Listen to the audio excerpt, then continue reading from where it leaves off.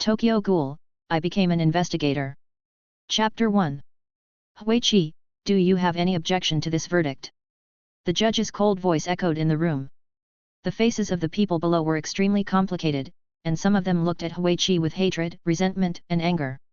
Some people clenched their fists tightly and wished they could kill the young man on the stage on the spot. Their eyes were full of anger and hatred, as if this young man had destroyed everything for them. Any objections? No, just follow the normal process. Huichi's voice was very calm, but his words showed his attitude. You really don't have anything to say. The judge's brows were slightly knitted, and his eyes had already swept over Huichi several times. Why is there no objection? If he speaks out, he can avoid the verdict. Then he recalled the day before the verdict began.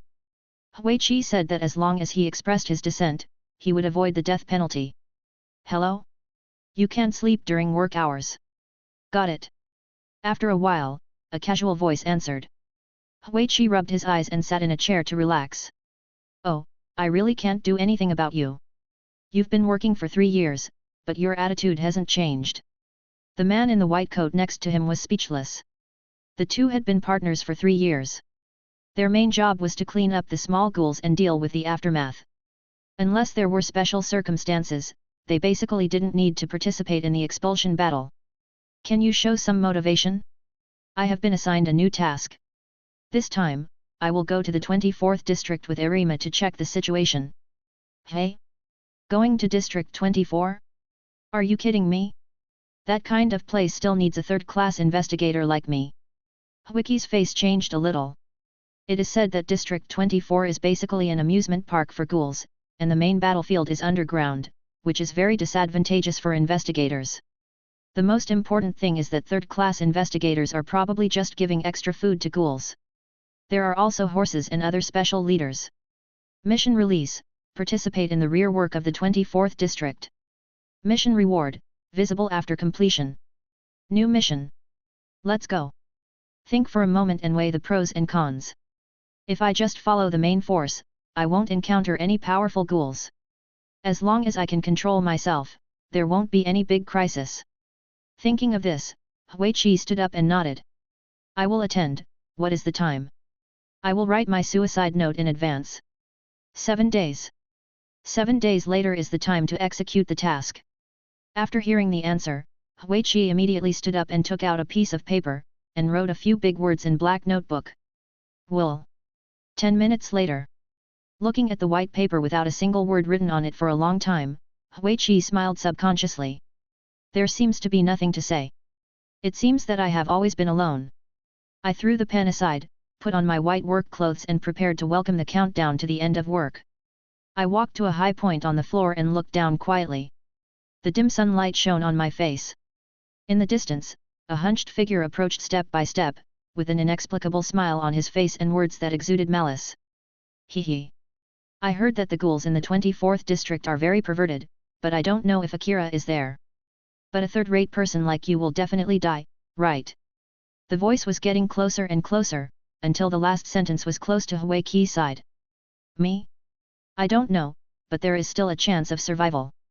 Please take care of yourself, senior. You look like a ghost. Huichi turned his head and looked at the person in front of him, his eyes calm, and answered in a calm tone. Really? Really? Then who do you think is more like, me or a ghoul? Hee hee hee hee.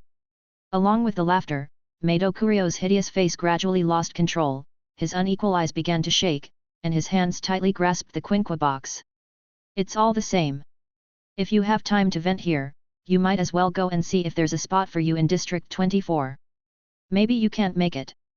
After saying this, he looked at the watch on his wrist. The hour hand was already pointing to the end of the workday. Poor man, it was so painful. He could only watch his wife die helplessly, and finally fell into this state. However, I heard that his daughter has been studying in CCG, and she is doing very well and has always held the first place. On the way, Huichi recalled some things about Maito Kurio. In the first crusade against Akira, the team that went there was no match for Akira. They were seriously injured just by the face-to-face encounter. As the strongest investigator in the team, Maito Kurio's wife Genhui was left there to cover the retreat. The reason may be that Maito Kurio's wife was the only special one in the team, so she chose to cover the retreat. However, it is funny to say that in the end, Akira was actually repelled by the unknown Arima Takasho. There was something weird on Wiki's face. There was little information about the first crusade against Akira, and his own information was based on rumors. However, just from this incident, it can be seen that both parties are not ordinary people. At least in his opinion, Arima Takasho is definitely a hidden talent. Arima Takashi, I really want to meet you, the person who can repel the owl. There are monsters in this world. They hide in society and mingle among the crowd. They hunt humans as humans. These monsters are called ghouls. The appearance of ghouls is not much different from that of humans, but the most special thing is that they have their own hunting organs, kagun. The kagun are divided into feathered kagun. The kagun package is located near the shoulder, with a variety of shapes and no fixed shape. It is usually thin and light, and has a significant bonus to the user's mobility and explosive power, but the disadvantage is that the rapid burst leads to rapid consumption, which is not suitable for long-term combat. Scaled kagun. The kagun package is located near the kidneys, and the shape is usually several tentacles with scales. The weight and hardness are moderate. It is a kagun with both offensive and defensive capabilities. Armored kagun. The kagun package is located near the lower edge of the shoulder blade. Most of them are thick and sharp in shape, heavy in weight. It can provide strong protection for the user, but being too heavy will affect mobility. Tail keiku. The keiku package is located near the coccyx and buttocks, which greatly enhances the ability of the lower limbs, and often appears in the form of tentacles, blades, or bayonets. Finally, it is divided into B-level, A-level, S-level, SS level, and SSS level. Among them, Owl is the existence of SSS. Owl is the code name of ghouls, and they are called kakuchi according to their strength. In essence, their bodies are covered with kakuchi to form a powerful armor. Their combat power is extremely strong. If you want to become an owl or a kakuchi, you need to eat together. Swallowing humans to satisfy appetite and swallowing the kakuchi of the same ghoul to increase the concentration of RC cells. Only in this way can you reach the existence of kakuchi. They correspond to the third, second, first, upper, quasi-special, and the highest level special search officers among the search officers. Asshole, there is no place for me. I want to go. I want to go. Huichi vaguely heard someone's roar, every word was filled with anger. Going to die. A sentence appeared in his mind. He had some evaluation of Mado Kuryo. From what he had just seen, his strength was probably first class. Thinking of this, Wiki subconsciously asked the system to open his personal information. The system opens my personal page. Opened. Host, Huichi. Bloodline, human. Strength assessment, senior investigator. Item, low-level Quinqua long sword. A brief interface appeared in Huichi retina. Looking at her current level, she was quite satisfied. Although her strength was not very strong, she was able to adapt to changes. While thinking, Huichi had already arrived at the antique coffee shop in District 20. A cup of coffee. Okay, please take a seat over there. The store manager looked at Wiki with a kind smile, but his eyes lingered on the investigator's coat for a few seconds. While waiting, Wiki looked at the book in his hand and scanned it page by page. The author of this book is very interesting, and the content seems to be about the story of humans and monsters. You are so brave, aren't you afraid of being held accountable? Huichi, who had traveled through time, saw the essence of the book at a glance. It was obviously describing the contradictions in today's society, but the writing was very immature. Creaky, accompanied by the sound of the wooden door being pushed open, a chill suddenly spread across my back. Dongxiang, you're back, how are you? Before Huichi could turn around, the store manager's voice rang out. Following the store manager's line of sight, a little girl with blue hair came in. Not bad. Huichi frowned as he listened to the conversation between the two. The chill just now was definitely from the girl, but this was the first time he met her. Sir, your coffee is ready. Just as Huichi was thinking, a little girl named Dongxiang had already brought the coffee to Huichi. This time, she was not as cold as before and was just like a normal waiter. While drinking coffee, he was still observing the girl named Dongxiang. Although she looked very ordinary, she still left a mark in Huichi's heart. Soon, 7 days had passed. Huichi arrived at CCG's headquarters early to wait for departure, while her partner Kawashima Kaed seemed a little impatient. Half an hour later, a man with blue hair came over from a distance, carrying 2 suitcases in his hands. At first glance, Huichi clearly felt the man's oppressive feeling and the strength of the surrounding aura. "My name is Arima Takashi, please follow me." The man walked up to the 2 of them and said in a gentle voice. "Yes, please take good care of me." "First class? How is that possible? He must be at least special class. What a monster." Huichi's mouth twitched slightly. The Arima noble general in front of him was much stronger than Mato Kurio. This was just a first-glance judgment. "Let's go, Huichi, third class, we're leaving soon." Kawashima Yuka waved Huichi to signal Arima Takashi, who was gradually walking away. Well. Chapter 2. The slimy flesh membranes are spread all around, still wriggling like parasites. "Come in, the main battlefield of District 24 is underground, and we will have to face it sooner or later." After hearing Arima Kisho's explanation, Kawashima's face changed several times, but he still walked in carefully. Huichi didn't say anything else, but just followed behind Kawashima silently. After the 3 of them passed through the first underground floor, they were surrounded by strange pieces of meat. They couldn't see the walls clearly. Only the ground under their feet was solid, which gave Huichi the only sense of security.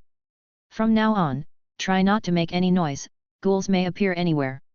Arima Takasho turned his head and looked at the 2 of them seriously, opening the quinqua box in his hand and alertly watching the surroundings. Seeing Arima like this, Kawashima and Huichi followed suit without hesitation. Kawashima's quinqua was a kaihi ghoul with good defense. Huichi's quinqua was a long sword, made by killing a tailed ghoul earlier. After doing all this, the 3 continued to explore deeper. Gurgle. Gurgle. Strange sounds echoed in the empty underground. There were many living facilities here, which were probably moved in by ghouls. A pair of scarlet eyes appeared in the dim vision, and in an instant, they surrounded Arima Takasho, Huichi, and the other 2. "Why are there so many?" Kawashima looked at all this with a pale face, his mouth stuttering. Huichi and Arima Takashi didn't care about the frightened Kawashima, because at this time the ghouls had already killed them. "Fresh human, this bun is mine. Whoever grabs it first gets it. I've taken a fancy to that tender-skinned guy, don't compete with me. The one with blue hair looks easy to kill." Amid the constant discussion around them, Arima Takashi and the other 2 were already dead. "It's really spectacular. Or maybe I'll get a promotion when I get out." Huichi smiled helplessly. This time, he certainly made a lot of contributions, but promotion was not Huichi's goal. Otherwise, with his own methods, he would at least be a top-notch. "Coming." Arima Takashi swung the long sword in his hand, and saw that his frail body burst out with incredible strength, and he cut open the chests of the 2 ghouls with one sword. Snap, puff. Human organs fell to the ground through the broken bones, and the smell of blood spread through the air. "Eat eat eat. It's time for dinner." Arima Takashi killed 2 ghouls instantly, but it did not cause panic. Instead, the blood made the ghouls even crazier. What is going on?" Kawashima Yuka's hands were shaking. The scene in front of him was shattering his worldview. The ghouls were actually eating each other. Some of these ghouls escaped from Quicolia and didn't want to be arrested again. Some fled underground to avoid being hunted by Beiju. Some of them wandered from other areas. In short, there are a lot of ghouls here. And underground is a place where food is scarce, so anything that happens here is not surprising. Arima Takashi surprisingly explained Kawashima's doubts and increased the intensity of his attack. "Cannibalism, a natural wonder." Huichi swung the long sword in his hand and swung it accurately at the ghoul's neck. Crack, roll, the head fell to the ground and rolled with a crisp sound. Fortunately, the ghouls here are not strong, most of them are only A level. The long sword in his hand continued to harvest one ghoul after another, the whole action was smooth, and the power and accuracy of each sword were simply amazing. "You shouldn't be a third-class investigator, why don't you get promoted?" Arima beside him suddenly asked. I like to slack off? Is this an acceptable excuse?" Huichi was stunned for a moment before answering. Arima's sudden question caught Huichi off guard. Seeing this, Arima Takashi did not speak and concentrated on dealing with the ghoul in front of him. "Well. Spare me. The ghoul's eyes gradually showed fear. The blue-haired boy in front of them kept killing ghouls, and he did not slow down even after more than a dozen of them died. At this moment, Arima Kisho still had a relaxed look on his face. He obviously did not regard the ghouls in front of him as opponents, but more like toys to be killed at will. Wiki felt exhausted after killing the 10th ghoul, and the arm holding the knife was a little painful. Really human? Why is there such a big gap? Looking at Arima who was still killing in front of him, Wiki's mouth twitched constantly at this moment. The gap between the two was simply too obvious. You know, the physical fitness of humans is far inferior to that of ghouls. What's more, the group of ghouls in front of him are the crazy ghouls in the 24th district, which is far from comparable to the ghouls in other districts. Wiki recalled that when they fought just now, the ruthlessness of the opponent was even more shocking. He didn't care about your weapon attack at all. If you can use the Kagun to resist, use the Kagun. If the Kagun doesn't work, use your body to attack. Even though his Quinqua has severely injured the opponent, the ghoul still has no intention of running away, but even more crazy. The Kagun's eyes are full of greed and hunger, and the saliva on the mouth is constantly, as if he wants to bite off the meat from Wiki no matter what. In fact, he did so. Wiki cut the opponent in half with a long knife, but the opponent's arm still tightly grasped his lower body, vowing to bite off a piece of flesh. Under such a fierce attack, even if the physical fitness has been strengthened by the system, it is still exhausted. Thinking of this, Huichi once again looked at Arima Kisho with eyes like looking at a ghost. In just a few minutes, the original ghoul group had scattered, leaving only corpses and blood on the ground, and the air was filled with a strong smell of blood. How are you? Are you two not injured? After resolving the battle, Arima asked the two with a look of concern on his face. I'm fine. Huichi wiped the sweat off his head and now he completely understood why it was a survival mission. I'm okay too. Kawashima said hoarsely, but his expression was not very good. There was scarlet blood on his legs, and it seemed that a piece of flesh was bitten off by a ghoul. Let's take care of the wound first and rest for a while before we move on. Arima Takasho looked around and did not let Kawashima continue to move, but instead let him rest for a while.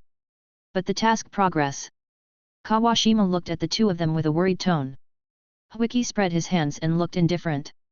Anyway, he didn't care about the mission with Xiu Changji and he didn't have the ideal of climbing up. On the contrary, Arima Takashi's eyes flickered and looked at Kawashima strangely. It's okay, just take care of your wound first, I have a way to complete the mission. I am the one who has held you back. Arima first and Wiki third. After hearing their answers, Kawashima's face showed some remorse. Nothing, I'm just taking a break. Huichi replied indifferently. He was indeed a little tired after the battle just now, but the fatigue at this moment made Huichi think deeply. The other 5 teams would probably not survive long in a battle of this intensity. He had the abnormal fighting power of Arima Takashi, but the others were not so strong. Watch out, there's another ghoul over there. The next moment, Wiki's eyes suddenly saw a red light in the corner. Chapter 3. Then kill him. Arima Takashi glanced in the direction of Huichi and then gave the order. I know. Huichi stood up and walked straight to the corner with his long sword in hand. He had just called out to Arima Takashi just to draw his attention to this side. After all, no one could predict what would happen next second. Woo. As the two of them got closer, the ghoul in the corner growled like a wild beast, and his eyes revealed extreme anxiety, as if he would roar and attack in the next second. Why can't you talk? Like a wild beast. Wiki felt a little strange looking at the demeanor and appearance of the ghoul in front of her. This one was extremely different from the other ghouls. However, the only response she received was the attack and the sound of breaking air in the darkness. The blood-red Kagun went around behind Wiki and stabbed at the heart instantly. Ding dang! The harsh sound echoed from behind. The Kagun did not hurt Wiki but was blocked by the blade of Quinqua. Violent sparks were emitted when the two came into contact. The next moment, the long sword turned nimbly and chopped off the Kagun like cutting tofu, and then cut the ghoul's head in two. Pa! The sprayed blood was mixed with brain matter and various unknown liquids. How could such a monster appear when its structure is similar to that of a human body? Huichi thought to himself. He had been in this world for quite some time, but he could not find out the origin of ghouls. There was no information on the internet or in CCG.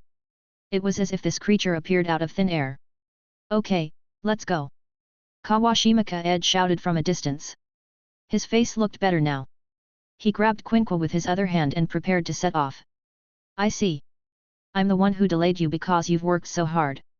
Looking at this scene, Wiki felt helpless. Kawashima really put a lot of effort into his work, at least in Wiki's eyes. Haha, there is no other way. I have a wife and children at home. How can I not work hard to get a promotion? Kawashima patted his chest and smiled as he answered Wiki. When he mentioned his family, his eyes lit up. Family, times 2. Arima Takashi and Huichi in front of them paused at the same time, but returned to normal after a second. Click, tick, tick. The two extreme sounds of crispness and lowness echoed in the silent space. The light around the bad news was getting lower and lower, and the light around the good news had gradually turned blood red. The wall originally made of mud had become half flesh and blood, and even kept rising and falling like a living thing. It's getting weirder and weirder, it's better to stop here. Now Wiki only has this thought, always feeling that something bad will happen if she goes further, and there seems to be some kind of taboo deep underground. Arima Takasho suddenly stopped, as if he knew what Wiki was thinking, and raised his hand to signal to stop exploring. Now let's start updating the underground information. Kawashima, come explore with me. Then, Arima threw a suitcase to Wiki. What? Are you sure? Huichi took the suitcase and spoke subconsciously. I'm sure Kawashima and I won't go too far. Please update the information here. After a moment of silence, Huichi nodded and started the computer to the update data interface. I really don't know what he was thinking. A few minutes later, Huichi sat in a corner holding the Quinqua longsword and waited. Under attack. Under attack by ghouls. Return to defense, retreat, ah. Pucci, the body fell to the ground with a muffled groan, and before the blood had splattered, several ghouls pounced on it. Zizi, the sucking sound continued, accompanied by the echo of biting flesh and blood. It's delicious, it's been years since the investigator came. Let me eat this leg, you go eat the eggs. The eyeballs are so tender. The 3 investigators were already dead in the blood-red space. The flesh on their bodies disappeared at a speed visible to the naked eye. The thighs, which had the most flesh, were reduced to bones. Even their stomachs were cut open and their internal organs were eaten. Not enough. Not enough. Not enough. The 3 corpses turned into bones in just a few seconds. They were far from enough for the ghouls to eat. The next moment, the ghouls waved their kagun and suddenly attacked the ghouls around them. Hungry, hungry. Eat you. For a moment, the scene became chaotic again, and the ghouls began to attack each other and devour each other's flesh and blood. 2 black shadows in the sky watched all this quietly. Although it is a brainless low-level ghoul, it is perfect for consuming small fish, especially for dealing with a team without a special investigator. Not necessarily, they could be the vanguard troops. Anyway, we'll eat as many as they come. Hee hee hee. One of the shadows gave a weird smile, half of it playful and half of it ferocious, with waves of malice around him. There are more. Eat her. Small ghouls must be delicate and tender. Let me love you well. A childish laugh came from above and spread to the ghouls below. In an instant, the ghouls stopped fighting and looked up. Eat me? Hee hee hee. Now it's my feeding time. The darkness faded, revealing a woman with long dark green hair. Her delicate features could not hide her greedy eyes, and her bright red lips were eager to eat. Run! It's her! It's her! At this moment, the ghoul's legs began to tremble, and his eyes looked up in horror. Even his kagun began to wilty under the influence of his emotions. The monster! It's time for a feast, hee hee. The ghoul had just finished talking when the girl above him disappeared. There was only a huge monster covered with kagun, especially the extremely scarlet single eye emitting red light. Crack! The huge monster stretched out its pale arm and gently grabbed a ghoul into its mouth. The blood was oozing out. Huge teeth flew everywhere. Crunch! Crunch! Each sound represents the death of a life. There are many similar situations, but only that team encountered the monster. At this moment, only 2 of the 5 teams survived, and the rest were killed, leaving only bones. Why haven't you come back yet? Damn it! Huiqi's face was full of resentment at this moment, and the gloomy mood on her body was visible to the naked eye. Several ghoul corpses were lying around. During Arima Kisho's operation, Huiqi had been attacked by several ghouls. Although they were not strong, they were hard to guard against. You never know when they would suddenly jump out from a corner to attack. Beep, beep, beep, beep. Data update completed. The originally quiet computer suddenly made a sound. Well, the mission is finally completed. If they don't come back in 1 minute, I'll go find them. Huichi put the computer back into the suitcase for storage and carefully observed whether there were any hidden attackers around. Hello. Just when Huichi breathed a sigh of relief, a voice suddenly appeared behind him. Chapter 5. What is that? Huichi's heart, which had been gradually calming down, started beating again. He tightly grasped the Quinqua longsword in his right hand and quickly turned around. Woman? Ghoul? Human? Seeing the owner of the voice, Huichi couldn't help but whisper. The other person had long purple hair, and her clothes were neat and tidy, without any blood stains. From the outside, she looked like she was only in her teens. I am a human being. I just accidentally came here. The purple-haired woman said in a gentle voice, walking towards. Stop. Stop immediately, or I will use my knife. Huichi raised his long knife and pointed it at the purple-haired woman, his frowning brows were filled with murderous intent. There was no way humans could live in such a haunted place. Seeing this, the woman no longer concealed herself and pursed her lips with her tongue. Her normal pupils suddenly turned into dark eyes. Oh, I wanted you to relax your guard a little bit. Just as she was halfway through her words, several Kagun suddenly grew out from behind the purple-haired woman. Each Kagun was thin and long, with red lines all over its surface. Clang! Bang! Bang! The long sword kept resisting the Kagun. The force coming from the blade made Huichi's face look a little ugly. The Kagun of the purple-haired woman in front of her was extremely powerful. It was different from the ghouls she had met before. It was like a natural talent. What are you resisting? How about I eat you up bit by bit? Watch your own flesh and blood being eaten up. The woman's face was filled with joy, and her scarlet eyes stared at Huichi as if she was looking at a top-quality steak. Although it is a little weird, there is also a chance to kill her, but there are Makisho and Kawashima. Huichi frowned. The current situation is very unfavorable to her. Fighting or not fighting will only bring disadvantages to her. The purple-haired woman became more excited when she saw Huichi's movements gradually slowing down, as if she was in a state of extreme pleasure. The several Kagun behind her were wreaking havoc and destroying the space. Swish! Bang! Sounds came from both sides of Huichi's body at the same time. One Kagun rolled up the surrounding building debris and smashed it towards herself, while the other Kagun took the opportunity to attack. In an emergency, Huichi immediately swung the long knife in her hand.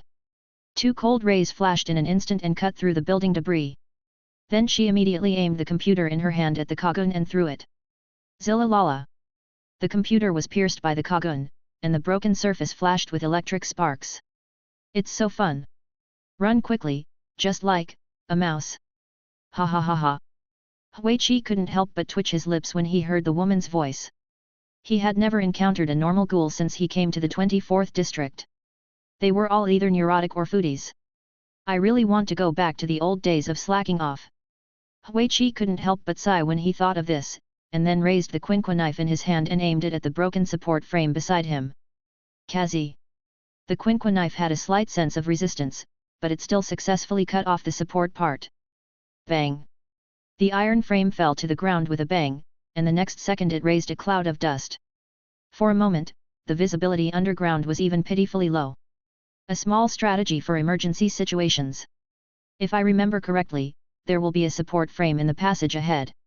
If we can't force them to retreat, we'll find a chance to kill them. At this moment, Huichi's face was full of clouds. He just avoided the battle just now to preserve his strength as much as possible. Once he was injured in this ghost place, it meant that there was almost no chance of survival. The smell of human blood was simply a beacon for ghouls. They only needed to smell the blood and they would rush over one after another. By then, the system task and his own life might be handed over here together. Where on earth did Arima Takashi go? And Kawashima disappeared at the critical moment. Huichi cursed in her heart, calculating the next plan while thinking about how to escape from the 24th district. Click, click, click. A hint of secret sound entered Huichi's ears. Here it comes. The moment she heard the voice, Huichi immediately slowed down her breathing and heart rate, trying to reduce her presence as much as possible. Wiki was not surprised at all. Judging from the Kagun just now, the woman was the holder of Linkeiku. This kind of ghoul has very high ability levels, and they always approach their prey in various unusual ways. Rustle. Gnaw. Gnaw. The strange sound came from far to near, like a countdown. Through the dim light, the eyes could only slightly see a Kagun making a sound, and there was no figure behind the Kagun. Wiki looked slowly along the line of Linkeiku, but the vision gradually blurred under the dust, and when she blinked again, Linkeiku had disappeared. Wait, can't rush. Inwardly, I warned myself not to let my guard down just because I couldn't see anything. 5 minutes later, the dust had slowly dispersed, but Huichi was still hiding in the corner, but his face was extremely pale and his pupils were abnormally dilated. Where are the people? Did they run away? Damn it! The delicious food I got was gone. The originally silent space was filled with the sound of destruction, and several scales wantonly destroyed the surrounding buildings. The owner of the scales was extremely furious at this moment. His originally smiling face had turned dark, and his body was emitting a violent aura. Can't run far, catch him, catch him, catch him, catch him. The ghoul was right above him. The linhi just now was just a bait deliberately put down to attract sneak attacks. If Wiki really rushed forward, she would be attacked by the other 3 linhi together. This blow was enough to pierce several bloody holes in Wiki's body, which was tantamount to a death sentence. 1 minute later, Wiki barely clenched her fist and knocked on her chest. Dong! Dong! Dong dong! Dong dong! The heart's frequency of fluctuations increased a little bit due to the stimulation of external force. With the help of the heart's blood supply, Wiki slightly increased her breathing frequency to increase blood-oxygen exchange. Dong! Dong! Hu! Dong! Hu! With the alternation of sounds, the originally pale face gradually regained its color, and the weak limbs gradually regained feeling. Just a little bit. Recovering the ability to think. Huichi couldn't help but breathe a sigh of relief. He had just done something too extreme. If the system hadn't strengthened his physique, Huichi wouldn't have dared to be so bold. 10 minutes later, Huichi's body completely warmed up, and his limbs regained strength. Arima Takamasa, where are you, bastard? Arima Takashi. Kawashima fell to the corner panting and did not forget to remind. I know. The long sword slashed across, and the ghoul that attacked was instantly cut in two. Great, it's finally solved. Seeing the last ghoul die, Kawashima couldn't help but breathe a sigh of relief. Just now, a few ghouls appeared out of nowhere and attacked. Just when Arima Kishao spent some time to deal with them, more ghouls appeared again. For a while, Kawashima was in a difficult battle, while Arima Kishao was still killing ghouls with ease. He didn't say a word the whole time, only his hands and swords fell. Go back and find Huichi Sandeng, we've wasted too much time here. Arima Takashi scanned a few corners and found nothing special, so he turned around and left. Well, this time it's all thanks to Ma-jun's special award. You already have special level ability, right? I really envy you. If I go back, I should be able to get a promotion. Kawashima behind him kept chattering away, with a look of longing and happiness on his face, as if he had returned home and reunited with his family. Chapter 6. I don't know what Arima Takashi is thinking in his calm eyes. There's something going on up there. Kawashima suddenly shouted, his face extremely tense. I see it. At this moment, Arima Takasho has seen a figure crawling in the distance. The other party uses 4 Kagun to help himself move on the ceiling, looking like a spider. Looking at the figure getting closer and closer, Arima Takasho only feels a little familiar. The other party's purple hair and unique scales, combined observation shows that it is the mother. The mother body. Then only his child is left. He repeated the task in a low voice and rushed over with quinqua in his hand. Found, 2 fresh foods, who is it?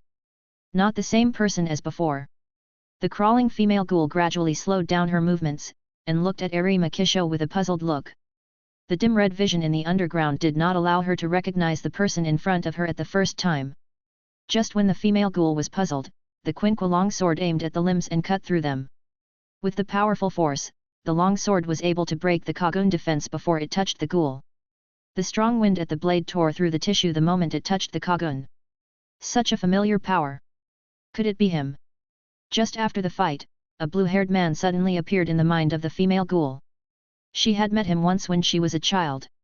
Although the time was short, Arima Takashi left a deep impression on her. Without time to recall again, the female ghoul hurriedly defended against Arima Takashi's attack. The four Kagun behind her overlapped to barely resist. Arima Takamasa. Feeling the strength coming from the Kagun made the female ghoul completely recall who he was, especially the familiar fighting style and strength far beyond that of human investigators. When Arima Takamasa saw that he was recognized, he stopped his actions, looked at Kawashima behind him, and finally said slowly, "Riz, please don't embarrass me. I'm making things difficult for you? You know my fate when I go back. As a breeding machine for the family? How pathetic and miserable. Even if you are their person and fulfill your duties conscientiously, do they treat you as a human being? They just treat you as a machine. Now you have also been trained, you only know how to kill people and ghouls according to orders, and you can't experience the joy of life at all, but this is not surprising, after all, you are just a half-blood." The space was filled with the voice of Riz's hatred and dissatisfaction. The tone alone was enough to explain the outcome. "Considering that we are in the same organization, if you come with me, I will consider not taking action." Arima Takashi's voice was still cold, and he was not disturbed by Riz's words at all. "Hehe, what a great organization." Rinhe behind Riz started to rage, sweeping away everything around him like a self-torture. Even the half-flesh wall had several bloodstains. "Arima Takashi, what should I do?" Kawashima Kaed's voice was a little trembling. From the conversation just now, he could tell that the relationship between the two was not ordinary, but he was just a third-class search officer. What to do? At this moment, Arima Takamasa's mind is full of thoughts despite his calm appearance. Looking back on the first half of his life, he has joined the CCG Investigation Bureau since high school. He appears to be an ordinary person to the outside world, but is carrying out different tasks behind the scenes. Sometimes it is a search warrant issued by CCG and sometimes it is a task assigned by the organization. Arima Takamasa carries out the tasks day after day, clearing out external forces that are in conflict with the organization. Plunder, plunder, and nothing but plunder. In such a repetitive life, Arima Takamasa has become disgusted with it all. The sounds from the outside world came into Arima Takamasa's mind, and Kawashima Yuka beside him was anxiously waiting for his orders. What to do? After a moment, Arima Takasho's expression returned to normal, and the cold light in his eyes was directed at Riz above. "Treat them like foreign ghouls, if you can't catch them, expel them." After giving the order, Arima Takashi rushed forward, his long sword instantly cutting through the several scale-shaped defense circles, and taking advantage of the moment, he cut a bloody scar on Riz's chest. "How come it's so far away? Where did they patrol?" Huichi looked around vigilantly. The surroundings were unexpectedly quiet, and there was no sign of anything happening even above his head. The scaled ghoul seemed to have disappeared. "Hello." A voice suddenly appeared in the silent space, still behind Huichi. In an instant, Huichi's face changed drastically and he immediately turned around and took out the quinqua knife to defend himself. Hey, it's rare that I'm full and feel a little interested." "Are you full? Are you in the mood?" Huichi subconsciously picked out the keywords of the ghoul in front of him. Judging from what he just said, his strength is definitely extraordinary. "What do you want to ask?" After hesitating for a while, Huichi chose to ask, but his eyes were still wary of the female ghoul. "Nothing, we just met by chance, can you please tell me your contact information? I'll come to you when I'm hungry." "What the hell is the contact information?" After hearing what the female ghoul said, Huichi felt like a horse running through her heart. The ghouls in the 24th district are really talented. Why don't you say anything? Agree, then I'll write it down. While talking, the female ghoul took out a piece of paper and a pen to write it down. "Well, there are better foods ahead." Huichi pointed to the back and answered with a smile on his face. He sold out Arima Takashi without any guilt. Anyway, the other party was unkind first and threw him aside, so he couldn't blame himself for diverting the trouble. "Oh? But I think you taste better." The female ghoul looked at Huichi with a playful look on her face, and she had no intention of changing her mind. Hearing this, a crow flew over Huichi's head, and things seemed to be developing in the worst way. When the situation cooled down, a complex sound suddenly came out from behind Huichi, rustling and the sound of heavy objects constantly scraping against the ground.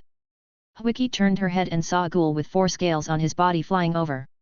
One of the scales still had a mutilated corpse hanging on it. Judging from the residue on his body, he seemed to be an investigator. What happened? Seeing the ghoul getting closer and closer, Wiki subconsciously called out. The ghoul was the one that had been chasing her before. Now her body was covered with scars, the most serious of which almost cut her in half. Stop him! Before Wiki could recover, the figure of Arima Kisho appeared behind the female ghoul. The other party swung his sword to deal with the ghoul behind him while chasing the female ghoul in front. The moment Wiki heard this, he felt bad. He was already being attacked from both sides. It was not right to fight or not to fight. Go kill her. Let me see your performance. If it's good, I'll consider sparing your life. When Wiki was hesitant, the female ghoul made the decision for Wiki. This. Huichi frowned, not knowing what to do. Then I will eat you. The next moment, the original female ghoul changed her appearance in an instant. Her body was covered with several kagun and condensed into a monster. The pale arm slapped the ferocious head on one side and approached Huichi. Wiki could no longer find any adjectives to describe her mood at this moment. The small female ghoul with long dark green hair turned into a huge monster in just 1 second. Chapter 7. Is this a kagun? Is it an owl? No. Impossible, an owl cannot be a female. According to the descriptions of the survivors of the crusade, Merit, and others, it is a male. Wiki swallowed her saliva and observed the giant in front of her. This scene constantly stimulated her retina. The Kagun ghoul had scarlet Kagun eyes. The huge single eye stared at Wiki, and the huge mouth opened and closed, indicating Wiki to make a choice. District 24. I'll remember you. Wiki's face turned pale and she remembered the ghoul in front of her. As long as she continued to complete the mission and strengthen her strength, she would definitely be able to expel it. In the back, Arima Takasho pushed his glasses, balancing the importance of the two in his mind, and stopped chasing Riz without hesitation and began to be alert to the Heezier. Wiki, 3rd class, stay away. The next battle is not something you can handle. Before he finished speaking, a look of disbelief appeared in Arima Takashi's eyes. He saw Wiki reverse the long sword and attack the arm of the hedge like a dagger. Unexpectedly, the attack worked, and the hedge's arm was cut off by himself. A deep cut was left, and in pain, the other arm swept towards him. Seeing the attack coming, Wiki immediately adjusted the angle of his body, slightly bent his legs, and brought his arms closer. After catching the attack, Wiki flew straight towards Riz with the help of the power of the hedge. What? Seeing this moment, Riz, who was originally watching the show, was stunned. The next second, the long sword suddenly cut off several kagun with a tearing sound, and the body of the investigator fell to the ground. You? How did you do it? Arima Takashi was shocked. Wiki's actions just now were simply unbelievable. Even Arima himself thought that he might not be able to do it now. I used to have some skills, but now they seem a little rusty. While answering Arima Kisho's question, he pulled the investigator's body aside and blew away the dust on the face of the body, revealing Kawashima's face. Alas, it's a pity for his family. Huichi closed Kawashima's eyes with his hands. There is no way, this is the job of the investigator, one eye. There was no change in the expression on Arima Takashi's face, and his emotions remained calm. One-eyed. What's the meaning? There was no time to mourn for Kawashima.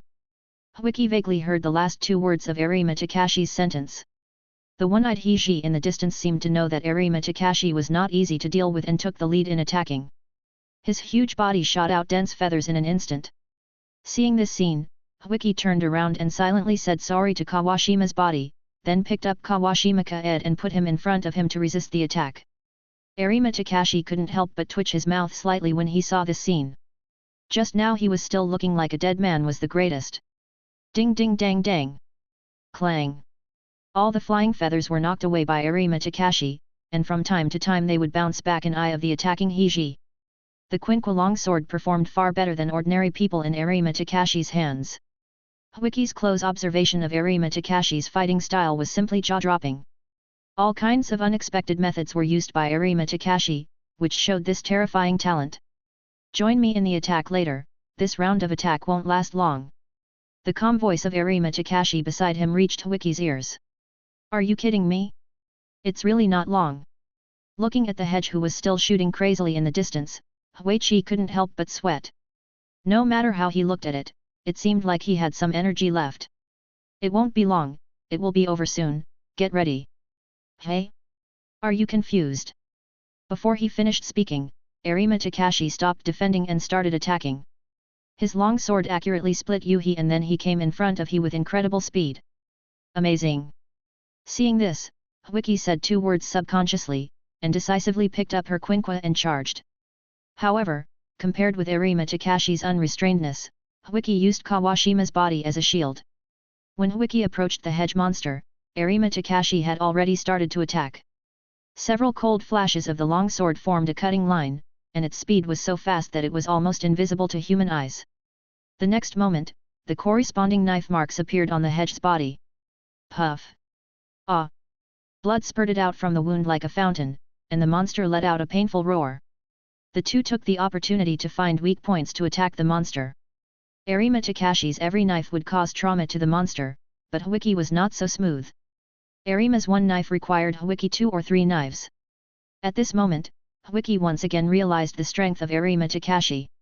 Although he was a quasi-special investigator on the surface, he might have reached the special level in terms of strength. Ah! He. It hurts so much. No. It itches. The wounded Hizi wailed and laughed.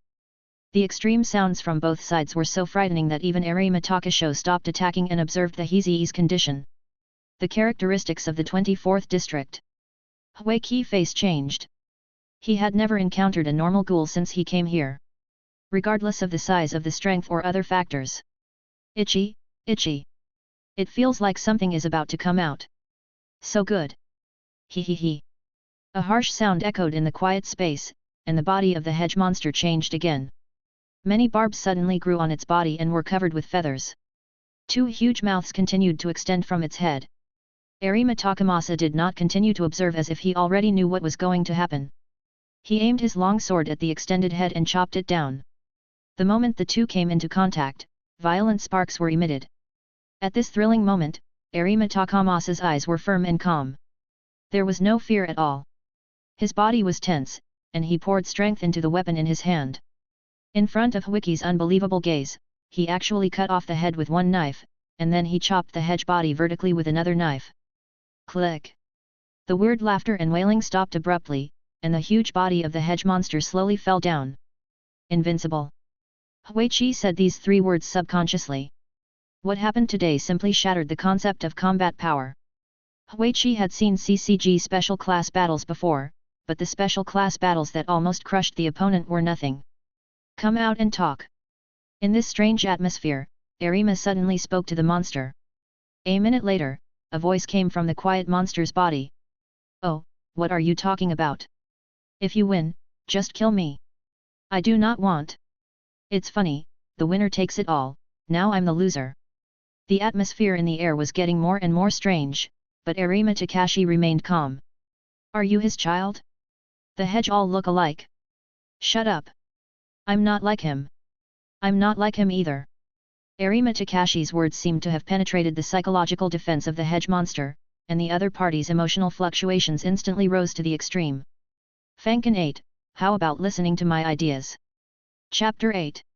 Whatever, I can't beat you anyway, just like before.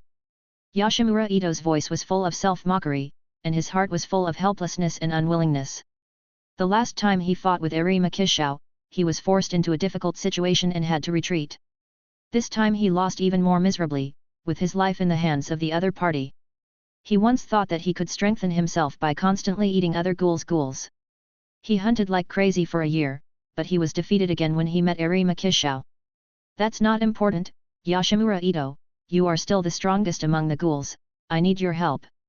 Help? You are so powerful, why do you still need me? The ghoul named Yoshimura Ito looked at Arima Takashi with a mocking tone. What are you doing? Why don't you expel her? An inappropriate voice sounded. Hwiki frowned and looked at Arima Takasho, who was extremely confused about the behavior in front of him. As an investigator, his responsibility was to expel ghouls, but Arima Takasho's current behavior was very abnormal. Hearing Hwiki's voice, Arima Takasho was silent for a moment and nodded.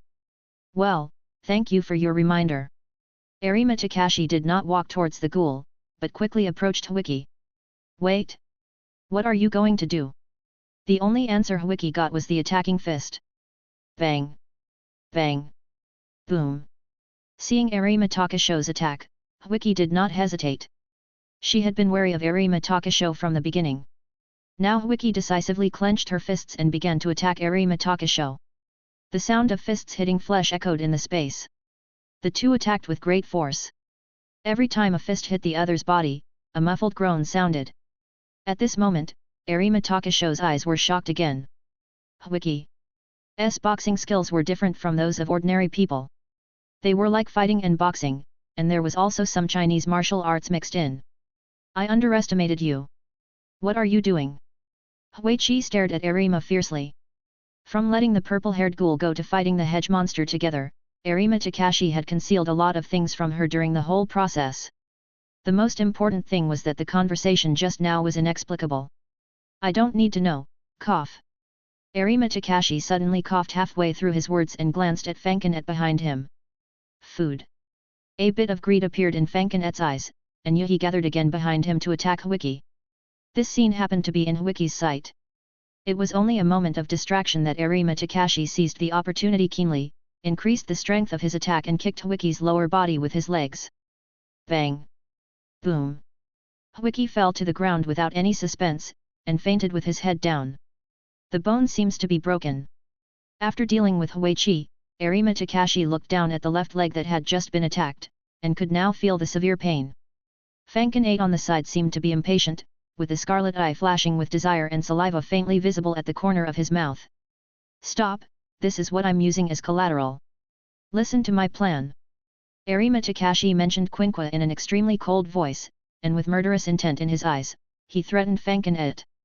Mortgage, what does Arima Takashi want to do? Yoshimura et stopped what he was doing, his expression returned to calm, and he looked straight at Arima Takashi. I want to create a one-eyed king to end this conflict, break the cage of the world. Arima Takashi said this in a serious voice. After hearing this, Fankinate also paused, with a strange expression on his face.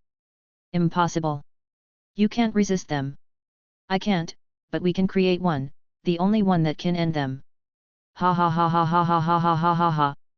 Fankinate suddenly laughed out loud, tears came out of the corners of his eyes, but he couldn't stop laughing until several minutes later. I promise you, otherwise I will find a chance to destroy Hishiu.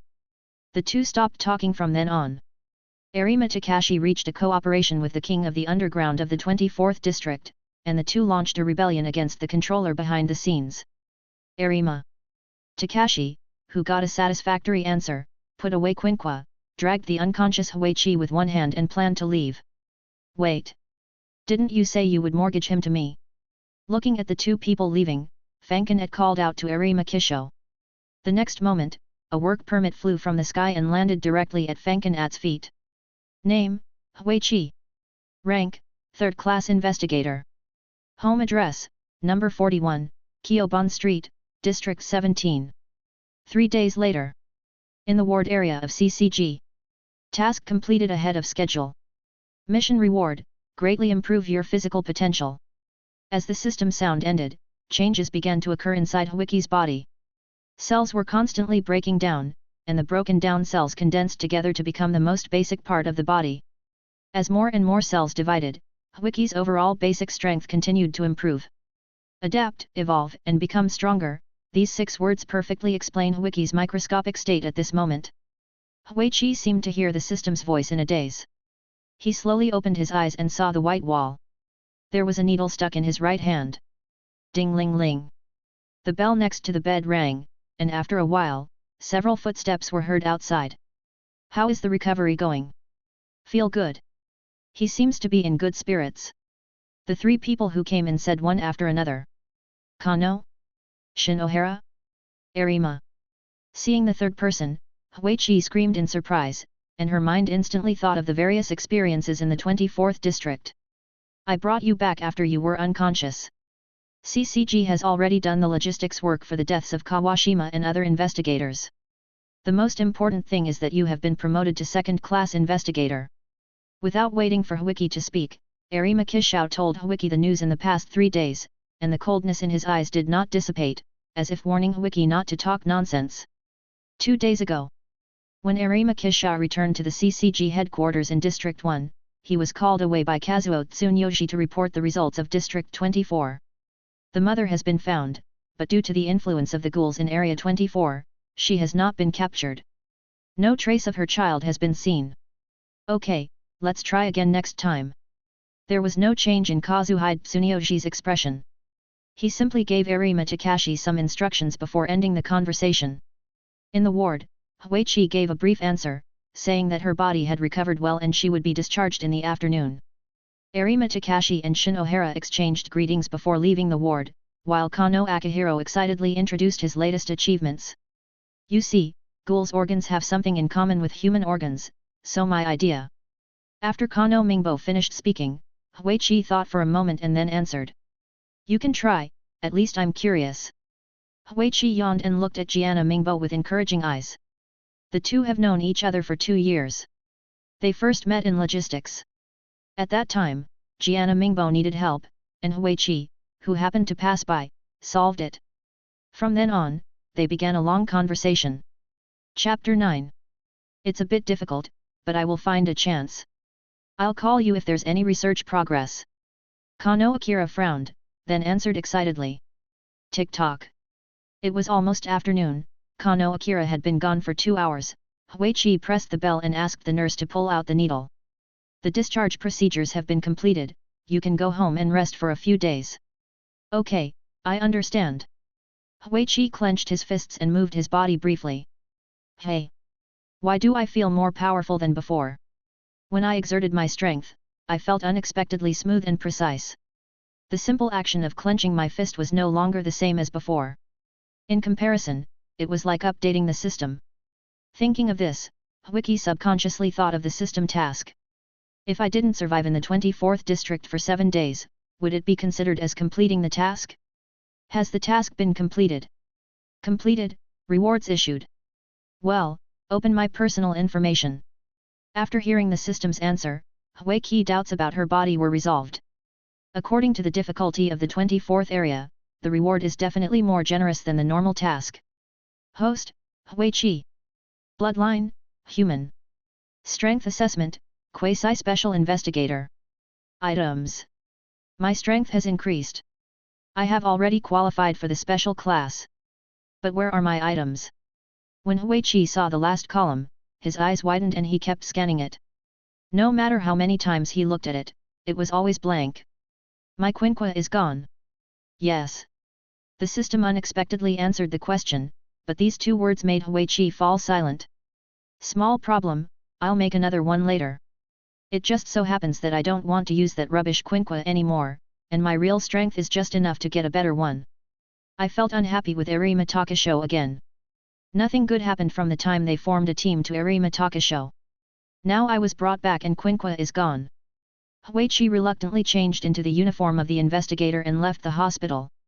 You can still come back alive, but this time it seems that you and Arima Kisho are the only ones alive in the 24th district. Mato Kurio appeared next to Huiki at some point, with a slightly scary smile on his face. Yes, my partner is gone too, and I don't know which superior will assign me to next. Have you seen Akira? Mato Kurio did not continue Huiqi's next words, but asked about Akira. As soon as Huiqi opened his mouth, the corners of his mouth slightly raised, and he shook his head in the expectant gaze of Mato Kurio. Not telling you. After saying the second half of the sentence, Huiqi had already arrived at the door of the hospital. Second class, this is the quinqua given to you by Arima Takashi, and he said your quinqua has been damaged in the 24th district. A short-haired man at the door suddenly spoke up. He looked like an assistant to the search officer. Give it to me. Huiqi looked at the suitcase in the other person's hand, rolled his eyes, and then walked over without hesitation, as if he had no intention of taking it.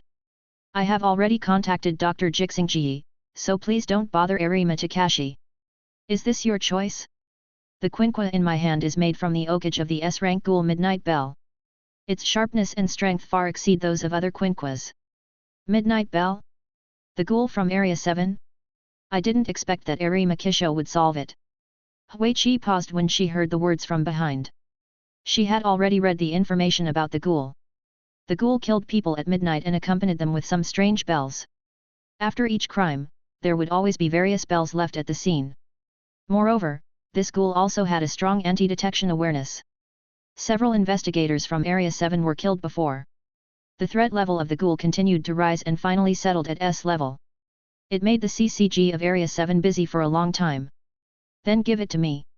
I'd rather have an S-class quinqua than not have one. Huichi turned around and took the briefcase with a somewhat satisfied expression on his face. He thought Arima Kisho would only give him some rubbish quinquas, but he didn't expect it to be an S-class one. After the man handed over the briefcase, he moved his mouth and said, "You will be assigned to Arima Takasho, special class." "Stop, I won't go." After hearing his words, Huichi refused without hesitation. He actually let himself and Arima Kisho be partners. Who knows when the ending will be like the 24th district? This time the man did not speak again, as if General Ma had told Huiki that she would refuse. At 5 o'clock in the afternoon, Huiki arrived at the antique coffee shop as promised. Ding dong! Welcome light! The last word stopped abruptly, and everyone present looked solemn, looking at the second-class investigator Huichi at the door, especially the briefcase in his right hand. Should we take action? Has this place been discovered? Manager, what's going on? Carry out the mission? Kill him by surprise later. Several people in the corner were talking in low voices. They were obviously very nervous after seeing Huichi's suitcase. They seemed to want to find a chance to kill Huichi. The two employees next to the store manager also showed doubts and vigilance. They looked at the store manager frequently, as if asking for something. Others may be, but he is definitely not. The old man who is called the store manager smiled and shook his head, and began to grind coffee beans in preparation for the next cup of coffee. What do you mean?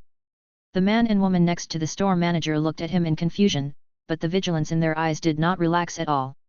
Excuse me, Mr. Investigator, are there any ghouls here? A boy with short yellow hair suddenly asked in the strange atmosphere. No, I just came here for coffee. Huichi also noticed the awkwardness. He was holding a quinqua suitcase in his right hand. Anyone who saw him would think he was on a mission. Could you please give me a cup of coffee? Sorry for disturbing me this time. Okay, here is your coffee. I haven't seen you here recently. The store manager smiled and placed the coffee on the table in front of him, and kept chatting. Go on a mission, CCG is really exploiting the lower-level personnel. When it comes to this, Huiki replied unhappily. The missions in District 24 are enough for Huiki to remember all the time, whether it is Arima Kisho or the ghoul named Yoshimura 8. Another ghoul died, ah. Listening to the conversation between Huiki and the store manager, several people drinking coffee in the corner had a depressed tone. Hello, investigator, can you tell me what a ghoul looks like? My friend and I really want to know. When Huiki was talking to the store manager, a boy with yellow hair suddenly appeared beside him. Hey? Do you know what good that thing can do for you? Huichi looked at the young man in front of him speechlessly. He looked like he was at school age.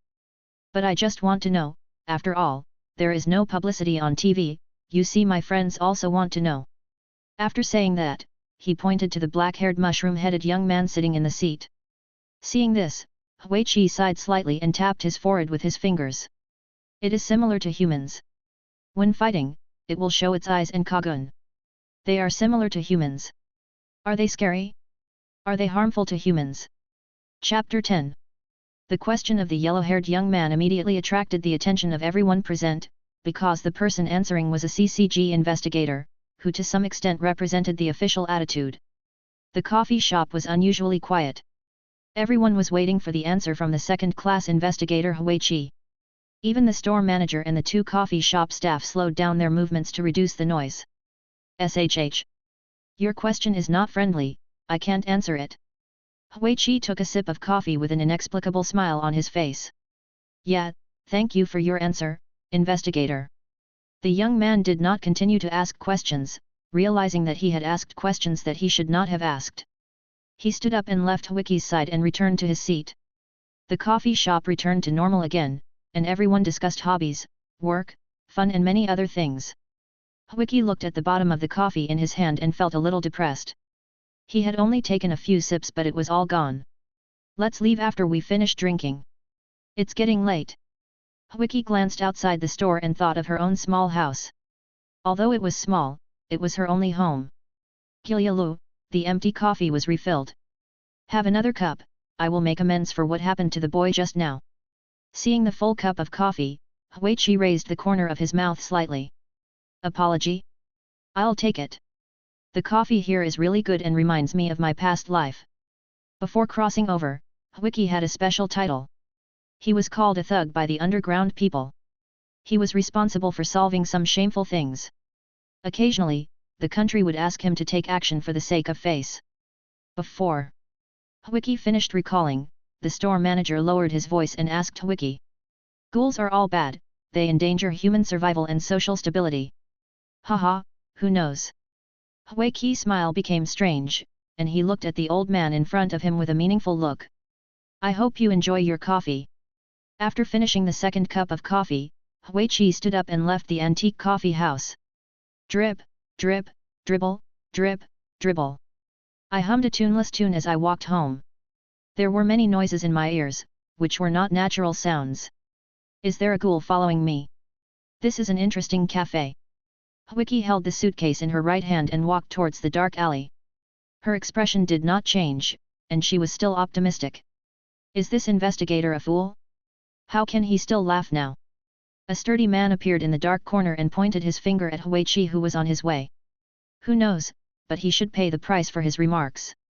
Eat him. How dare you say such a thing when you don't know your position clearly? The three strong men showed their kagun, two of them were kagun on the front and one on the back. The kagun of the three men were very coordinated, but they might not be able to fully display them in the narrow alley. Bang! Stop! Hearing the voices coming from behind and in front at the same time, Huichi stopped and looked behind with a look of fear on his face. Hey, hey! What are you doing? Assaulting an investigator is a crime you'll be wanted for. Ha ha ha ha, wanted? I'll kill you first. Who in District 20 dares to issue a wanted order for us? Do you really think the Ape Demon organization is just there to do nothing? I've already encountered many investigators like you. Three ghouls wearing monkey masks exposed their kagun and attacked Wiki. The kagun attached to their arms were so powerful that they made gusts of wind. Demonic ape. Huichi heard some different information from the three people's voices, and pressed the button at the same time, and the suitcase instantly turned into a tang sword. The taste is pretty good. Simply waving the new Quinqua emblem twice, Chi clearly felt that this Quinqua was far superior to his previous one. It was more slender and lighter, but its sharpness was far better than the previous Quinqua. Go to hell! The ghoul's voice suddenly sounded in front of Wiki, and the distance was so close that it seemed that he could pounce on him in the next second. However, Wiki's eyes were unusually calm. He just slightly tilted his body and successfully avoided the ghoul's first attack. Wiki, holding a long sword in his hand, shuttled through the dark alley like a ghost. In an instant, his figure appeared in front of the second Ahe ghoul. Without waiting for the other party to react, the long sword in his hand stabbed out like lightning, accurately aiming at the throat of the Ahe ghoul. The Ahe ghoul let out a low roar, trying to avoid this fatal blow, but his speed was too slow. Under the attack of the long sword, the ghoul's throat was torn open. Blood gushed out, but the ghoul did not die immediately, but continued to struggle and try to fight back. Wiki's eyes at this moment were extremely cold and no longer had the initial smile. The long sword in his hand kept swinging, cutting the tail of the Ahe ghoul into several pieces. Every time he swung the sword, a string of blood splashed on the ground around him. The next moment, he aimed at the ghoul's body, and a huge wound was cut on the body with a flash of the sword. The blood flowed all over the ground through the chest. In the first round of confrontation alone, Wiki crippled a ghoul, and then inserted the tip of the sword deeply into the heart of the Ahe ghoul. With the last scream of the Ahe ghoul, there was no movement anymore.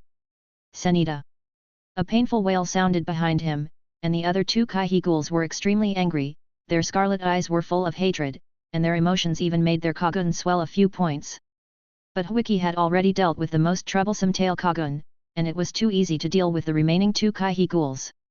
Kaihi ghouls generally have strong defense but slow movements, and as long as they have enough physical flexibility, the students in the CCG Academy can also be killed.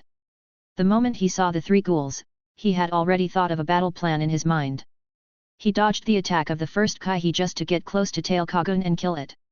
Otherwise, in the narrow space, the opponent would continue to harass him, which was equivalent to increasing the difficulty of the battle. You two should die too.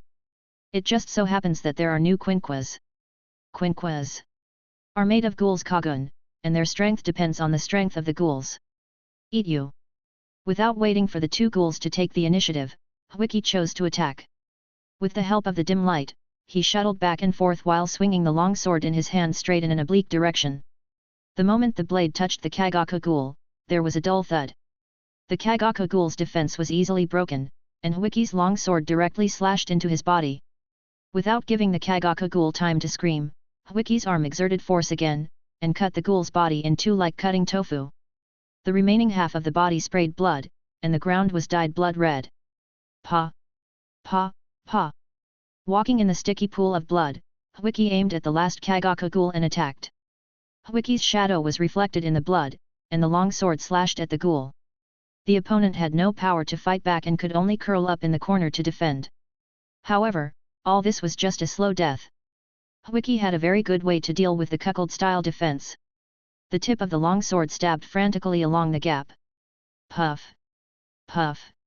Puff! Swish! Heart-wrenching screams echoed in the alley, and the sound continued to echo out to the street outside, so that passers-by stopped and looked inside. Chapter 11. Ah! Ah! The ghoul's screams became weaker and weaker. At the same time, Wiki's movements slowed down. Blood adhered to the long sword and dripped along the tip of the sword. Hello! What are you doing? Are you killing someone? Murder! Call the police! Several frightened voices suddenly appeared in my ears, and the brave pedestrians outside the alley walked in. However, the other party's face was cautious and nervous, and it was obvious that he was still afraid.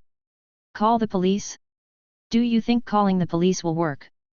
Huichi stopped what he was doing, the coldness on his face faded, revealing a harmless smile. Ghosts! Ghouls! Run! Passers-by were frightened when they saw this scene and fell to the ground. They pushed the ground with their legs frantically to get away from Huichi. Their hands did not rest but crawled. They were like insects. Tisk tisk, don't go out if you have poor eyesight. If you really can't see well, try a pair of ghoul eyes. Huichi walked past passers-by and kicked the crawling body. Some people outside have called the police, and many people are recording videos in the alley with their mobile phones, fearing that they will miss any exciting moments. Tick-tock, tick-tock. The scene is terrifyingly quiet, with only the sound of some kind of water dripping in the alley. Passers-by have tiny beads of sweat on their faces and their eyes are fixed on the exit. What are you looking at? Investigator's job.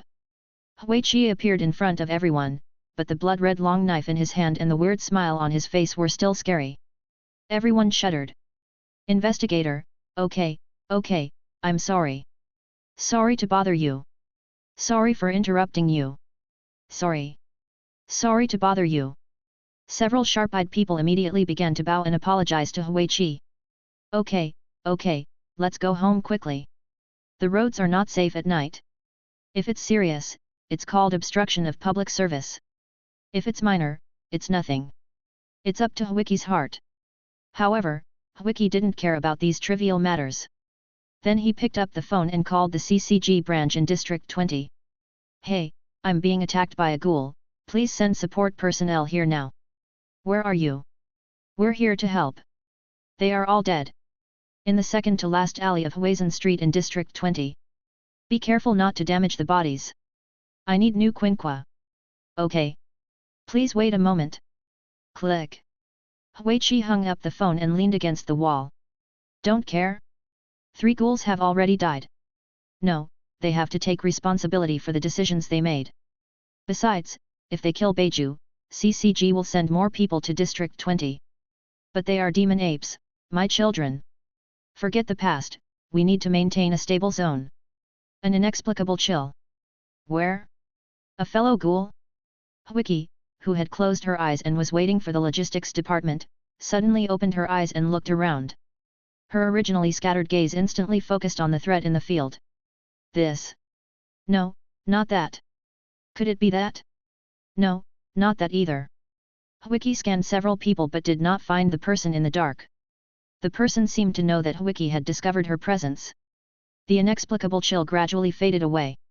Suddenly, Wiki noticed a figure moving in the crowd. As the person moved, he would look back at her from time to time, as if he was nervous about something. I found you, but you are still too immature after all.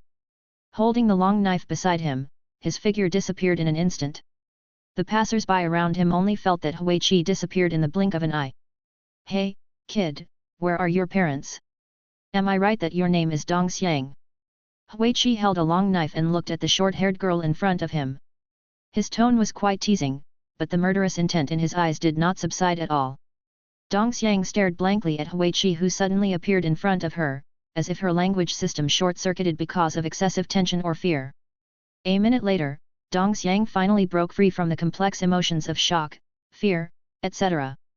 The investigator in front of her was completely different from the previous one. Against the backdrop of the night, the other party was like a demon spreading fear. Are you disciplining me? Don't get in the way. Dong Xiang yelled in a timid tone. Her instinct told her that she must not show her Yuhi, otherwise her life would be in danger. Really? But I think you are. Don't hurt your big sister. Bad investigator. Before Wiki could finish her words, a little boy suddenly appeared in the crowd. He opened his arms and stood firmly in front of Wiki, with a firmness and seriousness on his face that was inconsistent with his age. The boy stared at Wiki, as if he would not move a step no matter what happened. At this moment, Dong Xiang was also startled by the appearance of the little boy. She looked at him in surprise, not knowing why he stood up and stood in front of her. You know, the investigator has many reasons to kill people. At that time, all he needs to do is say that he is obstructing official duties and affecting the expulsion of ghouls, and the little boy will die in vain.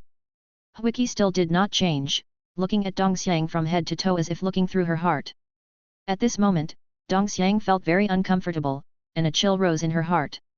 In this weird atmosphere, the two of them couldn't help but lean against each other, as if they could get a sense of security in this way. Make way, make way. Suddenly, a man's voice appeared, and the other party's tone was very anxious. He kept pushing in the crowd to get in. A few seconds later, the man with sweat on his head squeezed to the middle. I'm sorry, investigator, this is my son Shota. I'm sorry for causing you trouble. I'm sorry. I hope you can let the child go. The middle-aged man stood in front of Shota and Tuka and bowed deeply to him, repeating one apology after another, as if he would never give up unless he agreed. Seeing this, Wiki put away his long sword and stopped pressing Tuka. At this time, a circle of people had formed outside. The yellow seals on the police cars were also pulled up. Investigator. I am Zhang Benayahan, Assistant Police Officer of the 20th District, originally from Hokkaido. Please give the order. Disperse the crowd and bring the body back to CCG. Huichi waved his hand to signal the start. The crowd outside the venue gradually dispersed. Thank you for helping me find my child. I am sorry for the trouble. I didn't find him until I heard Shota's shouting in the crowd. I am really sorry. The man was excited and his eyes were full of tears. He thanked the girl in front of him with a trembling voice. No. Nothing, if I have to say thank you, it should be me who says. Dong Xiang stuttered in response. If Shouta's father hadn't stepped in, she would have died right there. Hey! Stupid sister, what happened? When the two were talking, a discordant voice interrupted, and 3 pairs of eyes looked and saw a boy with blue hair coming over. Dong Xiang was quite anxious to see her brother, then looked at Shota and his son, then looked at her brother, and after hesitating for a while, she decided to leave this terrible place. Hello? What's wrong? Sister. When the two of them came to a deserted place, Dong Xiang stopped and began to explain everything that had just happened. The more Kirishima Ayato listened, the weirder his expression became. At the end, there was even some anger around him. Let me teach him a lesson. How dare he attack a ghoul? How dare he do that? Don't want. Chapter 12. The night fell, and the city burst out with a different kind of vitality and vigor in the darkness. The body of the ghoul was carried into the CCG car. Seeing this, Wiki turned around and left. She didn't need to stay here, and 2 third-class investigators would be in charge. Half an hour later. Wiki arrived at her home in District 17 and inserted the key into the keyhole. There was a click. Creaky, the door was opened. The scene was silent in an instant. Wiki looked at a figure in the house with a twitching face. It was familiar, very familiar, and couldn't be more familiar. Hehe, the investigator is back after finishing his work. Hey? Why do you smell a little better? The woman sniffed the human smell in the air. Because the feeding system of ghouls and humans is different, ghouls will feel that human food tastes like shit or tasteless sponges. In order to keep their bodies running, ghouls will eat human flesh and blood, and the higher the quality of human flesh and blood, the more attractive it is to ghouls. Huichi stood quietly outside the door with a gloomy face and an inexplicable emotion flashing in his eyes. The woman in front of him was an extremely dangerous ghoul. Her every move was just a disguise, and behind her was an extremely cruel soul. The hedge form and the battle process of the 24th district were still lingering in Wiki's mind. The opponent's hideous body and cruel methods made Wiki feel cold every time he thought of it. You and I. Wiki's mouth moved slightly, and then he looked at the height of the floor he was on. I advise you not to do that, otherwise you will be hunted down by different forces. Fankin looked at Wiki with a smile, and one of his eyes turned into a red eye silently. What do you mean? I'm going to be hunted. I will hunt you down. Arima Takashi will also hunt you down, and of course there will be more. Anyway, I won't eat you, but you should not run around. Otherwise, the balance will be broken and there will be no benefit. Hiss, this makes me very embarrassed. Huichi took a breath, stopped what he was doing, and his facial expression changed several times before he finally smiled. Then I won't run away, everything will be fine. Huichi had a smiling face, and his tone and attitude were extremely gentle, completely different from his previous appearance.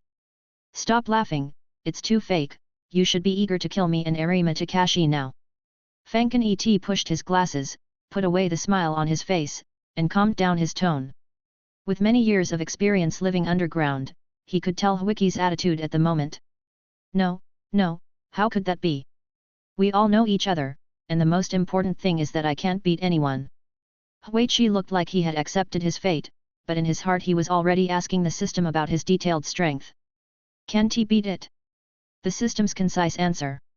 The strength is still too weak. You must improve your strength to ensure your own safety. You need to complete tasks to advance to the Special Search Officer. Damn Arima and Yoshimura, I must find an opportunity after becoming a special class. Very good, it's gradually taking on the look of a toy. Fankin 8 nodded in satisfaction, walked lightly to the door, and scanned Wiki from head to toe with his scarlet single eye. May I invite you in? Forget it. Huichi shrugged and walked into the house, put the suitcase aside, took off his coat and put on his home clothes. According to what Fankin Aite said, it is very likely that he is part of their plan, and he is probably playing a role in the middle. Thinking of this, Huichi changed his mind. Instead of constantly pursuing, it is better to improve his strength. Then all the truth will surface by itself. Click. He stepped on a thin piece of paper. Huichi looked down and saw that the room was full of different papers with many fonts written on them. Fankin. When Wiki asked Fankin to pick up the garbage, the other party's expression was a little unfriendly. Call me Takatsuki Izumi from now on. Oh. Huichi agreed indifferently. Since the other party didn't want him to call her by her real name, then he wouldn't. He should try to be as servile as possible now, as there would be many chances of falling out with her later. Takatsuki Izumi, pack your things. Wiki's voice came from the kitchen after reorganizing her words. Depend on mood. When Wiki heard the words in the living room, her mouth twitched. It depends on my mood. I will definitely say this to her when I have the chance. A few minutes later, Wiki was eating the dinner she made in the kitchen. Hey, did General Arima tell you anything? No. A green figure suddenly appeared beside Wiki, holding a pen, as if waiting for Wiki's answer.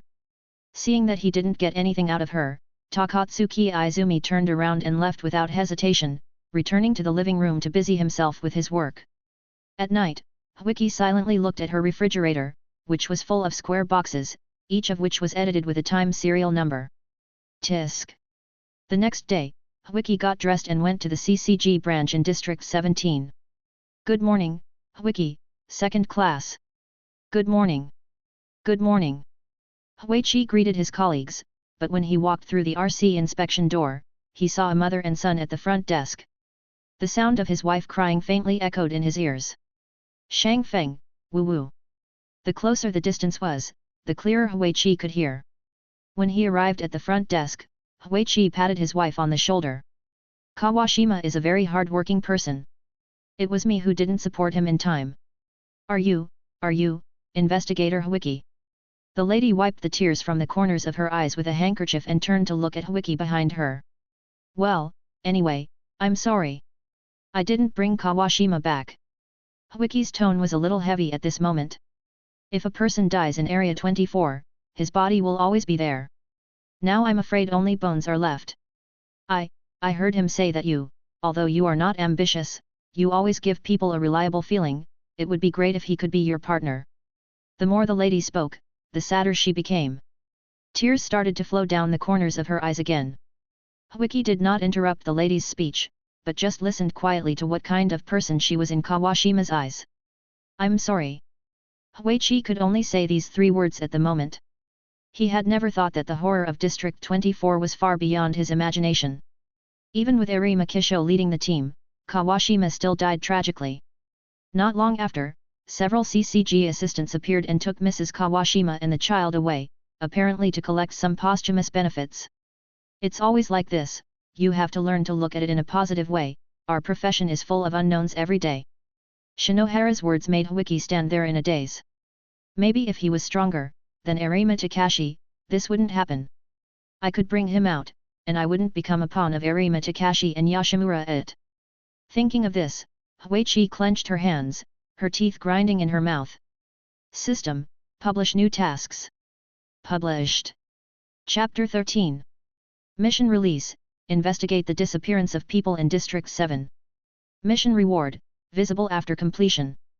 Huiki came to the data room and looked at the rows of cabinets. Each cabinet was marked from the first area to the 23rd area.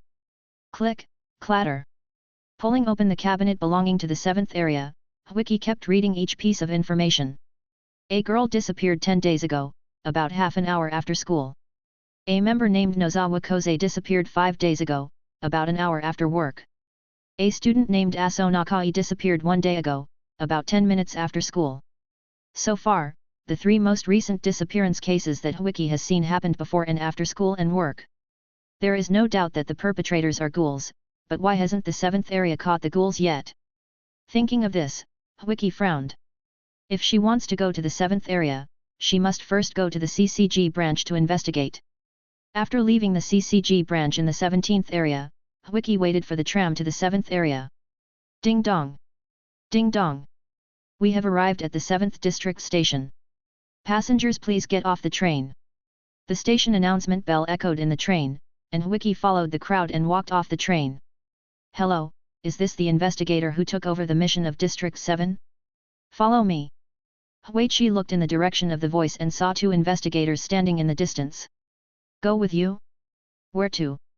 Go back to the 7th District branch, where there is more detailed information. After hearing this, Huichi thought for a while and followed the 2 into the car. The 3 missing cases are not simple, but I didn't expect it to be a second-class investigator. A man in the car said in a hoarse voice. The man's work badge reads Mizutani Koma, 3rd-class investigator. Why is it not simple? Tell me about it. Huichi was talking to the 2 of them while flipping through the latest information. The ghoul's strength is not simple. The other party is an S-class ghoul. The reason why we didn't solve it but were threatened is because the other party threatened us more than once to stop investigating or he would attack us. Driving investigator Yoshimori Nobuyuki had a helpless tone. The entire 7th district had only 2 third-class investigators. As for other personnel, there were basically no clerks. The local police station had also repeatedly expressed dissatisfaction with the inaction of the 7th district branch. However, the 2 third-class investigators were no match for the S-class ghouls, so they did not respond to the dissatisfaction of the police station. Ghouls threaten investigators. District 7 is like this. After hearing Yoshimori Nobuyuki's words, Huiki's face gradually turned cold. Since she became an investigator, she has never encountered such an outrageous case. The headquarters refused to send more personnel, saying that the threat level of the 7th district was not high, and the investigators would give priority to other districts for support. Mizutani Koma frowned and sounded very dissatisfied. An S-level ghoul could be driven away by a high-level investigator, but the headquarters chose to ignore it. I see, is the ghoul you are talking about the one in front? Wiki pointed to a figure standing in the distance. The other person was wearing a mask and standing in the middle of the road unscrupulously, even waving a stop gesture to the car. It's him. It's over. If you can survive this time, hurry to another area. The two looked extremely nervous, as if they had seen something horrible. The car that was driving normally stopped on the side of the road and the ghoul walked over leisurely. Has it come to this? They dared to intercept the search officer's convoy in the daytime and acted as if they didn't care, not taking the search officer seriously at all. Ha ha ha ha ha ha ha ha ha. A mere second-class investigator dares to take over, he will die here today. Wiki got out of the car, holding the long sword Quinqua, and attacked the ghoul, his body approaching the ghoul at a very fast speed. The two investigators in the car opened their mouths wide, they never expected that the second-class investigator would take the initiative to attack. The Kagun on the ghoul's body is a scale Kagun, and it only has a strong recovery ability. As for other abilities, they are very average, without any particularly outstanding highlights. In Wiki's eyes, it would not be too difficult to deal with this ghoul. After seeing the type of Kagun of the ghoul, Wiki instantly formulated a battle plan in his mind. The long sword in his hand passed over the ghoul's defense like a phantom and aimed at the Kagun bag behind him. Wiki's movements were extremely fast, and the ghoul had no time to react in just a few seconds. When the ghoul realized the danger, Wiki's long sword had already pierced into the Kagun bag, and the attack was precise and deadly. Puff! The ghoul immediately let out a painful wail, cursing. My Kagun! Damn investigators! I'm going to eat you!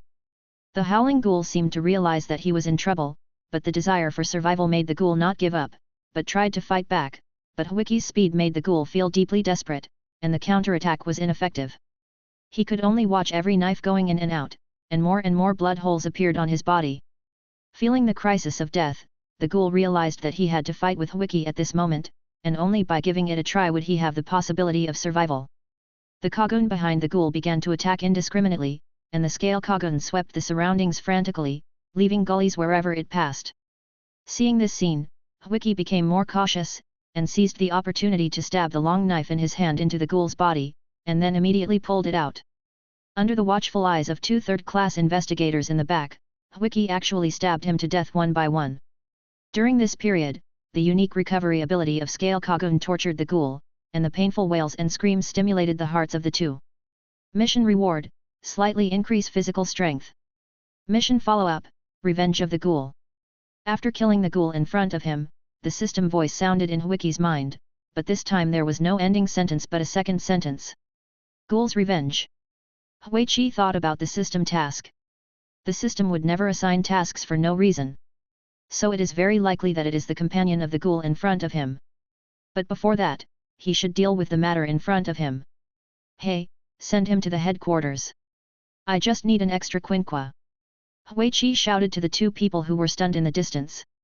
He didn't expect that the 7th district was guarded by two useless investigators. No wonder they were threatened by the ghouls and dared not fart. Okay, we'll go right away. The two third-class investigators carried the body into the trunk without stopping and rushed to the headquarters of District 1. They were so fast that they wanted to leave District 7 immediately. After doing all this, the assisting police officers called by Wiki also arrived at the scene and began to pull up yellow seals around the battlefield to start the aftermath. One-eyed cat is dead. Among the busy police officers, there was one hiding in a corner, using a walkie-talkie to pass on a message. Revenge for the one-eyed cat. A murderous tone came from the other end of the intercom. Chapter 14. The scene was cleaned up by the police, and Huichi decided to leave. According to the second task of the system, he would definitely be hunted down. It would be extremely disadvantageous to fight in such a crowded place. Mr. Investigator, please come over here. It seems to be the trace of the ghoul companion. Just as Huichi was about to leave, a police officer suddenly came over. The other party was wearing a hat and his voice was a little low. Traces of ghoul companions. Huichi frowned and repeated subconsciously. As soon as the system released the task, a ghoul came to attack him. The speed was too fast. Yes, there is a trail of unknown blood over there. I am afraid of a ghoul attack, so I dare not investigate further. Huichi felt a little alert. Was it too coincidental that he was the only one who found traces of ghouls among so many policemen? The most important thing was that the other party sounded impatient. Then you can take me to see it first. After thinking it over again and again, Huichi decided to go with him to check the situation. He had to complete the system tasks sooner or later, so that he could improve his strength. 1 step, 7 steps. 100 steps. Huichi silently counted the steps in his mind, and his right hand, which was originally in a relaxed state, grasped the Quinqua longsword without knowing when. It's almost here. Investigator. What? Why? Without waiting for the police to finish his words, Huichi aimed the long knife in his hand at the heart and stabbed it suddenly. This attack was as fast as lightning, leaving the police no time to react. The police's eyes widened with disbelief. He had never thought that the investigator would attack ordinary humans, and it was such a fierce attack. Even if the body instinctively wanted to dodge, it was too late. Huichi's eyes were firm and cold, without the slightest mercy. The long knife accurately pierced the police's heart, and with a dull sound, the body fell to the ground. Huichi's heartbeat also paused at this moment, and then he took a deep breath, aimed the long knife at the fallen body and pierced through several important joints, and then squatted down to observe the face. Boom! Boom! Boom! Boom!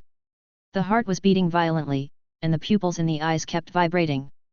At this moment, the breathing frequency was instinctively reduced. With the movement of his hands, Huichi slowly pulled open the eyelids on the body. Kokugan, it's a ghoul after all.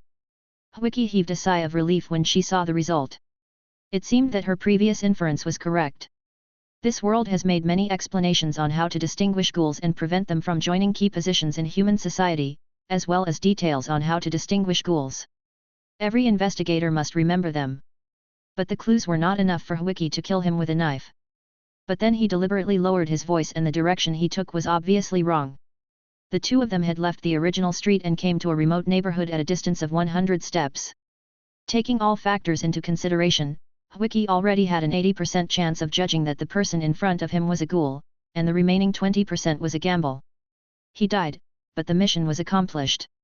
Have you thought about how you want to die? Tell me the most tender part of your body, and I will consider not letting you feel pain. While Huichi was reviewing the judgment process, 3 figures appeared around him. One of them was tall and muscular, with a pair of triangular eyes and a ferocious look. The other 2 ghouls did not look very tall, but they had a sense of déjà vu with high flexibility. The 3 of them were filled with a sense of oppression. S-Class Ghoul Gecko. S-Rank Ghoul Raven. S-Class Ghoul Grave Robber. By the way, the ghoul you killed was called One-Eyed Cat. As for this one, it is not a ghoul because he is too weak. The ghoul named Grave Robber began to explain, introducing the information of the 3 people leisurely, as if he had sentenced Huichi to death. 3 S-Rank ghouls, I wonder if that's enough for me to be promoted to senior investigator. Huichi's eyes were filled with murderous intent, his hands tightly grasped the long sword, and he was ready to strike. Superior? You don't even have tomorrow, and you're still thinking about being superior. Go to hell. The Kagun behind Raven stretched out to form a semicircle, and many spikes grew on it. The next moment, the spikes emitted sparks and bombarded Huichi directly. Seeing that Raven, as Yuhi, actually took the lead in attacking, Huichi waved the long sword without hesitation to block the Kagun, and did not attack first. Boom! Boom! After the long sword came into contact with Yuhi, it fed back different vibrations. The power was sometimes large and sometimes small and very unbalanced. After the touch ended, a muscular man appeared in front of him. 4 thick Kagun grew on the opponent's shoulders and wrapped around his arms. The attack looked extremely oppressive. It looked very.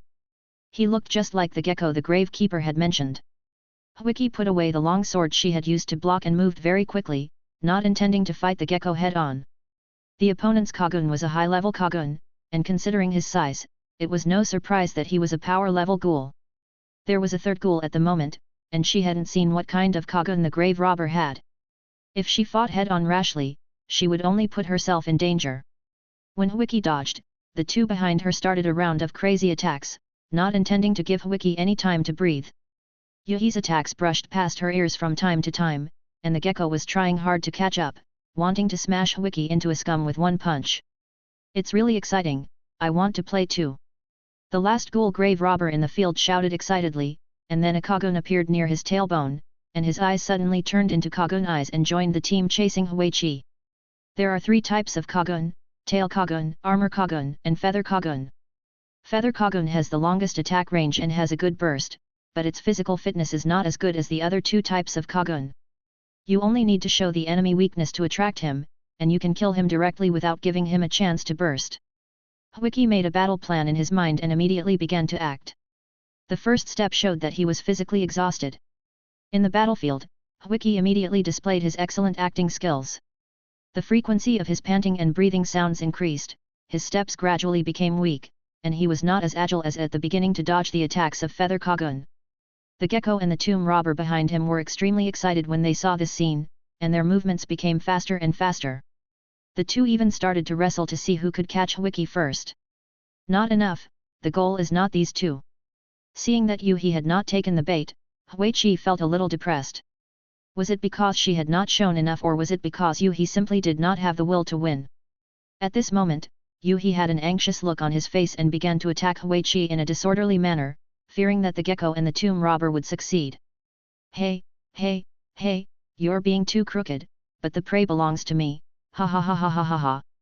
The tomb robber shouted triumphantly, and Wei behind him continued to exert force to speed up, surpassing the gecko at one point. Damn it, damn it, damn it, damn it, damn it, damn it, damn it, he's mine, he's mine, he's mine. Raven's already anxious state of mind was further fueled by the tomb robbers, his teeth grinding in his mouth, the red lines in his eyes spreading around. No matter. I want him. The raven lost its mind and gave up the attack, and instead launched an explosive charge. Yuhi's mobility was the strongest among the Kagun, and in just a few seconds he surpassed the gecko. Sick leave, cold, and fever. Chapter 15. The next moment, the grave robber looked behind him with wide eyes, only to see the raven sprinting at an extremely fast speed, and in the blink of an eye it was already in front of him. What? Are you crazy? He didn't care about chasing Huichi, and subconsciously shouted out. I'm not crazy. This prey belongs to me. Ha ha ha ha ha ha ha ha. Raven laughed wildly on his face, as if he had already taken Huichi's head. But I don't think that's how things went. What did you say? Huichi's voice rang in Raven's ears, and Raven, who was in a distracted state, asked subconsciously.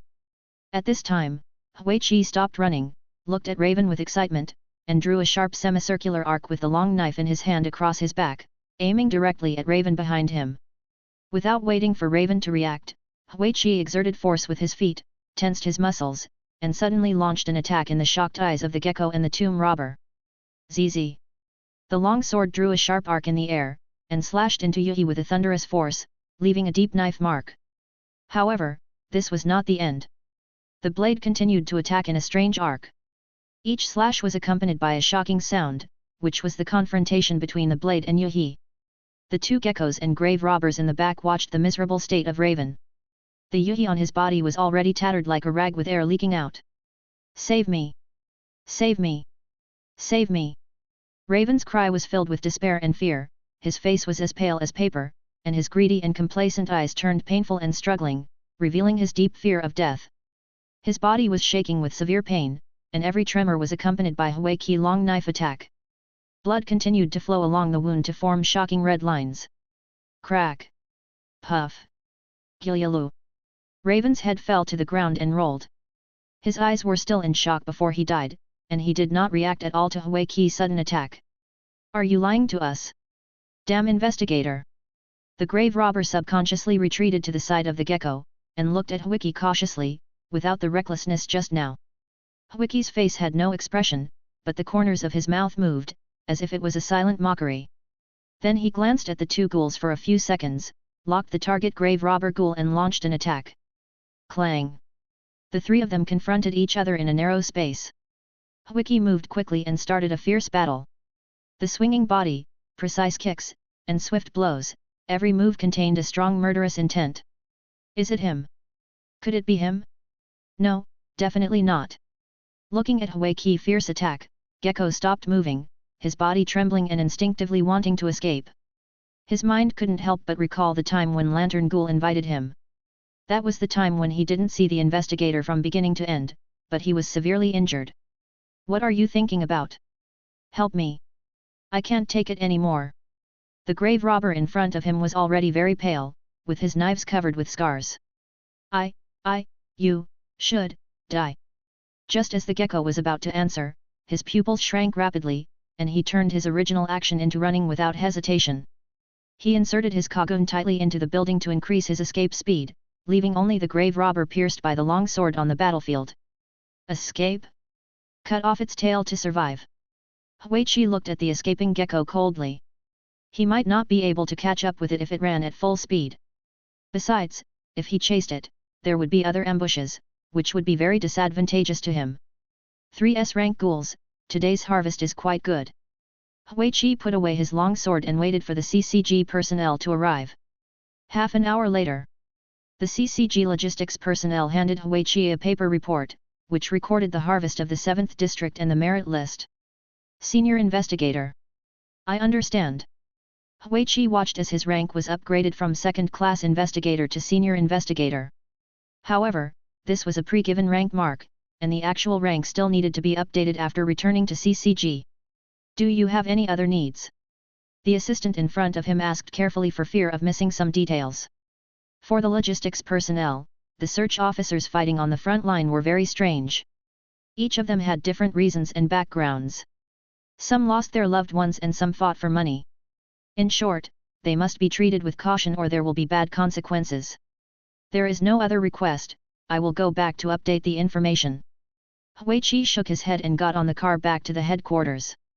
The main purpose was to meet Dr. Ji of Dixing, who was responsible for the development and research of Quinqua. His harvest in Area 20 must have become Quinqua. Inside CCG, everyone around was wearing a uniform white search officer uniform, carrying a uniform suitcase in their hands and walking back and forth. Everyone's face had different emotions such as relief, sadness, depression, anxiety, etc. The mission failed, and those bastards escaped again. I'm fine. The ghouls in Area 11 didn't start a riot. They're pretty law-abiding.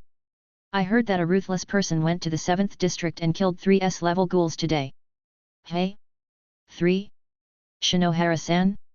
Or Arima Kisho-san? Could it be Inspector Kuroiwa? Arima Kisho has been rising rapidly lately. A few inspectors taking a break in the corner were discussing the latest news.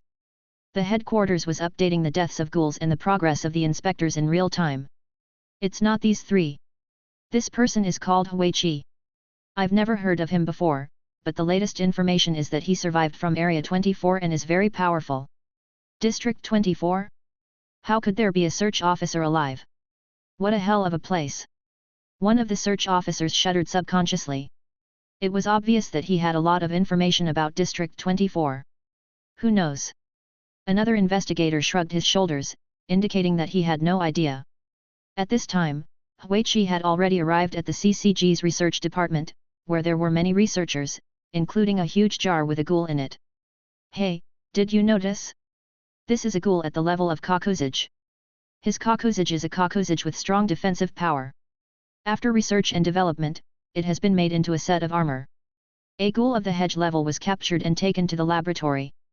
Who did this? Arima Takashi. Huichi looked thoughtfully at the ghoul in the container. The other party had blue hair and looked very similar to someone in his mind. No, it's Inspector Mado Kurio and Inspector Shinohara. Oh? Interesting. When Huichi heard the words Mado Kurio, he raised his eyebrows, and a bit of weirdness appeared in his eyes. How could that crazy investigator be so powerful? Your Quinqua is ready, over there. Jiyi pointed to a research table with several weird-looking Quinquas on it. Chapter 16. What are these? A whip and an iron rod. Huichi looked at the Quinqua on the research table and couldn't help but reach out and touch it. That's about right. These ghouls are too low-level to make any good Quinquas. You probably won't be able to use them. Earthling A and B spread their hands, with a rather helpless tone. It was obviously difficult to make a good Quinqua with low-level Kagun, and Earthling A and B were the best researchers in the institute.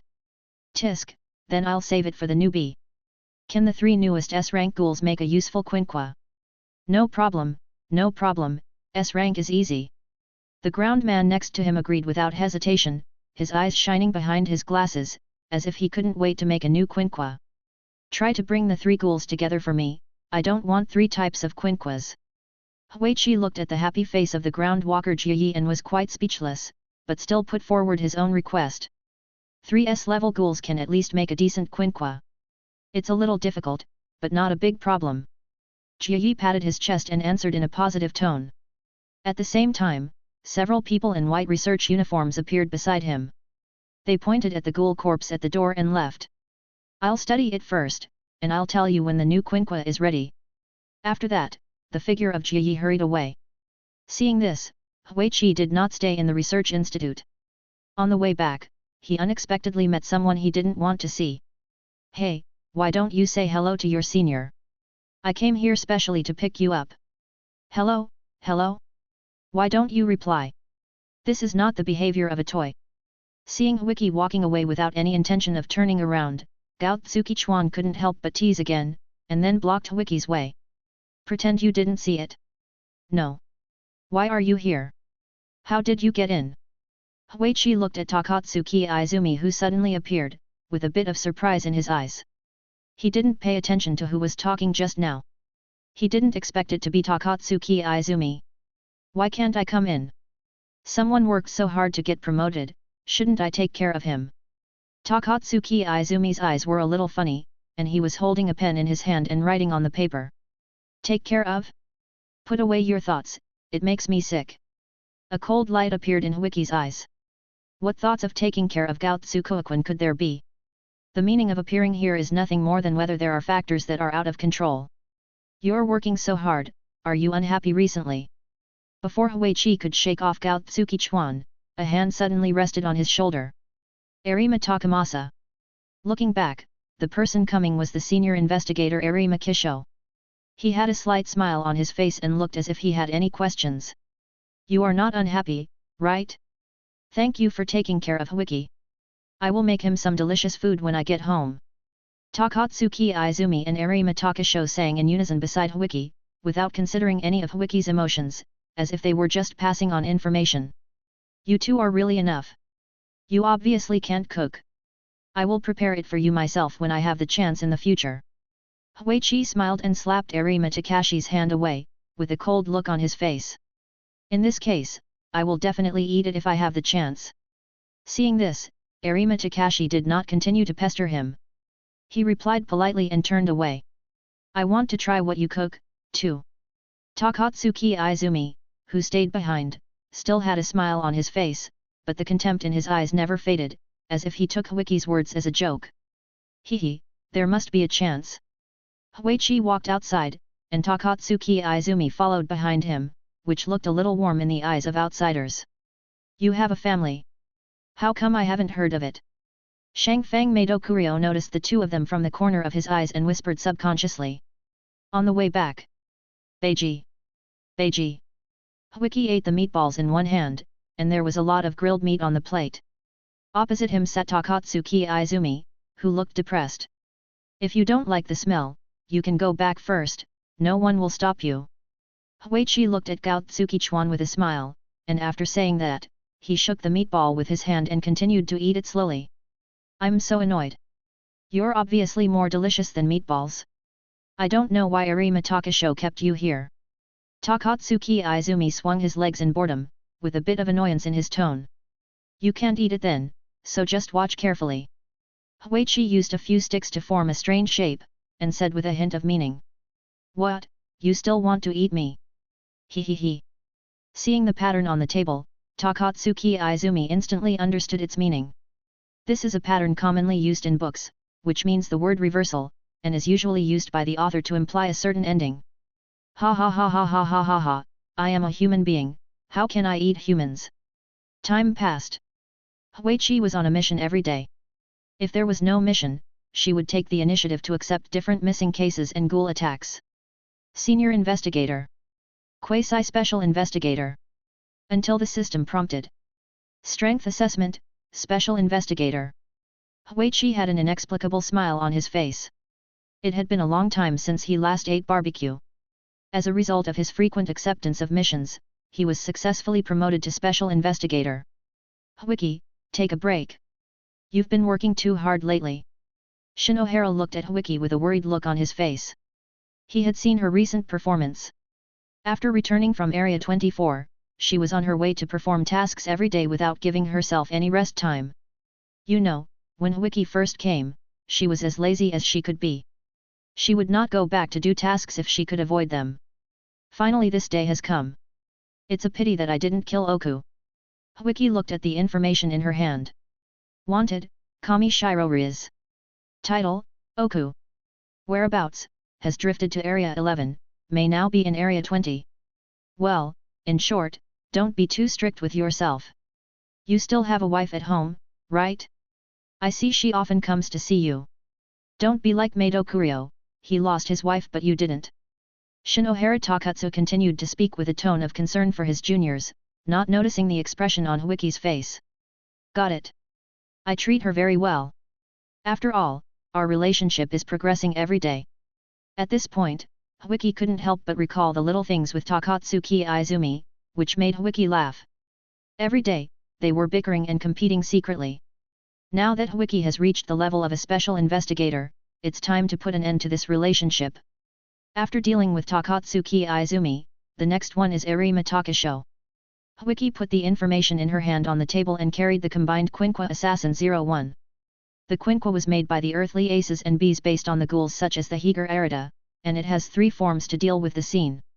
They are assassination-type daggers, combat-type long swords, and auxiliary armor. Takatsuki Izumi. Arima Takashi, I hope you are ready. After the training of the system tasks, Wiki's combat awareness and physical fitness are far superior to ordinary people. Even if Shinohara, Heipanyan, Fa-Si, and others join forces, they may not be able to hold on for a minute. His strength is already top among the special ones. Chapter 17. I hope you really listen to me. Shinohara sighed after saying this. There are some things that you will regret only when you lose them. Now Wiki's attitude does not take her seriously. Of course, I have listened to it and I can't wait any longer. With that, Huichi left CCG with his suitcase and headed for District 17. Oh, it's really difficult. How should we deal with the big ghouls? Shinohara said with a headache. The situation of CCG is very difficult now. There are still many scattered ghouls that have not been dealt with, and they have to face the ghoul organization Bronze Tree. It is said that the leader of the ghouls is the One-Eyed King. My intuition tells me that Oku will go to Area 20. Why don't I go and observe the situation? Maybe there will be some unexpected gains. Area 20, there haven't been any ghouls attacking humans there for a long time, I don't think the headquarters will let you go there. It's almost there, it's almost there. Mato Kurio's tone was extremely certain, and his fingers kept tapping the wanted information on the table. Intuition? You and Wiki are really the same kind of people. A kind of person?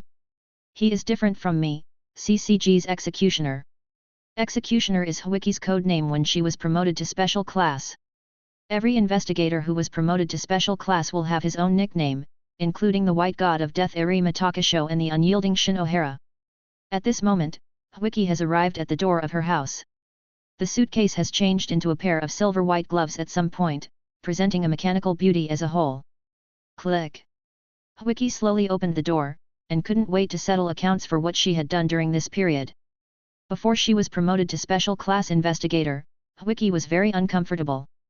The first thing she did when she returned home every day was to clean up the waste paper and various garbage on the floor. The refrigerator was full of Takatsuki Izumi's food, and there was no place to store human food, so Wiki could only buy and cook it on the spot and was also responsible for the hygiene of the house. Of course, this was secondary. The bigger problem was that Takatsuki Izumi would disgust Wiki from time to time. From time to time, the head of an investigator or other things would appear at the door. Over time, the whole house was filled with a strange atmosphere, and Wiki had to deal with heads and inexplicable things from time to time. Hey? Where are the people? Huichi looked at the living room with a puzzled look on his face.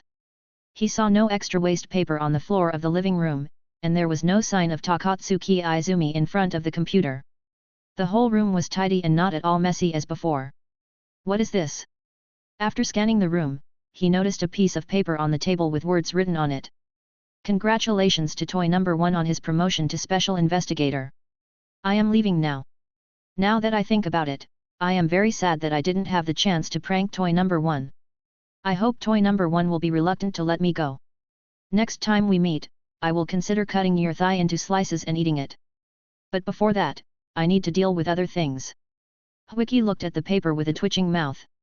The style and font were definitely Takatsuki Izumi's. It seemed that he had left Area 17. According to the second half of the paper, Takatsuki Izumi was probably busy with his own tasks. Next time I will cut off your kuruma and use it as a quinqua for me. Huichi rolled the paper into a ball and threw it into the trash can. He walked out of the house and looked at the street outside. The passers-by below had smiles on their faces, as if they were immersed in their own happy lives. Beep, beep. The phone sounded, and Huichi frowned slightly as he looked at the contact above. Kano Akihiro? Didn't he resign? Why is he contacting me? Hello? What's up? Haha, how are you doing recently? Nothing special happened in CCG, right? No, how are you doing recently? I haven't seen you for half a year. Wiki and Kano Akihiro were talking in communication language. Kano would not look for him for no reason. The last time they communicated was a year ago. At that time, Kano Akihiro's research had another breakthrough and he invited Wiki to watch. Kano Akihiro got the living ghoul from somewhere and transplanted the Kagun into humans. Although the transplant was successful, the humans became neither human nor ghost. However, according to Kano, this was already a great success. Before, rejection reactions led to direct death. Not bad, this time I hope Mr. Wiki, you can protect me in a private capacity. Protect you? What's wrong with you? Hearing Kano Akihiro's request, Huichi frowned. It seemed that something was wrong with Kano Akihiro. Nothing much. I was just targeted by the Bronze Tree Ghoul. This is the address of my private hospital. I hope you can come over sometime. Got it. After agreeing to Kano, Wiki hung up the phone with a bad look on her face. Now, the three words Bronze Tree are all around her, and the CCG's task at hand is to investigate the Bronze Tree. The appearance of the Bronze Tree was also inexplicable. It suddenly appeared from an unknown period of time, and widely publicized that the leader of the organization was the One-Eyed King, the strongest ghoul. Among them, some CCG branches such as Area 11 were attacked to demonstrate their strength, so as to attract foreign ghouls to join. During that period, CCG was miserable. Later, Wiki participated in related tasks to force back the momentum of the Bronze Tree. Ding, the phone made a message reminder sound. Wiki picked up the phone again and looked at the message above. Let me be in charge of District 20? What's going on with CCG? Our Senior Inspector Mato Kurio also accompanying us? Wiki looked at his phone in confusion. The latest CCG missions were posted on it. One of them was that Special Inspector Wiki and Senior Inspector Mato Kurio were in charge of District 20. Beep, beep, beep. Before Wiki could react, the phone in his hand rang again. The caller was Mato Kurio. What's going on? You mentioned this crazy guy Mato Kurio and then called me. Huichi thought about it and chose to press the answer button. Wiki, I am glad to cooperate with you, but before that, can you go to District 5? Please give my daughter some help. Your daughter, Mato Akira? I see. There was no refusal.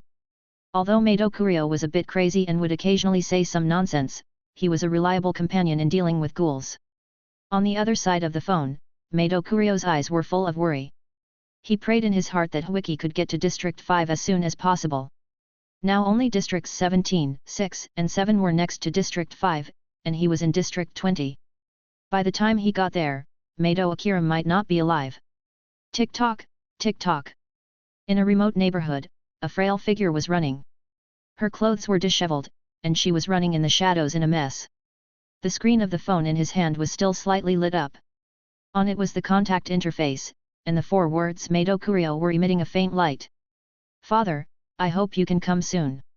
Madoka's voice was hoarse, accompanied by severe panting, and his body leaned against the wall weakly. Chapter 18. Where are you, little sister? I'm so excited at the thought of killing CCG Academy students, don't hide. The excited and deep voice of the ghoul echoed in the dark street. His scarlet eyes kept observing the surroundings, and the greed and pride on his face seemed to be overflowing. Father, father! Mato Akira clenched his hands tightly and tried hard not to make any sound. Escape was the only way at the moment, because Mato Akira had no means to deal with ghouls. As a student of the school, he was not eligible to get a quinqua, and the most important thing was that it was difficult to get a quinqua even if he became an investigator. According to the rules of the CCG, if you want a quinqua, you can only defeat the ghoul yourself to get the ownership, and only the quinqua can effectively harm the ghoul, and other weapons are simply ineffective. This vicious cycle has caused the students to fall into a difficult situation. Some students choose to work in logistics after graduation, and others who join the front line can only pray to meet good investigator seniors. Generally, a large number of students' first quinqua is given by the seniors who form the team. I've seen you, ha ha ha ha ha ha, sister in the corner, please go to hell, let me eat you bite by bite. Mato Akira looked at the corner nervously, the voice of the ghoul came from there, accompanied by footsteps that seemed to step on his heart. Mato Akira. Just when Mato Akira was extremely nervous, Huiqi's voice suddenly sounded behind him. Ah! Ah! As expected, Mato Akira screamed subconsciously, his pupils shaking like an earthquake, his eyes fixed on Huiqi. You, who are you? Your father asked me to come here. It took me a lot of effort to find you. Huiqi showed a somewhat dissatisfied expression on his face. He had been looking for Mato Akira since he arrived in the 5th district. He thought that Mato Akira's location was not too hidden, but after searching for 3 minutes, Huiqi decisively chose to use the location function that only special search officers have. If CCG's mobile phone did not have the sharing location function, Huiqi would have given up. My father? Why didn't he come? You ask me? I'm not your father. Huiqi showed a speechless expression, then pulled out a dagger-shaped quinqua from his jacket pocket and pointed it at the other side. The little girl screamed. If you are scared, don't run. Hey! At the corner, the ghoul appeared and was stunned. He even stretched out his hand to scratch his hair. It seemed that he didn't expect that there would be an extra investigator. Mind your own business, let's kill them together. Before the ghoul could finish his words, the dagger in Huiqi's hand instantly flew out of the air, making a sharp sound, and pierced through the ghoul's head at lightning speed. A-level trash, stop talking so much. While speaking, Huiqi had already dealt with the ghoul that was following him. The whole process took less than 3 seconds. Such a fierce and swift attack ended the life of a ghoul. How is it possible? Mato Akira was already stunned. The scene just now really shocked her combat concept. Her father, even Mato Kurio, had to do it himself, while the people around him killed the ghoul with just a quinqua dagger. There are not so many impossible things. Now I will take you back to the academy. Huiqi reached out and grabbed Madoka's shoulders to help him up. That ghoul. Quinqua. Mato Akira hadn't recovered from the shock just now, and subconsciously pointed at the dead ghoul and the quinqua left above. Got it, you don't have to worry about it.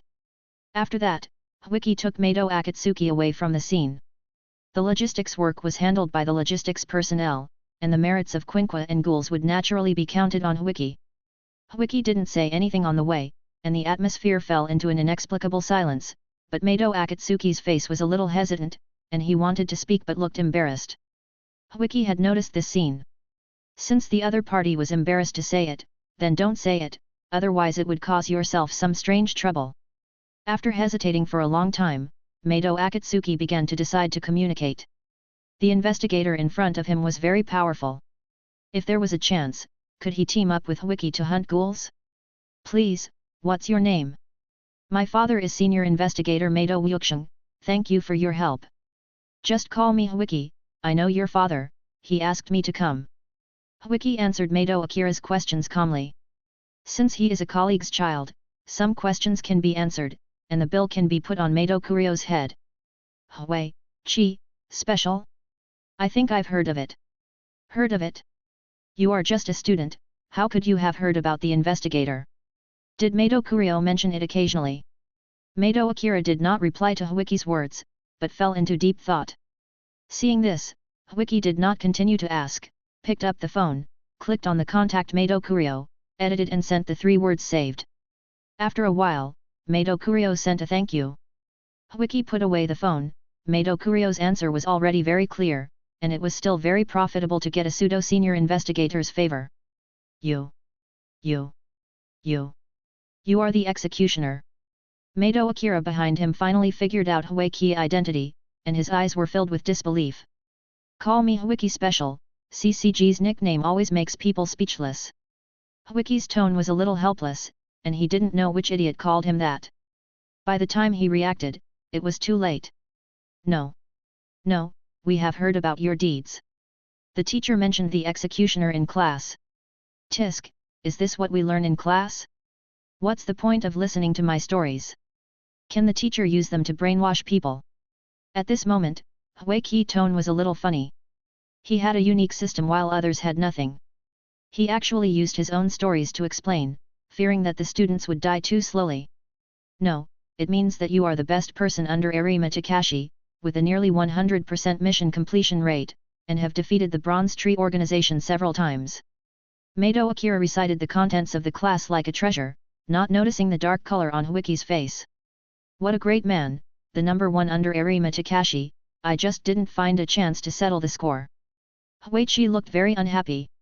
Arima Takashi had been dispatched to perform various tasks, and the frequency of meeting was greatly reduced. Otherwise, Hwaichi would have settled the previous grudges. Seeing the change in Hwaiki's tone, a little curiosity appeared on Mato Akira's face. It was rare for special investigators to have grudges. Is there any unhappiness between you?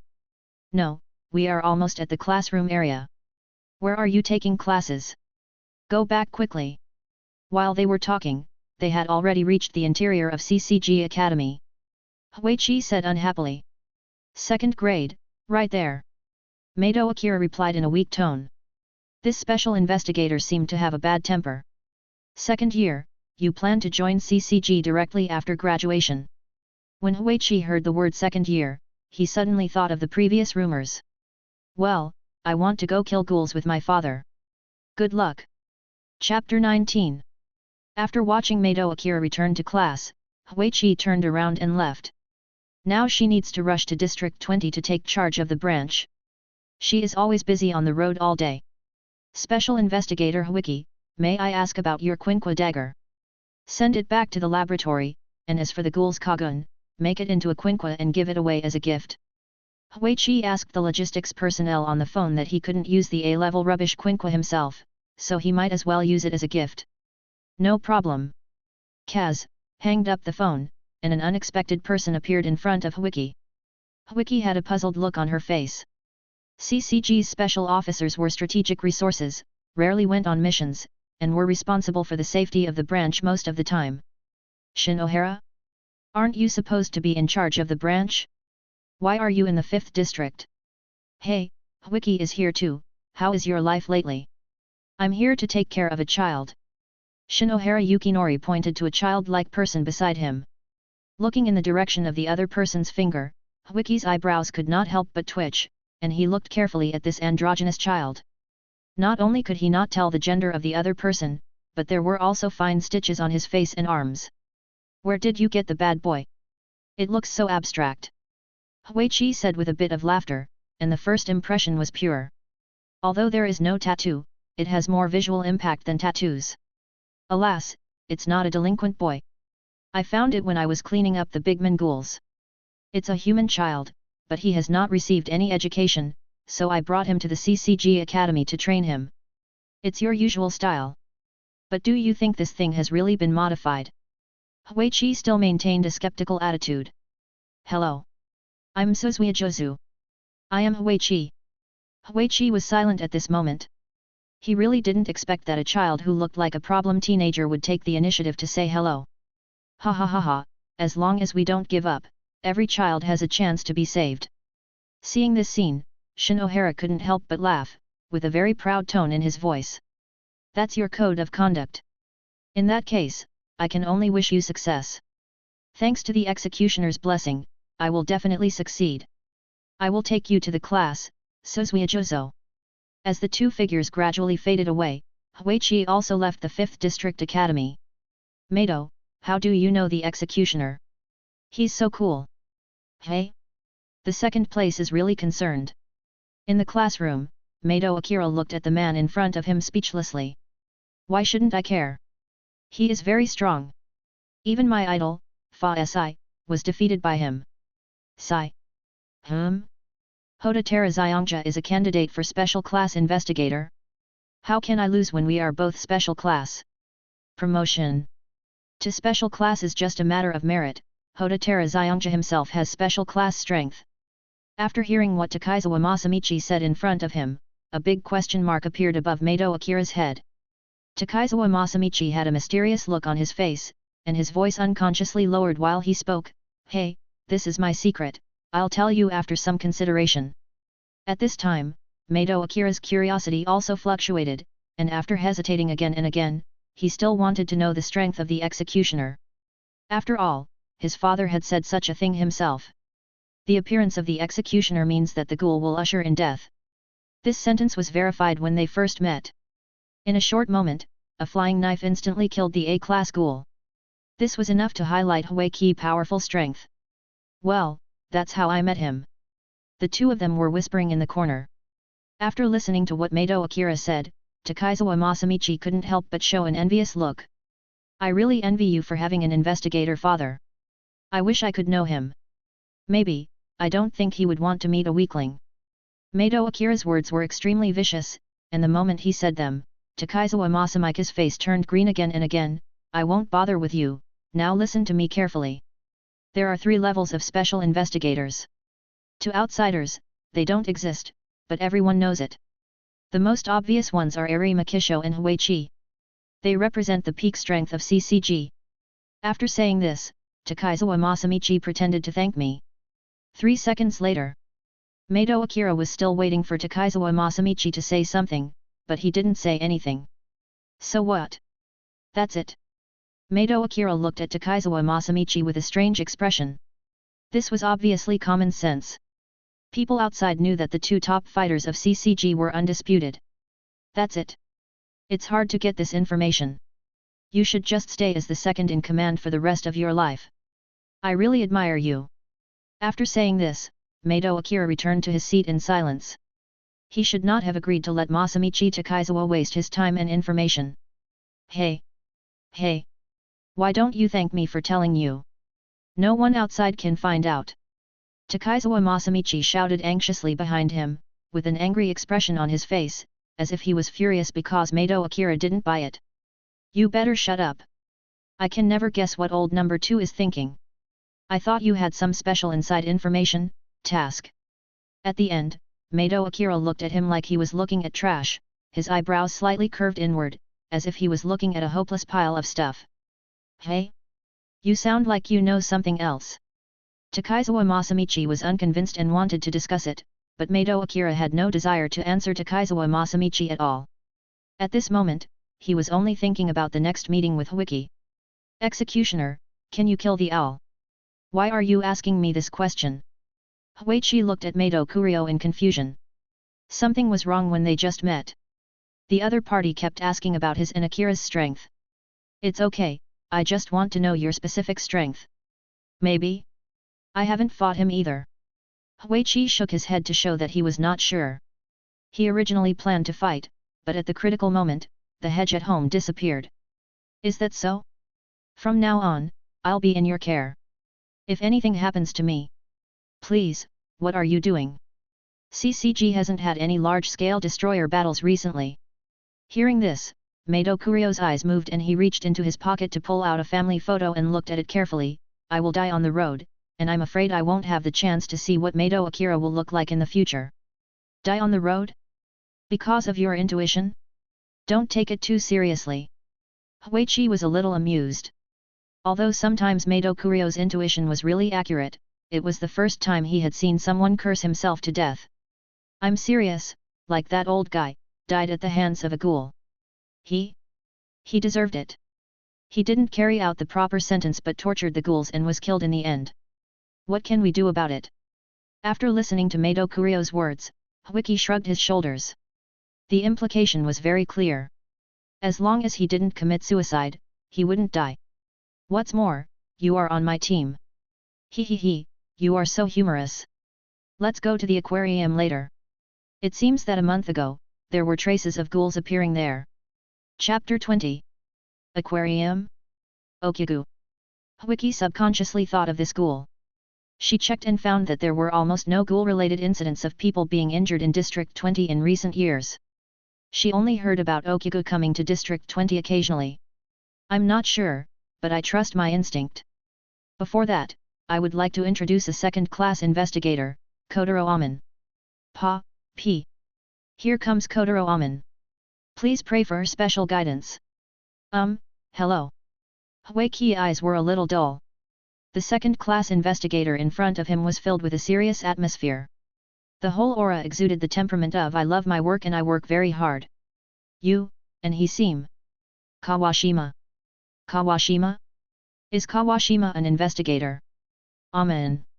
Kotaro asked respectfully, speaking in a hierarchical tone just by meeting him. Already a dead soul, Huichi was once the teammate and the only teammate. Later, Huichi no longer teamed up with anyone. He was also a. It's a pity that the serious investigator will stay in District 24 forever. Mato Kurio answered Aman Kotaro's question with a sigh on his face. I am extremely sorry for causing such trouble to Huiki and others. Stop it, let the past be the past. Huichi waved his hand to signal not to continue. I'm sorry. Aman Kotaro's strong apology sounded in his ears again. Huiki's eyes froze for a moment and then he sighed. I hope you won't be like him. Let's talk about the aquarium first. 3 minutes later. Huiki and Mato Kurio agreed on a plan. Huiki applied for the conditions to go to the aquarium, while Mato Kurio looked for other clues outside. Before the action, Huiki chose to look at Mato Kurio with suspicion. This nonsensical plan was just based on intuition. Aman Kotaro was a little helpless looking at his boss who was not in tune, but his boss's intuition was not bad. The apple-headed ghoul they encountered at the beginning of the team were solved by relying on intuition. Believe me, you will get something out of it, don't you think so? As he spoke, Mato Kurio fixed his eyes on Aman Kotaro's face and said with a hint of meaning. Yes. Seeing the attitude of the two, Huichi did not say anything else, but silently used her mobile phone to apply for the qualification of going out for transfer. After being promoted to a special investigator, there were many inconveniences in her movements, and Huichi was constantly applying for opportunities to go out to kill ghouls. The aquarium was full of gloomy and terrifying atmosphere at night. No one had come to visit since the ghoul attack. At this moment, Huichi stood at the scene of the incident and looked around. The huge transparent glass of the water tank had been broken, and there were only some fish in the water at the height of the calf. I can't see any traces, and I can't tell what kind of ghoul it is. Huichi carefully observed the surroundings and the traces on the battlefield. He did not rule out the possibility that there must be another ghoul in the Great Food. The two had some kind of quarrel or other factors that led to the fight. The humans who died tragically were not all devoured, but only a part of them. The harvest is 0. I don't know how is the situation with Mato Kurio. Pliers? Senior. Is this a clue? Amen. Kotaro looked puzzled. The two did not enter the aquarium directly but walked around it. Then they unexpectedly found a pair of pliers that did not belong here. Yes, look at this kind of workmanship, it doesn't belong to District 20 at all. Let me think. It looks like a crop from District 13. Mato Kurio fiddled with the pliers, occasionally moving closer to observe the structure and texture, with a brighter smile on his face. Does this have anything to do with Oku? Indirect relationship. But we have a new clue. The next day, the TV program in District 20 was replayed. The ghoul attack case in District 20 has been taken over by the corresponding investigator. Please don't panic, and be careful when walking at night. Ha ha ha ha, Kanaki-ken, how could someone be so funny as to go to a bookstore on a first date? Hey, what's wrong with going to the bookstore? In the antique coffee shop, two young men were talking about recent events. The boy named Kanaki-ken had a mushroom head and a gentle face, and the boy who laughed across from him was Nagachika Hideyoshi, Kanaki-ken's good friend. It's so boring. Why go to the bookstore when there are so many places to go? Haha. Nagachika Hideyoshi laughed at Kanaki-ken's idea, and the smile on his face became wider, as if he had heard a funny joke. You really are. Oh, I won't talk to you anymore. Kanaki-ken's face was a little angry and shy, and he turned his face away in anger and stopped talking. Come on, Tell me. Which pretty girl is it? Is it that one? Yaishika changed the subject and pointed at the blue-haired girl at the front desk, who was carefully wiping the coffee cup. No. Ding-ling-ling. While the two were talking, an unexpected person appeared at the door. A cup of cappuccino, with a piece of sugar. Huichi loosened his tie at the collar and slowly walked to a corner to wait for the coffee. Manager. Kirishima took a look at Huiki with a serious and vigilant expression, while whispering the word manager. I'll do it. Dongxiang only responded with 2 words, and the store manager immediately started to make coffee. Takatsuki Izumi, you are amazing, you can still write a novel. Huiki flipped through the pages of The Black Goat's Egg, which was signed by Takatsuki Izumi. A few minutes later, the store manager came over with a cup of coffee and placed it on the table. Your coffee, sir. Got it. Huichi didn't move his eyes away and continued to look at the novel in his hand. The content inside was very interesting. However, Huichi still had some understanding of the general direction of the plot. After all, he had to sweep the garbage every day at that time, and he had seen many of Takatsuki Izumi's manuscripts. It's a rare break time, I hope the ghouls won't cause me any trouble. While drinking coffee and reading the enemy's novel, Huiki felt pretty good at the moment. The leisure time can enrich her spiritual world. Repeating the same thing will make Huiki's world dark. Ring, ring, ring. Another guest appeared at the door. It was a purple-haired woman. She wore red half-frame glasses and had an intellectual look on her face. On the outside, she looked like a pure little boy killer. Click, click. The footsteps stopped after just 2 sounds. The purple-haired woman looked at Huiki in the corner with fear. Her body instinctively stopped and wanted to leave. Why is he here? Am I exposed? No. Tonight's food is also here, should I leave? As she was thinking, she saw another boy from the corner of her eyes. After much hesitation, the purple-haired woman did not choose to leave the antique coffee shop, but found a seat opposite the boy and sat down. A strange atmosphere formed on the scene. The store manager, Kirishima Tuka, Okakami Shiroriz and others were on guard against Huichi, while Kanaki was spying on Kami Shiroriz. Chapter 21. The clock ticked, and the customers in the coffee shop had left. At this moment, the 3 people in the coffee shop had serious expressions and sat together at a table. He's here, what should we do? I don't know. I admit that I am no match for him. One of the 3 men with a brown bun-like hair said, his tone full of helplessness. Although he had no grudge against the executioner, he was an investigator and there was no telling when he would start hunting ghouls. I can't do it either, the other party's aura is frighteningly strong. Ruhian. Xian agreed with Furuma Yuaner's statement. The first impression of ordinary humans on Huiki is gloomy and serious, while the first impression of ghouls can only be described as strong. A large part of the ghouls' worldview is the law of the jungle, and they live a life where they will be killed by the investigators today or tomorrow. Such harsh conditions have created a keen intuition, so powerful ghouls often know the approximate strength of the other party at first sight. Damn Oku! She actually attracted the executioner, she should be kicked out of District 20. Tuka! Scolded Kami Shiroriz angrily, and her face looked completely different from when she was working during the day. Don't be angry, Tuka-chan. The executioner won't kill ghouls for no reason. If it doesn't work, we can join forces to drive him back. Furuma Ener comforted the angry Tuka, but her words were pale and powerless. It was difficult to force him back together. It was more likely that the store manager would take action. At present, I'm afraid only the store manager could drive the executioner back. Don't be afraid, Dongxiang. We are by your side this time, and the previous incident will not happen again. No. No. I'm not afraid, but the executioner will inevitably affect the antique coffee shop. After all, his existence is a huge threat to District 20. You are really well behaved and sensible, Dongxiang. I will find a way, don't worry. After hearing what Dongxiang said, Ru Jianxian couldn't help but reached out and touched Dongxiang's hair, her eyes full of doting. Sister, I'm not little anymore. He, in my eyes, Dongxiang-chan will always be a child. Ru Jianxian's laughter echoed in the store, and the atmosphere was very warm for a while. The store manager who came downstairs saw this scene and did not interrupt. He just watched it all quietly, but his eyes were full of worry. Executioner. Why did you change from the past? Did the ghouls kill your family or is there another reason? Kami Shiroriz. District 20 is going to change. The store manager was worried at the moment. Compared with the 3 people downstairs, the store manager had more detailed information in his mind and knew what kind of existence Kami Shiroriz was to CCG. As long as Kami Shiroriz was not recovered, the pursuit would not disappear. I hope that day won't come too soon. Hello, what's the matter? It's my sleep time now, you'd better speak quickly.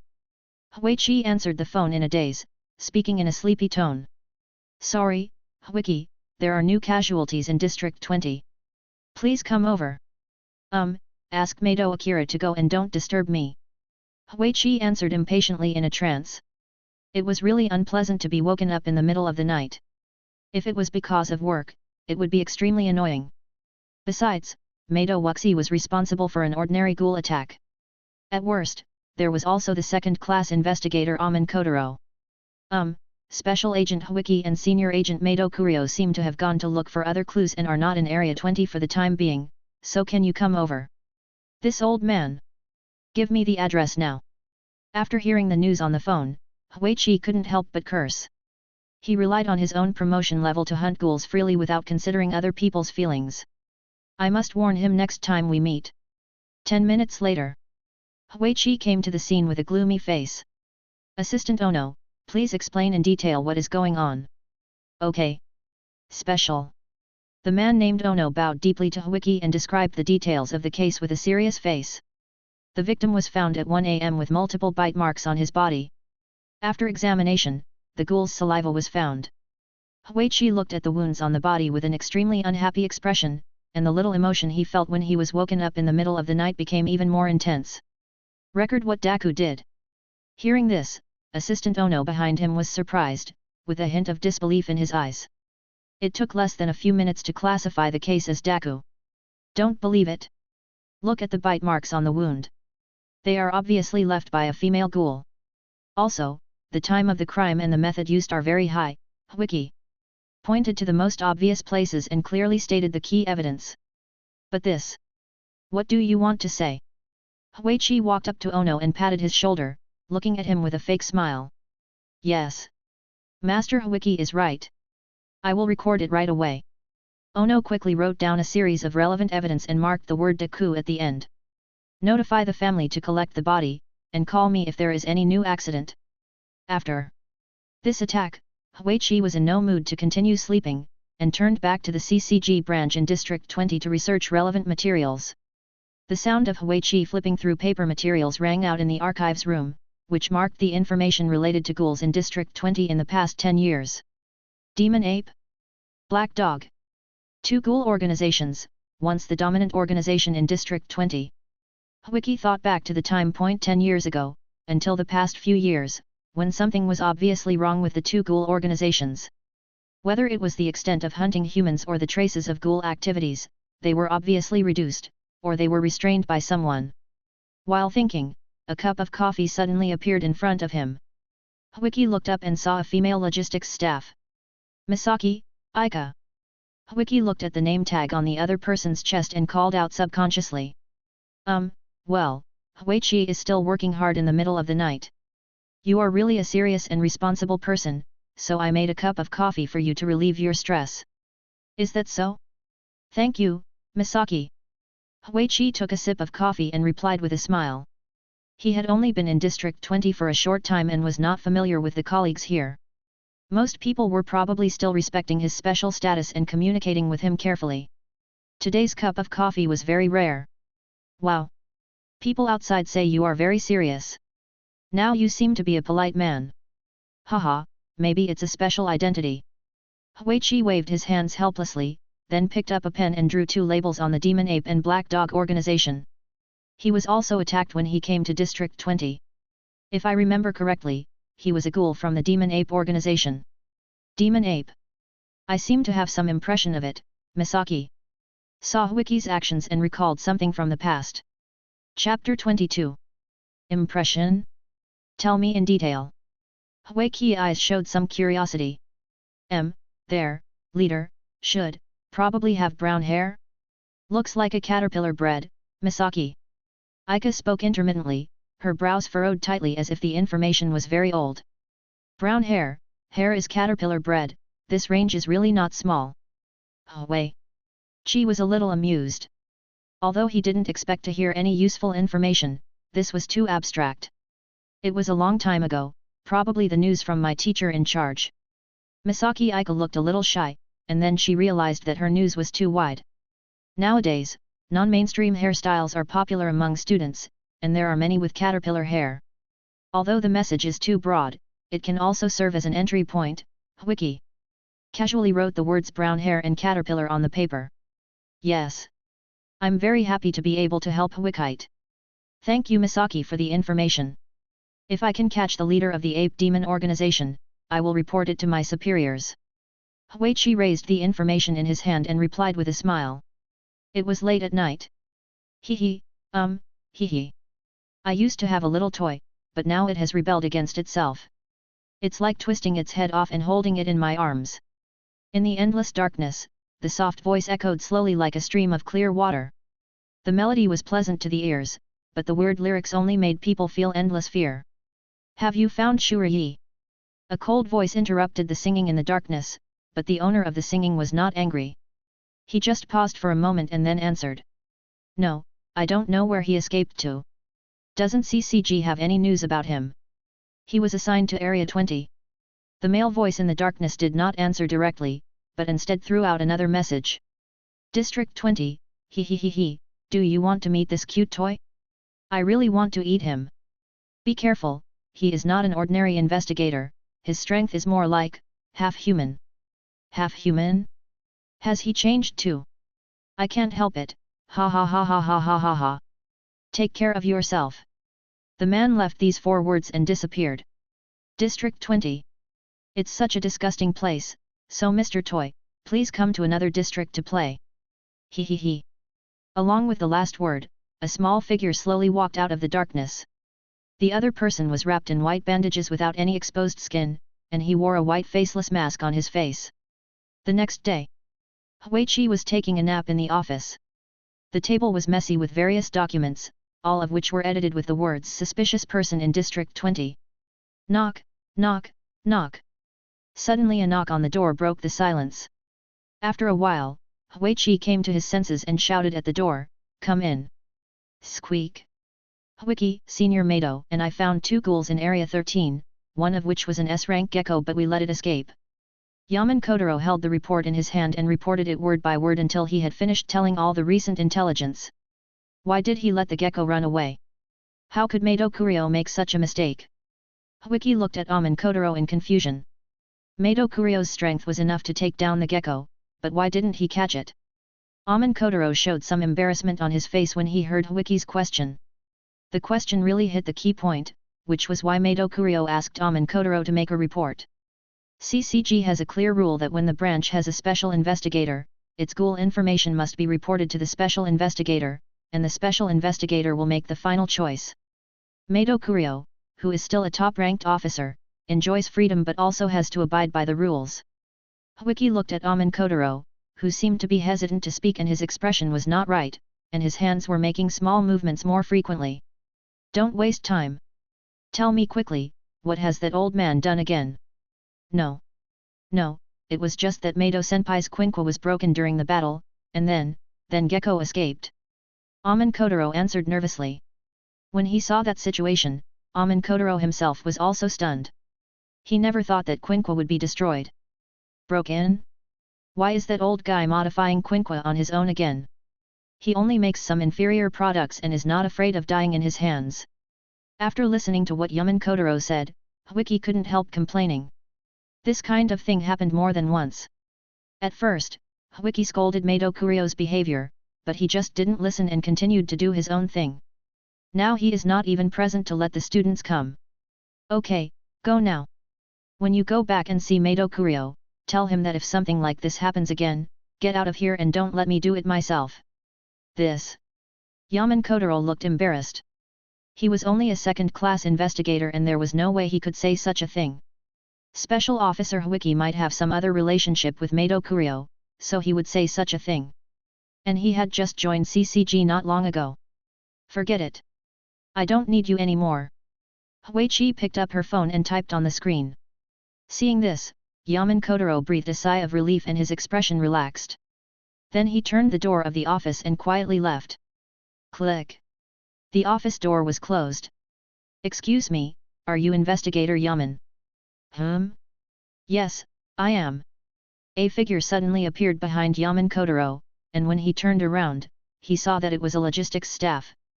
Such a familiar face. Could it be?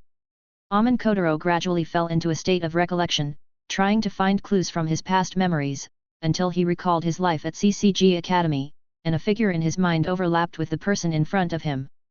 Misaki, senpai. I recognized you.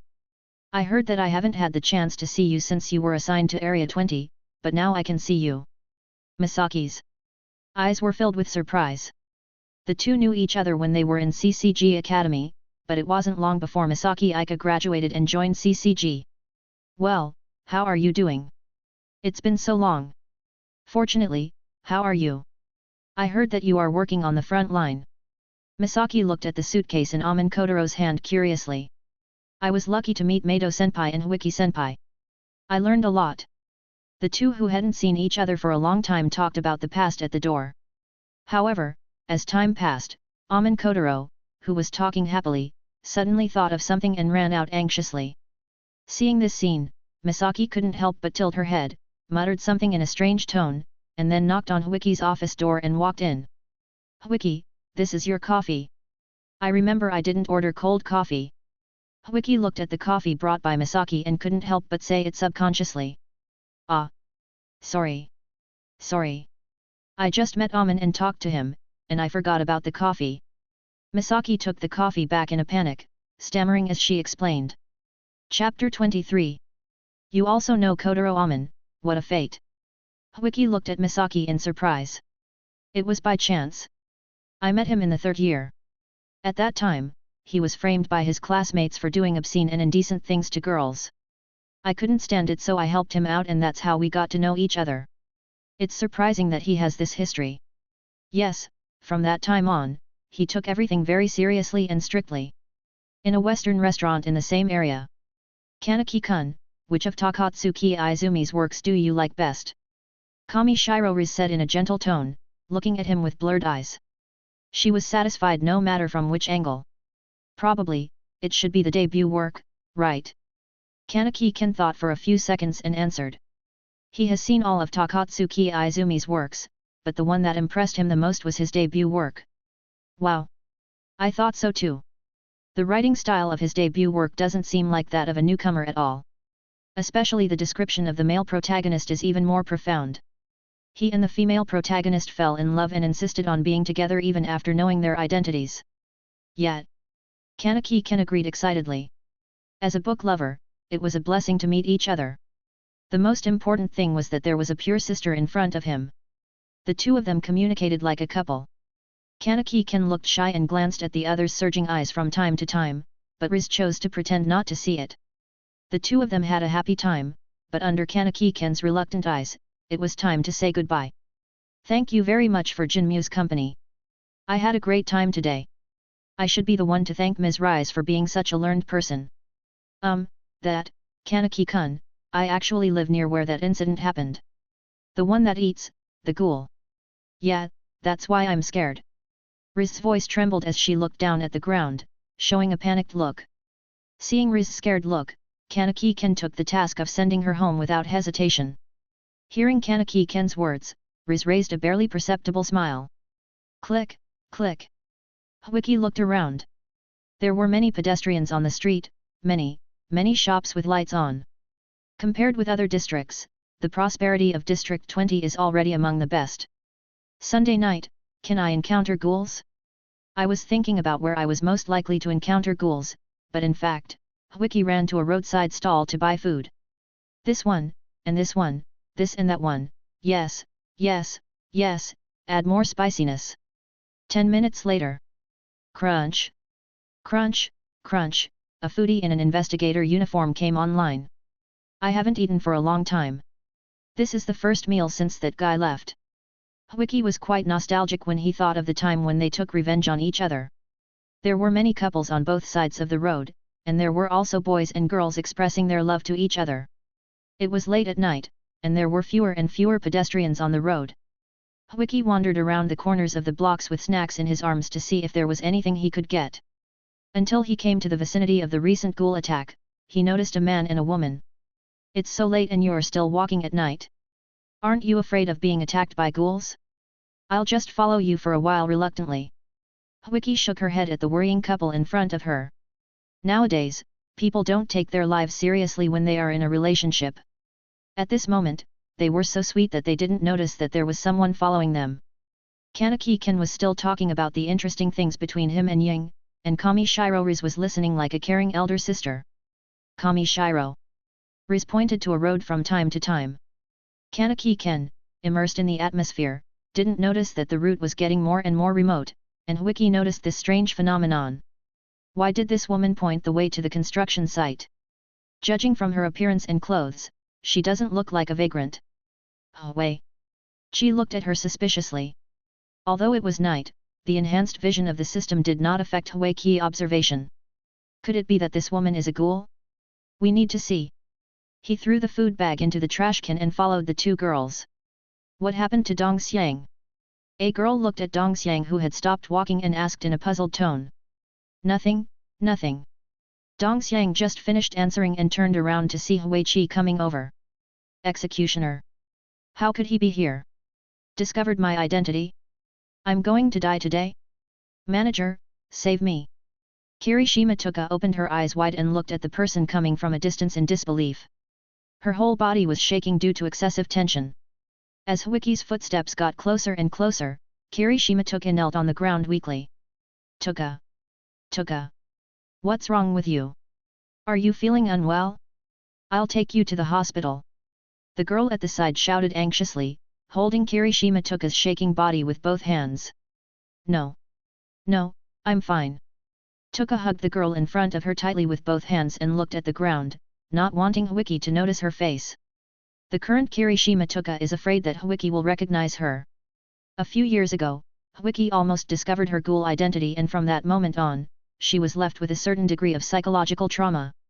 If Tuka was in the antique coffee shop, her reaction would not be so stressful, but now it is outdoors, there is no magic ape, black dog, Sifang, or the store manager.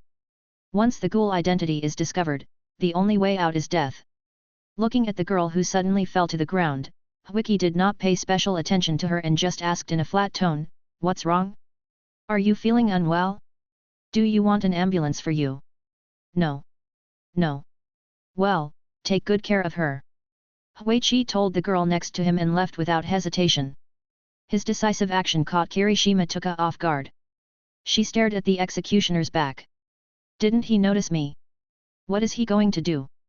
That direction seems to be the location of Okubo Kami Shiro Riz. Is he chasing Kami Shiro Riz? What's wrong? Dong Xiang, can we go to the hospital now?" The girl next to her shook Kirishima Dongxiang's arm and shouted in a worried tone. "It's okay, let's go." Dong Xiang stood up and pulled her friend away after waking up, but she looked back at Hui's shadow from time to time. "It's almost time, Kanaki-kun. Do we have a chance to meet again, miss?" Kanaki spoke nervously a moment later. Hearing Kanaki-ken's words, Riz's face showed a little shyness, and she turned around and observed Kanaki carefully face to face. "Not only do we have similar tastes in reading, but we are also of similar age." Riz's words made Kanaki feel even more embarrassed. Usually, Kanaki was just a boy who loved reading and rarely interacted with other girls. Now Riz's active attack had already made Kanaki very angry. "Kanaki-kun. Actually, I've noticed that you've been watching me." As she spoke, Riz took the initiative to lean on Kanaki-ken's arms, and her nose couldn't help but sniff at Kanaki-ken's neck, with a more intense look of satisfaction in her eyes. Confession? Couples nowadays really know how to have fun, choosing such a remote place to have more passion. Huichi looked at the two of them speechlessly, having put in so much effort but to no avail. Chapter 24. Let's go, it's a waste of time. Huichi turned to leave this place, but when he turned around, he unexpectedly saw a figure. The other person was standing on a tall building with pliers in his hand and a clown mask, as if waiting for something, but Huichi could still feel the anticipation through the other person's subtle movements. What the hell, is it a ghoul? Huichi stared at the other person, and in her mind she was trying to figure out how long it would take her to reach the top of the building with her physical fitness. The figure on the top of the building seemed to feel the gaze, and she moved her head slightly and soon saw Huichi below. While the two of them were staring at each other, the clown even waved to Huichi to say hello. "Hat, Tui. You're quite courageous." Huichi coldly looked at the clown for the last time, and then he slipped into the darkness and moved quickly, aiming at the clown on the roof. Now the clown was very likely to be a ghoul, so he had to be captured. The clown on the roof didn't care about Huichi's actions. The clown was just a human, and it was impossible for the search officer to come up in a short time. This time was enough for him to cut the steel bars and implement his plan. "Enshuri. I can't wait to see why you chose this path. I like you very much. Do you still remember the promise we made when we were young?" The clown, immersed in happy memories, did not notice Huichi's actions at all. Unlike ordinary investigators, Huichi relied on her strong physical fitness to perform extreme crawling exercises. In just a few seconds, she had reached 2/3 of the distance. At this time, Kanaki was full of joy and immersed in surprise.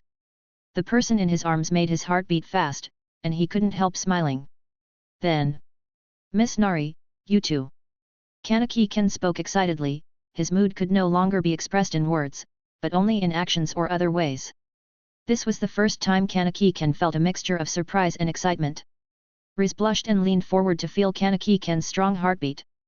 The faster the heartbeat, the more delicious the food was. Kanaki-ken was to Riz's liking in every way.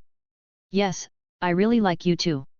Riz raised her head and leaned close to Kanaki-ken's ear, saying that sentence in a happy and excited tone.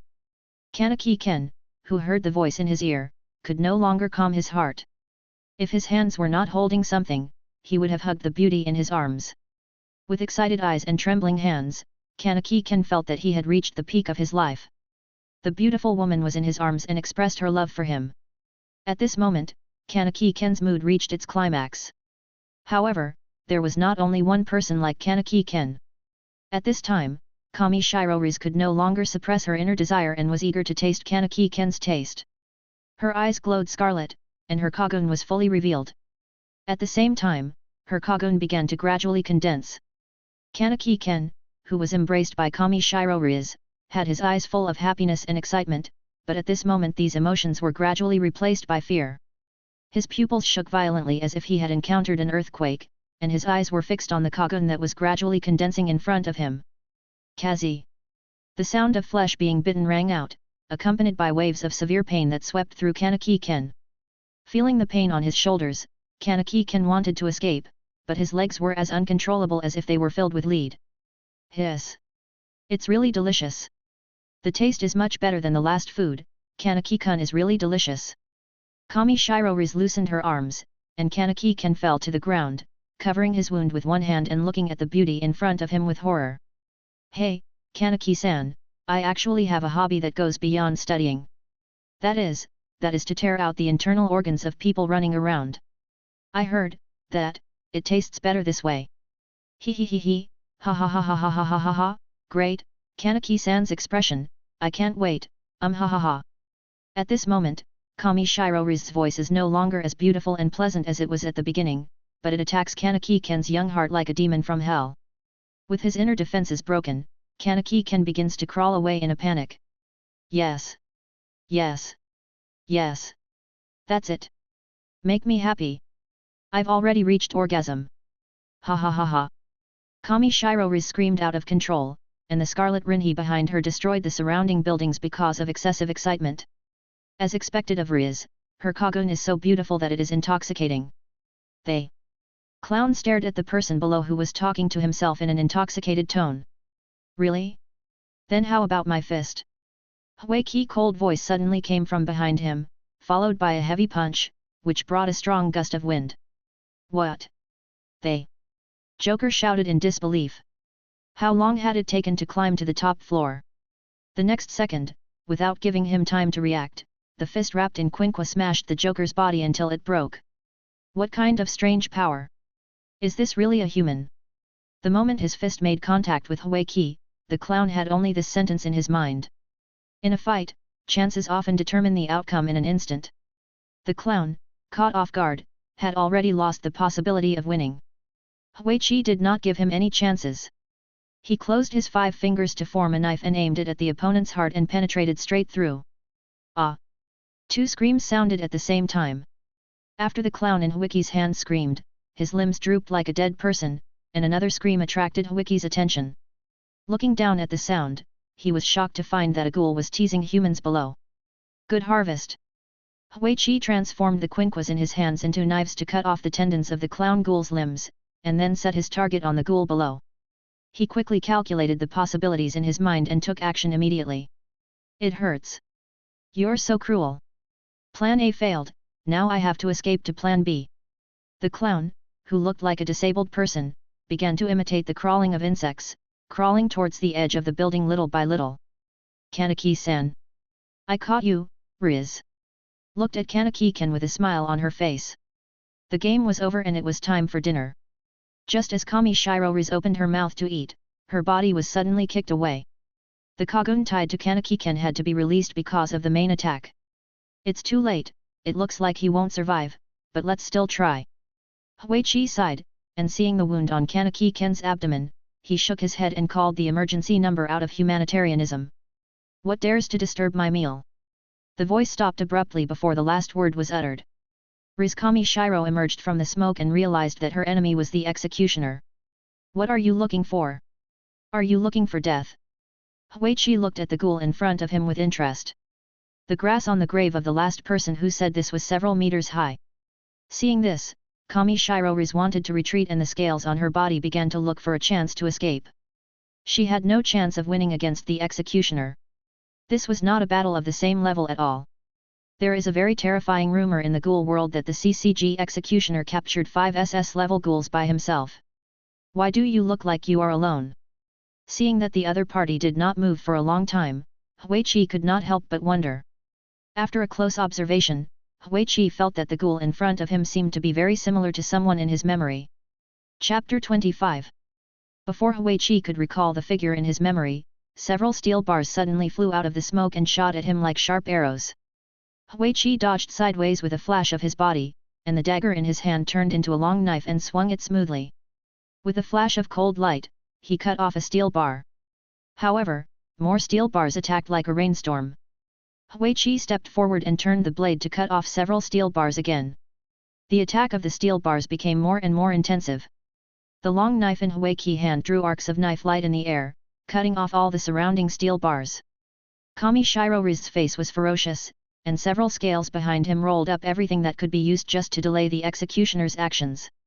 If the executioner approached Kamishiro Riz, he could not imagine his miserable situation. I am afraid that the best result would be serious injury, and the worst would be that his head would be chopped off on the spot. Swish! Swish!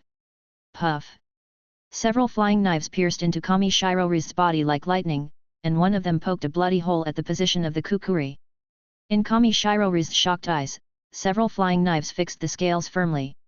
In the battle, Riz, with her strong physical fitness as a ghoul, clearly captured the flight trajectory of the quinqua dagger. However, her body was unable to react in time, and she could only watch helplessly as the pain came. How to deal with it? Make your scale kagun into a dagger or other weapons. Huichi walked in front of Kamishiro Riz and looked at her kagun. At the same time, he took out several daggers and stabbed them into the kagun again and again to prevent it from detaching. Little brother! Are you really willing to do this to me? Let me go, you can do anything you want. Changing face? Who are you trying to fool? Huiki looked at Kamishiro Riz with amusement. The force of the steel bar flying over was very strong. The wall behind him was also hanging with steel bars. If it was an ordinary person, he would probably be caught like a skewer. Riz, who was interrupted by Huiki, stopped talking. His original lustful expression returned to normal. He stared at Huiki with a look of deep hatred. Just when Huiki was about to end Riz's life, the sound of an ambulance suddenly rang in his ears. Huiki, no! Show mercy! A familiar voice came from the car, and a nurse followed behind him. Jana Akihiro. Following the voice, the person who came was Jana, who I hadn't seen for many days. It's me, it's me. Please don't do anything to Riz. I need her as experimental material. Kano Akihiro came over anxiously, pleading in his tone. Your human experiments are not over yet. No, the previous ghoul material is not good, the stability of the RC hay bag in the body is too poor, I need a stable RC hay bag. So Riz is stable. Yes, she is a ghoul from the Hexia family, so her RC value should be fine. When he said this, Kano Akihiro looked a little guilty. After all, he had never conducted experiments on people from the Hexia family, so no one knew whether the RC value was stable or not. Got it. I'll give Li Shi to you, and we'll proceed as usual. Thank you, thank you. Kano replied excitedly, then took out a potion from his pocket and stabbed it into Riz's retina. His decisiveness made Wiki stare at him. As expected of a researcher, he is steady, accurate, and ruthless. I will upgrade my equipment later. Wiki thought to himself that he had cooperated with Gianna for quite a while. Gianna was responsible for upgrading some of his weapons, and Wiki needed to provide a small amount of ghoul materials. There is another one on the roof. I will go and catch it. We will act together later. After leaving a word, Wiki moved towards the roof. On the battlefield, Akihiro Kano and the nurse carried Rizkami Shiro and Ken Kanaki to the ambulance for the corresponding first aid measures. Rizkami Shiro, who was in a coma, was thrown aside. 1 minute later, Wiki returned to the car with a gloomy face, holding a piece of blood-stained rag in his hand. What happened? Seeing Wiki's bad face, Gianna Mingbo asked while doing first aid. He ran away. He was like a cockroach. He could run away even though his tendon was cut off. So, that ghoul might be extraordinary, able to withstand my modified quinqua and escape. Kano Akihiro frowned and thought about the reason. The lethality of his modified quinqua to ghouls was unquestionable. The power of it could be seen from the fact that a few flying knives crippled Rizkami Shiro. During the conversation, the ambulance had arrived at Kano's private hospital. Wiki carried Rizkami Shiro and Ken Kanaki to the laboratory, and the nurse behind her followed him jogging. After throwing Ken Kanaki and Rizkami Shiro on the operating table, Wiki chose to watch from the side. At this time, Kano Akihiro and the nurse had already started to get busy attaching various instruments to Ken Kanaki. Experimental Record 1. First aid measures are being taken for the patient. The target's vital signs are rapidly declining and have entered a critical stage. Experimental Record 2. The patient's vital signs are weakening, and there is heavy bleeding inside the abdomen. Some internal organs have been destroyed and need to be replaced with new internal organs. Experimental Record 3. First aid is ineffective. First aid is ineffective. Try electric shock therapy. Experimental Record 4 failed. Failed. Perform internal organ transfer surgery. Experimental Record 5. The results of the surgery are unknown. The patient's physical characteristics are gradually returning but are still unstable. Need to be fed with human flesh and blood to increase RC cells. Experimental Record 6. Failed. Failed. Life characteristics are unstable and the RC value is too high. Suppressive measures are being taken. The heart rate is accelerating beyond the normal level. Experiment Record 7 is transplanting the Kurobuta. Experiment Record 8 failed. The experimental subject is unstable, and ghoul characteristics such as Kurobuta appear, and the body has a rejection stress reaction. Experiment Record 9. After the injection of RC inhibitor, the rejection reaction is reduced. The experimental subject is in a low state and needs to be continuously observed. Experiment Record 10. The target was sent back to the ward to rest. Huichi watched all this happen, without any emotion in his eyes, just like a spectator, but he still clapped his hands when he saw the final success. You really did a great job. But he is a half-ghoul now, right? Yes. I will need to eat human flesh and blood to maintain my satiety. Then let's kill him. I'll be the one to help him if he commits a crime in District 20. After saying that, Wiki took out a dagger and pointed it at the unconscious Kanaki Ken, preparing to cut his neck. However, Kano Akihiro hurriedly stopped Wiki's hand. Don't. I need Kanaki Ken's data. His condition is much more stable than the previous experimental subjects. This is a leap forward. So what does it have to do with me? Keeping it is also a hidden danger. Wait, wait. Believe me. If you keep him here, you will definitely get a surprise. After a moment of silence, Huichi put the dagger back into his coat and stared at Kanaki-ken and Kano Akihiro with deep eyes. It better be a surprise, otherwise I'll hang you in front of CCG's door. Okay, I'll do anything as long as you let me go. Gianna heaved a sigh of relief and wiped the sweat off his forehead. The sudden situation just now really frightened Gianna. The death of such a precious experimental subject would make Gianna heartbroken. Acquired one-eyed ghoul. Then what's wrong with her? Huiki opened Kanaki-ken's eyes with one hand, and under his eyelids was a scarlet eye. Chapter 26. Here, this is Riz's information. This is all I have, and Quinqua can come and get it every half a month.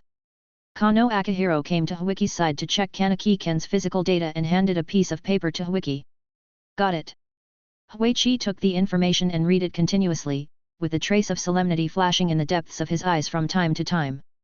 According to the information in his hand, the surname Hishiu is likely to be a ghoul organization. Hishiu. CCG Chairman. CCG Director.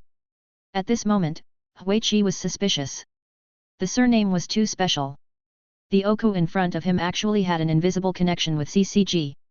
Investigate secretly. Your surname is really special. If you are not careful, your fate will not be good. Huichi crumpled up the information he had read and threw it into the trash can. If the experiment is successful, I can proceed to the next test. Akihiro Kano looked at Kanaki-ken with admiration. This experiment had extremely sufficient data, and based on this data, it was enough to replicate the next artificial ghoul. It's better not to create an evil offspring, or the rumor of a one-eyed ghoul will spread. You know I don't like one-eyed people. Huichi said coldly, interrupting Kano's words. No problem, I will keep them by my side.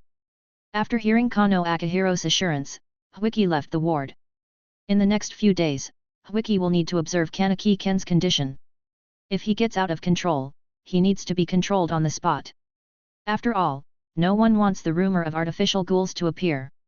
As soon as she walked out of the door, Huiki ran into a yellow-haired boy. The other party was also surprised by Huiki's appearance. It seemed that he didn't expect to come out of Kanaki-ken's ward. The two did not communicate, but just stared at each other and then passed by. In the following few days, Huiki frequently came to the hospital to observe Kanaki-ken's condition. During this period, she often met Kanaki-ken's good friend Nagachika Hideyoshi. After a long time of meeting, Nagachika Hideyoshi took the initiative to greet Huiki. After a brief exchange, the two did not say anything else, and Huiki unexpectedly received a call from Mato Kurio. According to the investigation, the last ghoul had a family, a woman and a girl. If you see them in the 20th area, remember to kill them. You handle it yourself, I don't have time to patrol the 20th district. Huiki answered bluntly.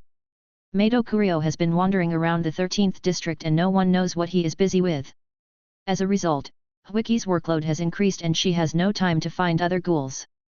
Just observing Kanaki-ken's situation is already taking time to act, and Mato Kurio actually wants Huiki to find ghouls. Okay. The person on the other end of the phone answered with only 2 words, as if he knew Huiki's answer. Click. Huiki hung up the phone without hesitation, left the hospital, and returned to the CCG office to start a new busy life. Darkness, drowsiness, suffocation surrounded Kanaki-ken, and his mind fell into a deep state at this moment. Kanaki-ken vaguely remembered that when he was dating Riz, the relationship between the two quickly heated up. The internal organs are seriously damaged. We need a transplant as soon as possible. The family's consent has not yet been obtained. Dr. Garner. I take all the responsibility and start transplanting now. Kill it, half-human. No, the data, is important. Kanaki-ken, who was in a coma, vaguely heard different conversations, and then a wave of warmth surged from deep in his body like a warm stove. The fantasy deep in his mind was completely shattered the moment Kanaki-ken opened his eyes. Soon the news of Kanaki-ken's awakening reached Huiki's ears, and 3 minutes later Huiki followed the nurse to the ward. Mr. Kanaki. The nurse called out tentatively. However, Kanaki-ken covered himself with a blanket and had no intention of seeing anyone. There was also delicious food on the bed. I can't eat it. Has the increase in RC value also changed the structure of the tongue? Seeing this situation, Huiki had a conclusion in her mind. Although Kano Akihiro said that Kanaki-ken would not eat human food again, some things still need to be seen with your own eyes. Haven't you eaten yet? Kanaki-kun, your friends are here to visit you today. How's it going? Kanaki-ken. As he spoke, Kano Akihiro walked into the ward, with a hint of excitement in his eyes. The experimental subject had already woken up and showed signs of not eating human food. These all proved that Kano Akihiro had succeeded. Oh, Wiki is waiting for you. I didn't expect you to come so soon. When they walked into the innermost room, Gianna barely noticed Wiki standing beside them. Why can't I eat? At this moment, Kanaki-ken couldn't help but ask when he heard the outside world's communication. Maybe your body hasn't recovered, Kanaki-kun. Kano said bluntly. 3 days later. The recovery ability of ghouls is far superior to that of ordinary humans. This characteristic successfully appeared in Kanaki-ken after the Kaki transplant. After being discharged from the hospital, Kanaki-ken tried many foods, but he couldn't eat them all. They were as disgusting as a stinky sponge in his mouth. Even his favorite hamburger was now disgusting. Wiki Special, Takatsuki Izumi's autograph session will be held in District 19. Takatsuki Izumi. Huichi subconsciously filtered out other useless information and only kept the 3 words Takatsuki Izumi.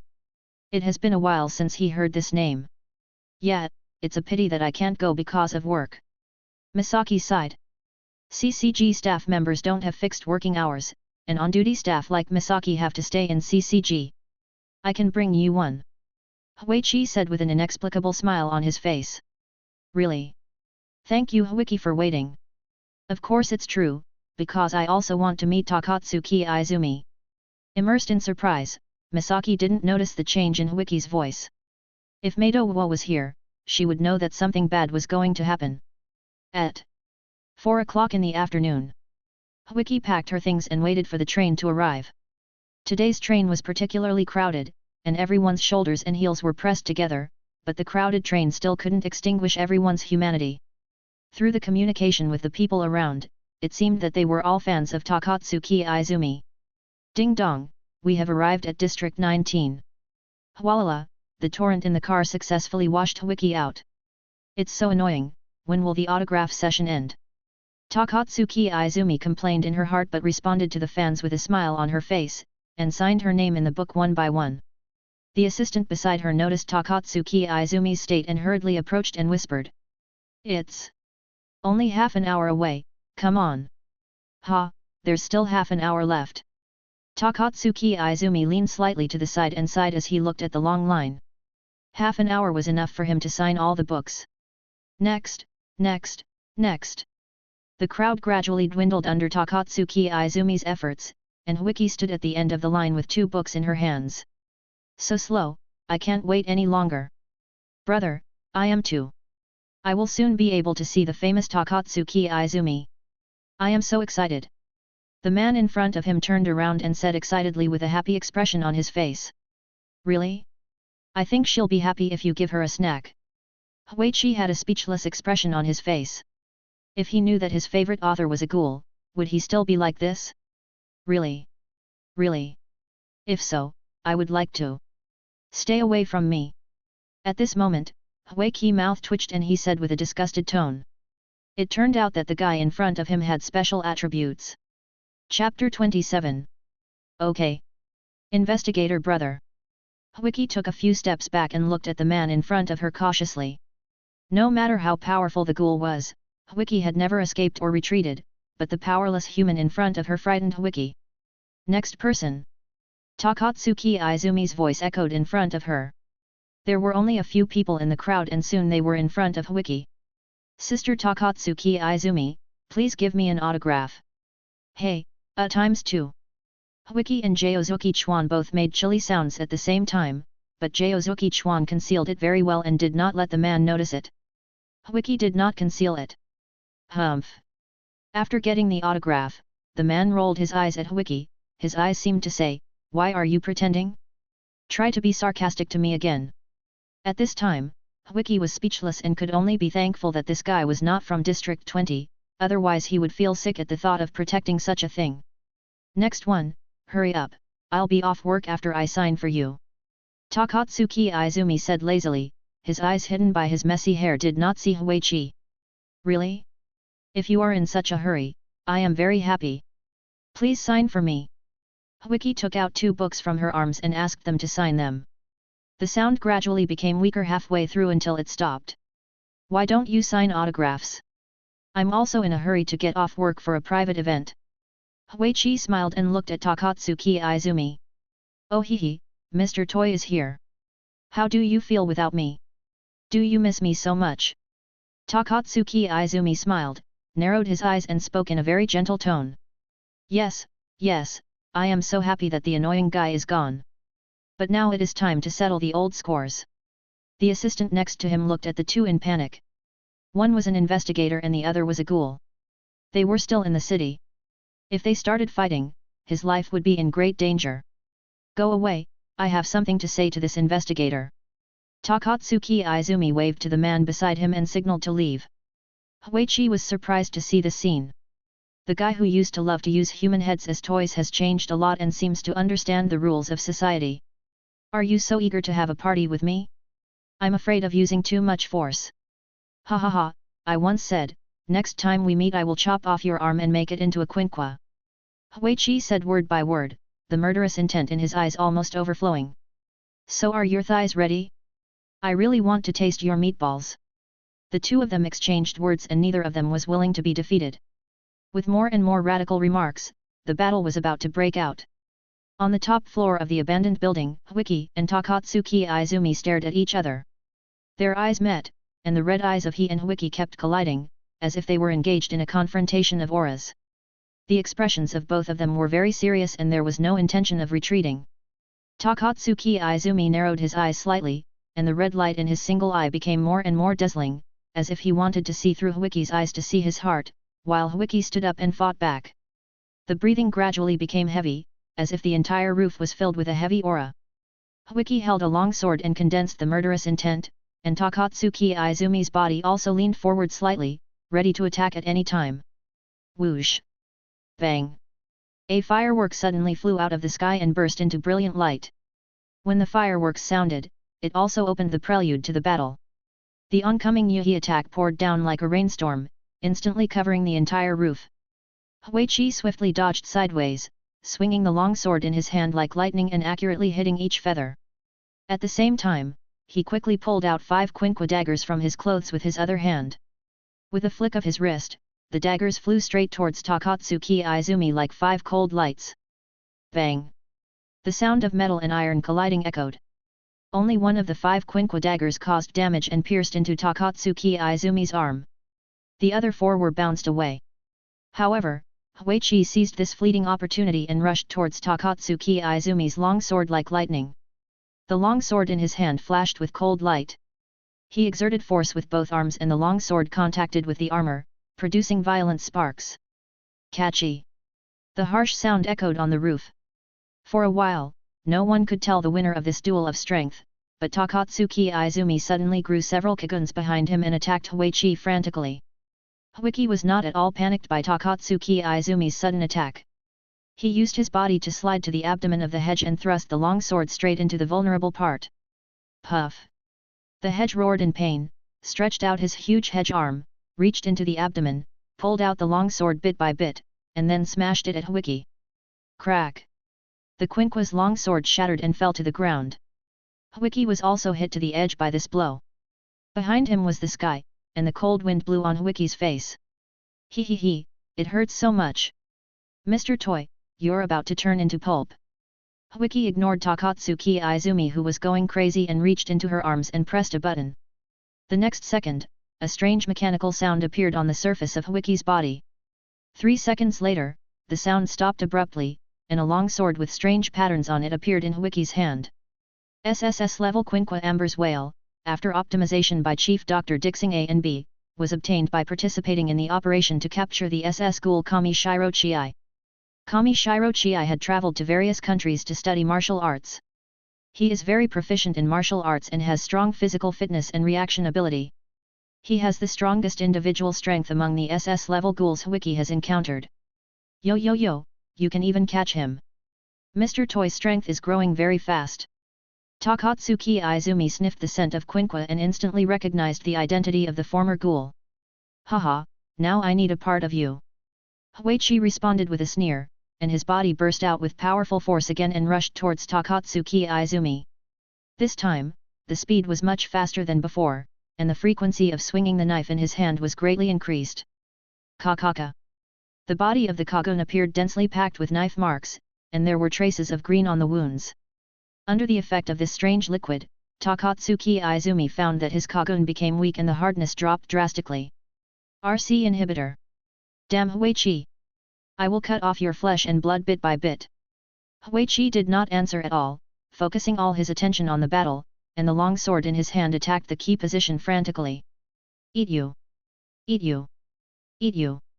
The severely injured head changed dramatically, with long spikes protruding from his body, forming a deformed defense all over his body. This scene was so familiar, Huichi once again thought of the tragic situation in District 24. It's useless. This time I'm much stronger than before. Huichi gathered his strength and launched a second burst. The long knife in his hand cut off the spikes like tofu. For a moment, the growth speed and the destruction speed were equal. Zzz. He. I can't help it. I can't help it. Something is coming out of my body. He. The RC value in the Kagun rose rapidly at a terrifying speed. From the outside, it seemed that the Kagun had undergone a second transformation and became even larger. The saliva in his mouth flowed crazily, and his ruby-like single eye was even more confusing. Can't control yourself. Huichi saw the answer in his mind. When hunting ghouls for a long time, various emergencies will occur. And Kano Akihiro also said this. Once the RC value in the body of a ghoul increases dramatically, it will lose its intelligence and become a meat-eating monster. Chapter 28. In other words, he gained great power while losing his intelligence. Now Takatsuki Izumi could no longer control himself and began to undergo a deformed transformation, and the Kagun that grew wildly on his body was the most obvious external manifestation. The SSS level quinquina in Huichi's hand instantly cut off the Kagun's arm, and then his body quickly jumped up and climbed onto the Kagun's body. Roar! After completing the transformation, the Kagun roared angrily, and his long head turned several times to attack Huichi, and Kagun continued to grow from his back to attack Huichi. However, Huichi was able to defend and counterattack every time with the strength of the quinquina. For a time, the crazy Kagun and Huichi became anxious, and neither of them could do anything to the other. In the dangerous battle, Huichi's eyes were very clear, and his body moved towards the head of the Kagun little by little. According to his many years of experience in hunting ghouls, the head is likely to be the core position. With continuous efforts, Huichi reached the head position under the pressure of the attack, and the long sword in his hand no longer defended and began to attack. Kaka. Puchi. Roar. Woo. The shrill screams and the sounds of flesh tearing mixed together. The head of the Kagun twisted violently. Huichi, holding a long knife, had already pierced through the head and began to try to cut it off, just like cutting a watermelon, grinding it down bit by bit. In this process, the Kagun howled in pain and Huichi groaned. Both of them tried their best. The tense atmosphere of the battle left Huichi with no extra hands to deal with the attacks of other Kaguns. Now there were many wounds on his body. Crunch, crunch, crunch. Bang! Huichi used all his strength to successfully cut off the Kagun's head. As the armor on the head of the Kagun fell off, the figure inside was revealed. Go to hell! Huichi still had a smile on her face even though she was exhausted from excessive fighting. However, there was a bit of weirdness on Takatsuki Izumi's face. Her scarlet eyes kept scanning Huichi's body, and this time it seemed to contain some emotions. Huichi didn't notice the change in Takatsuki Izumi's expression. She only knew that after dealing with the ghoul in front of her, she would find Arima Kisho to settle the grudge. With her free hand, she took out a dagger from her pocket without hesitation and stabbed it directly at Takatsuki Izumi's neck. The sound of flesh and blood being torn by a sharp weapon echoed around the two of them. Takatsuki Izumi suddenly removed the scarlet clothes around his body. The sudden loss of weight caused the dagger in Huichi's hand to deviate in one direction, and the dagger originally aimed at the neck became the abdomen. But the next second Huichi's eyes widened and looked at Takatsuki Izumi in front of him in disbelief. The other party did not resist at all but met his attack. The bodies of the two were instantly pressed close together, breathing rapidly and slapping each other's faces. You can be more like a ghoul. Takatsuki Izumi seemed to be immersed in his own world and didn't care about the injuries on his body. He just raised his hand and stroked Wiki's left eye. Like a ghoul? I'm an investigator. The gentle touch on her face did not affect Huichi, and she took out a dagger with her right hand and stabbed it at Takatsuki Izumi's neck, with an extremely tricky and deadly angle. You don't have to be, and I think I'd be happier if you were one-eyed. Takatsuki Izumi raised his mouth and revealed an inexplicable smile. He tried to block Wiki's attack with a feathered aura behind him, but without the limited strength of the aura, he could not defend himself at all. However, he still used the feathered aura to deviate the attack from its original trajectory, and the dagger penetrated the feathered aura and pierced directly into the collarbone. Seeing the attack deviate again, Wiki did not give up. He still exerted force with his arms to cut off Takatsuki Izumi's neck, so that he could kill him once and for all. Oh no! It stuck on the bone. When Wiki wanted to make the next move, he felt a noticeable hardness. Can't go on, need to change position. Huichi knew that he had very little strength left and could not cut bones, so he had to take other actions. I can't eat the thigh anymore. What a pity, Takatsuki. Izumi's eyes showed some regret, and he hugged Wiki with both hands before she was caught off guard. The next second, he felt a sharp pain in his shoulder, and his flesh was bitten and swallowed with a sizzling sound. Hi, The intoxicated voice echoed in her ears. Takatsuki Izumi kept chewing the flesh with her mouth, her eyes hazy, as if she was completely conquered by this delicious taste. In just a second, she carefully savored every bite, biting down gently with her teeth. The tender meat broke between her teeth, and the rich juice filled her mouth. Her tongue licked the blood at the corner of her mouth flexibly, enjoying the unique sweet and fishy taste. Every chewing was accompanied by a satisfying sound, which made people imagine how delicious she was tasting. Crunch. The confusion on Jozuki's face instantly disappeared and was replaced by a painful look. He tightly grasped Wiki's shoulders with both hands. The force was so strong that one could even hear the crackling sound of bones being overwhelmed. And just now, the dagger in Wiki's hand pierced Jozuki's heart. Go to hell, take my blessing with you. Feeling the touch of the dagger, Wiki's face was filled with a smile. Is that so? I'm in so much pain, but how can I die without the inhibitor? But that's all for today. The voice of Takatsuki Izumi on the shoulder was weak but still very clear in Wiki's ears. While speaking, he had already pulled out the dagger that was inserted into the heart. All of Wiki's weapons have been uniquely processed, with special blood-draining grooves and reverse blades. They have a great impact on ghouls. Once the weapon hurts the opponent, it means chronic death. If you want to pull out the dagger, you have to endure the secondary trauma caused by the reverse blade.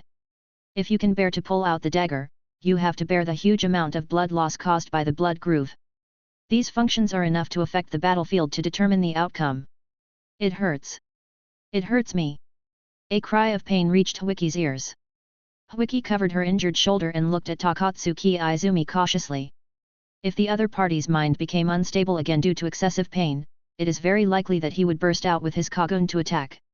After a while, the expected attack did not appear. Instead, the other party said something strange. Let's stop here today. I am very happy. Tisk, then when are you going to die? Wiki retorted fiercely, his words filled with malice. Facing Wiki's provocation, Jozuki Chuan did not continue to act, but responded with a smile and then leaned against the edge of the roof and fell down. After watching Jozuki Chuan leave, Wiki leaned against the wall, panting, his chest heaving. Both of them were injured in this battle. Wiki had a piece of flesh bitten off by Jozuki Chuan, and his body was covered with wounds and oozing blood. His physical strength had been overdrawn, otherwise the dagger would definitely not have pierced his heart but cut him in half. The SSS level quinqua next to him had been severely worn, and the blade was visibly uneven and its sharpness had greatly decreased. Cough cough cough cough, cough cough. Jozuki Chuan, who had left, hid in a corner, coughing constantly in his mouth, and every cough was accompanied by blood foam and some internal organs. If it weren't for the powerful recovery ability of the hedge class, he would probably have died on the roof. It was a close call. Fortunately, I didn't catch up with him, or I would have died in his hands. Takatsuki Izumi's face was pale and his tone was weak. The wounds on his body healed very slowly. After using the Heesier form, He had little physical strength left. He was huddled in a corner listlessly. He had to give up defense and attack actively just to bite off a piece of flesh.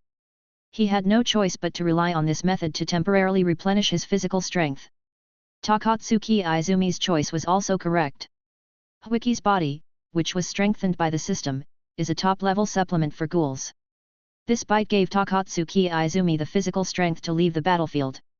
Notify the 20th District Special Investigator Executioner that he was attacked by a ghoul and injured. He is now replaced by Senior Investigator Mato Kurio. The executioner was injured. Real or fake? What kind of ghoul is it? All of the people in District 20 started talking about it, and everyone was speculating about Hwaiki's injuries and what happened to him. Mato Kurio, who was far away in District 13, suddenly fell silent when he saw the message on his phone. Chapter 29. A long time.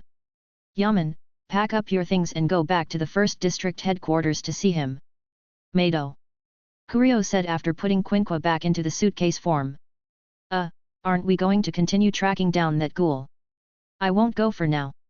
Hearing Mato Kurio's answer, Aman Kotaro was extremely shocked, but his face still maintained the serious expression when working. At this moment, Aman Kotaro's heart was half dazed. In Aman Kotaro's eyes, Mato Kurio was on the road hunting ghouls every day, and he never contacted his family and other interpersonal relationships. The only time he heard Mato Kurio muttered the 3 words Mato Akira, and it was in the conversation with Hwiki Tokuden. For Mato Kurio, it seems that tracking down ghouls is everything to him, and he can put down everything in order to track down ghouls. Therefore, Aman Kotaro's perception of Mato was that he was a powerful and dedicated person, and he was rescued by Mato Kurio many times during the mission. Now he was put down to hunt ghouls because of the injury of Hwiki Tokuden. This scene made Aman Kotaro doubt himself again. How much is this fruit basket? I want one. While thinking, Mato Kurio had already bought a fruit basket to visit Hwiki. How is the result? To be honest, this is the first time I have seen such active cells. So he is human. Yes, but the physique is close to half human. Got it, we can recruit him into the organization. Why? He is human. Can turn into a ghoul. But the experiment is not mature yet. Then wait until you are mature. Cough cough cough. Boom boom boom. Ahem, please come in. Hwaichi coughed a few times and then calmed down. The wound was really uncomfortable after applying medicine. The wound was itchy and painful, and it kept pulling at his throat. Are you feeling better? I brought you some food. Shinohara held a lunchbox with the words CCG Special Employee Meal printed on it. Okay, put it there. I'm a little hungry too. Hwaichi patted the table next to him and asked him to put it here. After putting down the lunchbox, Shinohara scratched his head, shaking it left and right as if he wanted to express something but he looked embarrassed. Is there a bearing in your neck? Stop shaking, just say what you want to say. Hwaichi looked at Shinohara speechlessly. The other party was already showing his intentions on his face, but he was still trying to hide it. Hey! Shinohara was startled and quickly stood up and looked in the mirror to know his expression. No, it looks pretty normal. How did Hwiki see that? Shinohara repeatedly observed his face, and finally found no flaws. It looked normal from any angle. Don't bother with that. Just tell me what you're asking. I can't help but tell you. Seeing this, Hwaichi couldn't help but laugh. This is very consistent with Shinohara Yukinori. Whenever Shinohara is worried or lying, he always touches his head unconsciously. Is this really okay? I don't think it's good for you. After hearing Hwiki's words, Shinohara scratched his head and said with some hesitation. He really wanted to ask Hwiki but was afraid of rubbing salt into the wound. Tisk, do you want to ask which ghoul injured me or the case of the big ghoul? Looking at Shinohara who remained silent for a long time, Hwiki spoke helplessly. First. Hwiki's eyes fell directly on Shinohara, with an expected expression on his face. Ha ha. Shinohara's embarrassed laughter echoed in his ears. After seeing that he was exposed, the other party decided to use laughter to cover up the embarrassment. Should I tell the truth that Izumi Takatsuki is the one-eyed owl? But this will allow CCG to intervene. Besides, she and I have a personal grudge. The most important thing is the existence of Arima Takasho. He is a big threat. At this moment, Hwaichi was struggling in his heart whether to tell this to Yukinori Shinohara. After all, the results of telling and not telling are completely different. If you don't want to say it, don't say it. Take care of yourself. Seeing that Wiki didn't speak for a long time, Shinohara didn't plan to continue asking. In Shinohara's eyes, this was not polite at all. If Wiki hadn't taken the initiative to speak, he would probably have left. Click, click, footsteps walked from the bedside to the door. One-eyed owl. After hesitating for a moment, Huichi chose to say these 4 words. This was the limit of what he could reveal. If he said more, with Shinohara's resources, he would soon find out that it was Takatsuki Izumi. After all, the 2 of them were too conspicuous that day. What? It was him. Shinohara's footsteps stopped abruptly, his eyes were filled with horror and fear, and he stood there as if he had lost his soul, seeming to recall some bad memories. It was him. I didn't expect it at the time, Hui. Chi gave an ambiguous answer. Among those who participated in the expulsion battle of Owl was Yukinori Shinohara. He witnessed the horror of Owl with his own eyes. The opponent's methods were inhumane. When he was injured, he grabbed the corpse and ate it to recover his strength and heal his wounds. After recovering, he started the next round of fierce attacks. Many investigators died in such a tragic situation. You, really, very strong. Shinohara came to his senses and didn't ask any more questions. He just left a message and turned away. Is it strong? But I think it's not enough. Looking at Shinohara's back as he left, Wiki couldn't help but sigh. When fighting with Takatsuki Izumi, she could clearly see his recovery and lethality. These 2 points were so strong that even the SS-level ghoul Kami Shiro Chakrong didn't have such a terrifying recovery. Although she didn't know why the other party chose to leave in the end, Wiki was very glad that she was able to survive. Takatsuki Izumi. Huichi whispered the other person's name, and looked at her work, The Egg of the Black Goat, inexplicably. He turned to the first page and saw Takatsuki Izumi's autograph. Swish. I continued reading from the bookmark I marked last time, and before I knew it, it was already afternoon. 2 footsteps were heard in the quiet corridor outside the door. Dong dong dong. Dong dong dong dong. There were 2 knocks on the door at the same time. Hello, Meidojo. Hello, Yaman, 2nd class. Misaki Aika? Hello times 2. The 3 of them gathered together and looked at each other. Their goals were surprisingly the same. Just as they were about to greet each other and reminisce about the past, Huichi's voice reached their ears. Click. The door was pushed open, and 3 people came in. Genhu? How come you have time to come? Are you not busy anymore? Huichi looked at the 2 of them in surprise. Look at you, you are injured after all. Meido Kurio raised the fruit basket in his hand and then put it next to the lunchbox. Haha, it's rare to see you resting. Huichi said in a teasing tone. Are you okay? I'm worried. Misaki came to the center of the group and looked at Huichi nervously. Not bad, your autographed book is there. Huichi pointed to the table. Thank you. Thank you very much. Misaki ran to the table excitedly, picked up the autographed book, and turned to the first page with a rosy face. Which ghoul hurt you? Could it be the one-eyed owl? He's probably the only one who can beat you. Meido Kurio supported his chin with both hands, looking at Huichi with burning eyes. Chapter 30. Feeling the inquiring gaze of Meido Kurio, Huichi was silent for a moment before slowly answering. They. Bronze Tree S and SS level ghouls jointly attacked. Well, is that so? I heard the disappointed voice of Meido Kurio. You should be back in Area 20 now. Huichi looked at Meido Kurio, who should have seen the notification on his phone. No hurry, I'll be back soon. Seeing this, Huichi stopped talking and picked up the lunchbox to eat bit by bit. The lie was Huichi's last pity for Meido Kurio. With Meido Kurio's strength, it was impossible for him to beat that monster. The best situation was to resist for 3 rounds. Then he would become a string of human flesh and enter Takatsuki Kwan's mouth. At that time, his daughter Meido Akira would lose her father, and the negative impact would be huge.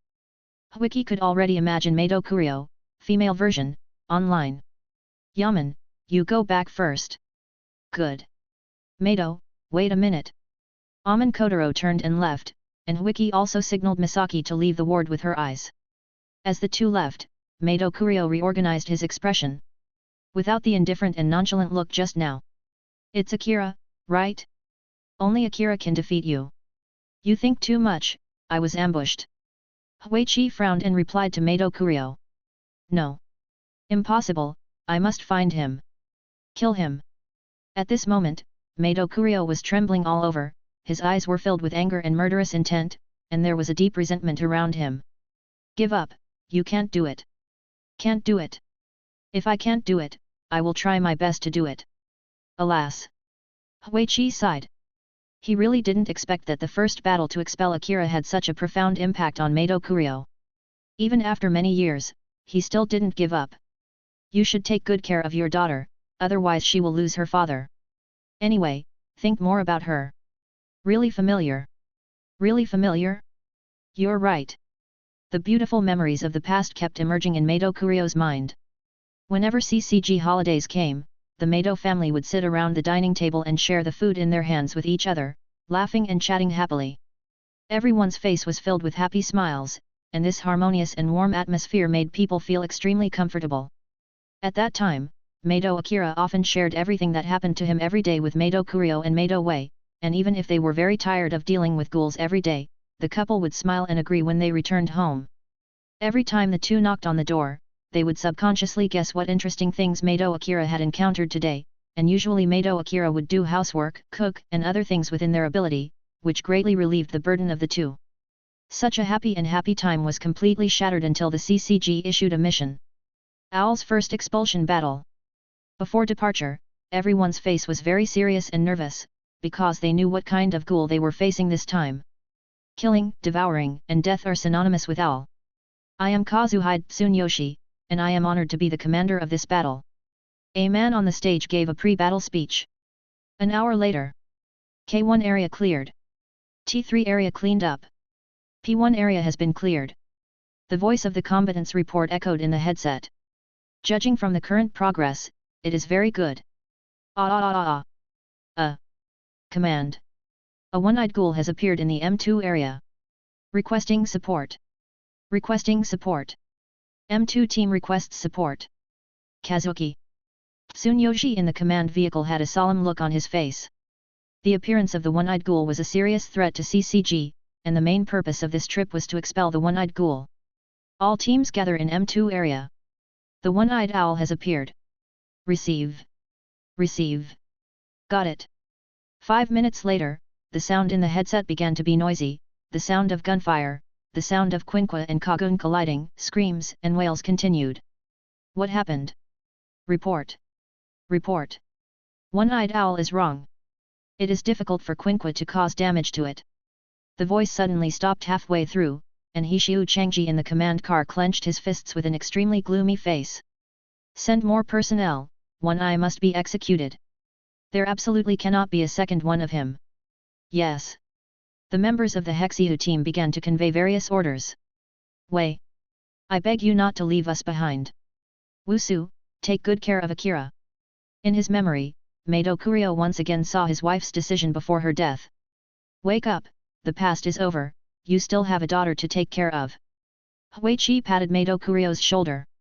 Unknowingly, Mato Kurio's face was covered with tears, pale and haggard, as if all the strength had been drained away, and those lifeless eyes revealed endless grief and sorrow that made people unbearable to watch. Yes, yes. I still have a daughter, but what about my wife, Madoka? She died just like that. I hate myself for being so weak. If I were stronger, the one who was left behind would not be Madoka. I hate myself for being incompetent. I hate myself for being weak. I hate myself for being cowardly. In the huge ward, there was only the voice of Mato Kurio full of self-blame. Huiki could feel the pain of Mato Kurio's body and mind. You can save it from now on. No, help me keep an eye on Madoka, if I die, let her follow you to carry out the mission. Huichi was silent for a moment and then said, I am not his father and I don't have this obligation. Besides, Madoka is almost an adult, so you'd better fulfill your obligations as a father. I'm an unqualified father. That still doesn't change the fact that you are her father. I just hope she doesn't hate me. Even if I can't defeat the one-eyed owl, I will bite off a piece of meat from him. After hearing this, Huichi did not continue to speak, but remained silent. Looking at Mato Kurio. That's it, I'm going back to work. Click. Watching Mato Kurio leave, Wiki was deeply touched by the conversation just now. The battle between ghouls and humans, family. Half a month later. Wiki, you can be discharged from the hospital now.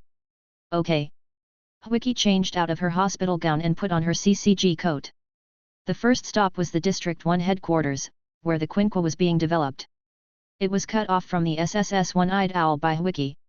On the way, Wiki and a passerby shared a taxi. Both of them were aiming to reach the District 1 headquarters, but the other person's eyes frequently fell on him, and disgust flashed in his eyes from time to time. A few minutes later, the taxi stopped at the door of the District 1 headquarters. Wiki walked through the RC inspection door and planned to go to the experimental department. The man behind him suddenly grabbed Wiki's clothes. UCCG are a violent organization.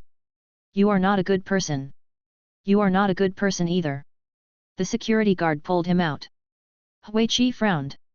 The other party had been hostile to him since the car, so why was he even more unscrupulous here? Several security guards quickly ran out from the side passage and held the man's body and began to pull him out.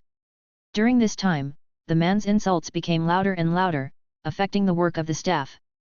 It's inexplicable. Huichi whispered softly and turned away. Chapter 31. I'm very sorry to make you unhappy. Where are you going? A young woman ran out from the front row and came to Huichi, bowing first to apologize. The moment she bent down, the surging in her suit could hardly be suppressed, and her two hemispheres trembled, especially the deep ravine. What happened to him? Is he an ordinary person causing trouble? Huichi pointed at the man who had been taken away by the security guards. Well, he looked embarrassed and seemed to be hesitating whether to speak or not. Seeing this, Huichi took out his work ID from his pocket and handed it to the front desk. Special class. The receptionist exclaimed subconsciously. After coming to the headquarters of District 1 for such a long time, there are still very few simple special class. This kind of investigators are all busy people, either fighting on the front line or appearing in high-level meetings. After seeing the work permit in his hand, the receptionist slowly told the story of the man. During a certain expulsion of ghouls, an investigator accidentally killed his wife and children. According to the practice of CCG, the family members should be compensated to a certain extent, but the man did not want it. Instead, he howled on the street every day that CCG was a violent organization. What do you call an investigator who makes too many mistakes? After hearing what the front desk said, Huichi frowned. This is not surprising. After all, the person who had placed his hopes on him killed his relatives. I don't know. The receptionist shook his head like a rattle, observing the surroundings cautiously. He had heard this news from other investigators by accident. CCG. Huichi stood there, staring at the sign in front of him as if he wanted to see the hidden meaning behind the simple words. He observed it quietly for a few seconds and then walked towards the laboratory. Along the way, Huichi's mind kept echoing the words that the man had said. CCG, it is a violent organization. Huichi couldn't help but start thinking about this question. He recalled that the CCG members he had met before were of varying quality, so it was not surprising that such behavior occurred. But everything has two sides. Maybe CCG there are indeed some problems in some aspects. After letting go of the thoughts in his mind, Huichi walked into the laboratory. Where is Dr. Jiyi? The far left. After getting the answer, Huichi walked over. Bang bang bang. Bang bang. Zizi la la. Boom. Boom. When he walked to the side of the ground walker A and B, he saw that the other party was operating the tool, with both hands in the tactile device to drive the tool. There happened to be a Quinqua being forged on the experimental table. From the remaining participation state, it can still be recognized that the owner is Weha, and the shape is gradually fixed into the style of a spear. Ding ding ding. The ground walker A and B are immersed in research, and they will think for a few minutes before making the next action. Half an hour later. Huichi looked at the sweaty ground walker A and B and was a little speechless. Although they are logistics personnel, they should also pay attention to physical exercise. Huichi, you're here? When did you arrive? Come, take a look at your new Quinqua. How can you not be satisfied? This is also my first time to operate the Hishihizi. Seeing Huichi's earthly A and B seemed to be revived with full health, he excitedly pulled Wiki to the opposite workbench. I named these two combined Quinquas Thinwing X1 and Raider K3. You don't mind, do you? Of course, you can also rename them. Looking at the excitement of the ground walker, Huichi twitched his lips. Although he didn't understand what he was excited about, he was very happy. As for the naming of Quinqua, it didn't matter. In Huichi's hands, Quinqua was just a weapon. It was enough to kill ghouls. Take a look. Are you satisfied with the style? Disenji pointed to the Quinqua on the workbench. On top of it was a silver dagger. The blade was faintly shining with a cold light. The overall color of the blade was transparent like glass. That's enough. Huichi put away the knife. This dagger was a backup weapon. He would use it if the main knife in his hand was broken. His eyes then moved to the long knife. This long knife was very different from the one Huichi had used before. The length of the blade was much longer than Hu's, and the surface of this knife was covered with silver flowers. The length of the blade can meet your combat needs. This knife has a hidden mechanism. As long as you press it, the blade will extend and release a strong current. Speaking of this, the ground walker A and B demonstrated it. After the mechanism was triggered, the long knife suddenly extended a section and the surface was covered with a dense high-voltage current. Not bad, it's a trick. Huichi took the long sword and nodded with satisfaction. This time, the improvement of the hedge-level Quinqua was huge, and it would not be as difficult to distinguish when he met Takatsuki Izumi again. My boss asked me to develop an armored Quinqua. Do you want it? Keep one. Huichi replied indifferently. Huichi had never paid much attention to external defense. His enhanced body was different from that of an ordinary person. Few ghouls could fight him in close combat. Most of them were unilaterally crushed. Ding ding ding. Huichi, please go to the 5th district for support. The message that popped up on the phone screen made Huichi frown. The outer guards have been killed. Let these bastards learn a lesson. The Night Devil organization must make you pay the price. CCG students have really soft and fragrant skin. At this moment, the situation outside the CCG Academy in the 5th district is not optimistic. Dozens of ghouls crawled into the academy to hunt students. Fortunately, there are senior and third-class search officers stationed in the academy who can resist for a while. Don't be afraid, kids. We have called for help. Support will be here soon. Now please pick up your weapons and fight back. The experienced investigators knew that hiding was useless. The ghouls' noses would grab you like hyenas. If you hide, you would be digging your own grave. At one time, with a large number of students joining in, the battle between the investigators and the ghouls began to stalemate, and both suffered varying degrees of damage. Time ticked by. The original advantage of the investigators was gone. Several corpses were left on the ground with bite marks. At this time, the students had already fled. The momentum of the raging flames at the beginning had disappeared. Without Quinqua, the students could not cause any harm to the ghouls at all. At most, they could only harass them. On the first floor, everyone looked at the hall vigilantly, only to see that the other side had more than a dozen ghouls. There will be support later, how about following us now? One of the ghouls looked at the female student wantonly, and occasionally stretched out his tongue to lick the edge of her mouth. Stinky rat, so disgusting.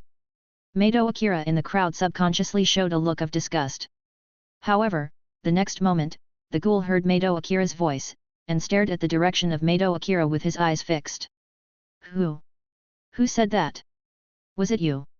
Instantly, the crowd was in a state of panic, and a vacuum zone even formed around Mado Akira, with no one approaching him. Dirty rats, you are worse than livestock. Even though he was pushed out by the crowd, Mado Akira's words were still sharp, revealing his hatred and disgust for ghouls. The ghouls did not get angry when they heard Mado Akira's voice, but instead showed a strange smile. You don't want to be played with by animals, do you? But today I'm going to bloom your tender flower in front of everyone. Ha ha ha ha ha ha ha. Damn it, die now. Mado Akira's face turned pale and his voice trembled. Chapter 32. Ha ha ha ha ha ha. Puff. The ghoul's wanton laughter suddenly stopped. The tip of the dagger suddenly appeared on the opponent's head. The ghoul shook wildly, his hands trembling like conductors, and touched the top of his head little by little. What? Along with this hoarse question, the ghoul's eyes began to swirl irregularly, and the whole person began to lose control as if he was parasitized by the double-disc fluke. The ghoul's strong recovery ability was torturing him at this moment. The wounds in the brain were extremely difficult to repair. If he was not careful, he would become a madman. Now the injured ghoul was no different from a madman. What happened? Where did the attack come from? Everyone be on alert. The other ghouls immediately revealed their cocoon and looked around cautiously, trying to find the person in the dark. Are you okay? Mustang. Wild horse? He he he, who is the wild horse? I am a man-eating horse, he he he. The brain-damaged ghoul answered in a confused state, while the cocoon behind him began to attack the surroundings indiscriminately. Under the incredulous gaze of his companions, the cocoon did not hesitate. A hole was opened in its chest. The next second, the crazy ghoul opened its mouth full of saliva and bit its own corpse. This scene stimulated the nerves of everyone around. The CCG students all retreated dozens of steps to get away from this place. Ghouls. They also eat their own kind? What kind of species is this? What is he doing? What on earth is he doing? This is totally different from what the teacher said. The same kind? The same kind. How can they devour each other? Damn it! What are you doing, Mustang? You bastard! Wild horse! You killed the dog! The scene was in chaos, and the ghouls started fighting among themselves. The students were horrified by the scene before their eyes. The Viper organization, whose leader is the S-rank ghoul Black Mamba, right? Who are you? You are looking for death. Leader. Two ghouls heard their group being reported, and looked fiercely in the direction of the voice, ready to attack immediately, but when they saw the person coming, they subconsciously froze. Huichi appeared in front of everyone with 3 heads in his hands, looking at the remaining ghouls with a cold gaze. The action was a bit slow, and the reinforcements were blocked on the way, and they were all killed accidentally. This sentence instantly attracted everyone's attention, even the mentally disturbed wild horses and panicked students, all their eyes were on Huichi at this moment. Really? One person? Which investigator is this? Huichi. I knew you would come. Huiki? Takaizawa Masamichi looked at the figure in the distance with a puzzled look, trying to find relevant memories in his mind. While everyone was still immersed in this shocking news, Huiki quickly reached into his arms and pulled out several quinqua daggers in succession. Each dagger flew straight towards the target with a fierce momentum and deadly threat. They flew rapidly in the air as if to tear the air, making a sharp and piercing sound of breaking through the air that made people feel terrified. Ka-ka-ka. Dong. The daggers accurately penetrated the heads of the ghouls, and the sounds of the ghouls falling to the ground one after another rang out. In the blink of an eye, all the ghouls in the academy were dead. A bunch of A-level trash can actually kill you like this, where are the teachers left behind? Huichi looked at everyone with dissatisfaction. How could the teachers and students of this class be so bad? All indicators are far inferior to those of previous graduates. Ghouls are defined as B-level from the moment they are born and use their Kagun, while A-level is just a little bit proficient. The most important thing is that there are first-class and senior investigators in the academy. With their experience, they are enough to deal with these A-level ghouls. All the teachers who stayed behind died, and the first wave of attacks from the other side showed Bronze Tree ghouls. Mado Akira stepped out from the crowd to answer Huiki's question. In the first wave of attacks, Mado Akira saw a ghoul wearing a red robe with a printed pattern on the back, who looked exactly like the bronze tree that was currently in the limelight. Bronze tree. Huichi frowned when he heard Madoka's answer. The appearance of the bronze tree meant that this was an organized attack. According to the attack habits of the bronze tree, there was a high possibility that problems would occur in other places. Take this quinqua dagger. When you are done, go to the experimental department of Area 1 and find Grounder A and B, mention my name and he will give you one from my collection. After thinking it over, Huichi handed the dagger to Mado Akira. He couldn't stay here for too long. He thought the headquarters had already sent a helicopter to pick him up. Where are you going? You're not staying at the academy? What did you mean last time? Mado Akira didn't take the quinqua but asked Huichi 3 questions seriously. The 10th district was attacked by ghouls and I need support. Also, your father asked me to tell you to take care of yourself. Huichi looked at Mado Akatsuki seriously, and his tone was full of care for the younger generation. Mado Kurio has his own choice. He has been on his own path for a long time, but Mado Akatsuki should not be affected by Mado Kurio. At least he will carry her now until she chooses her own answer.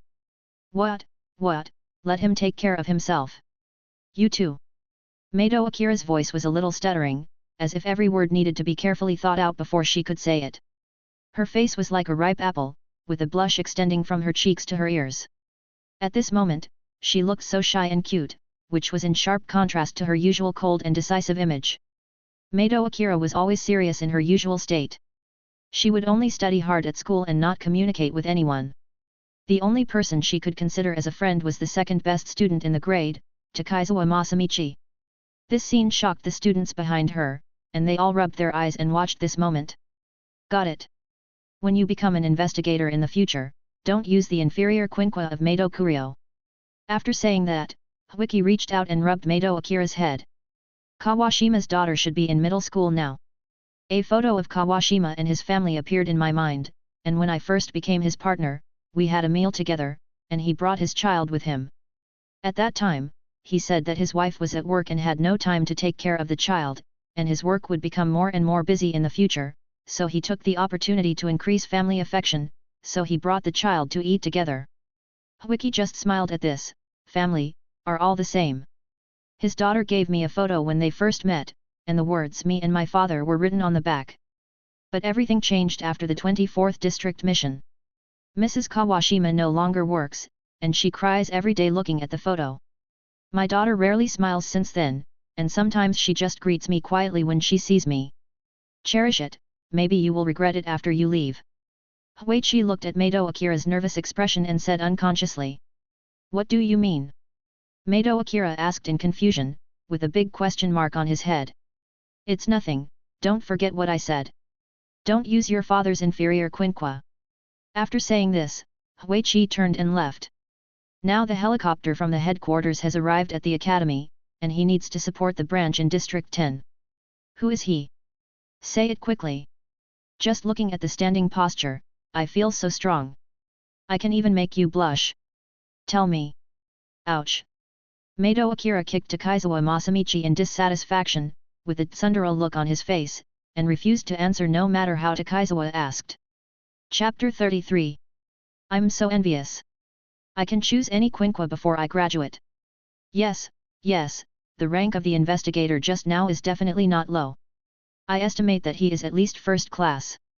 A first-class investigator, he must have a lot of quinquas. There were voices of envy from the crowd, and all the envious eyes were focused on one person. He's not first class. Mato Akira looked at everyone with a smug look on his face, flipping the dagger with one hand. Not first class? Could it be? Takaizawa Masamichi asked excitedly. Not telling you. The 10th district was severely damaged and the branch was attacked by the bronze tree. Now, 2 special officers, Shinohara and Wiki, have been sent to lead the counterattack. Special officers, Shinohara, Wiki. Commander, Merit. Members, Senior Investigator, First Investigator. The battle plan for the 10th district is shown on the internal TV of CCG. It should be no problem to send 2 special agents. The bronze tree has been so rampant recently that it even attacked the CCG branch. There is no way.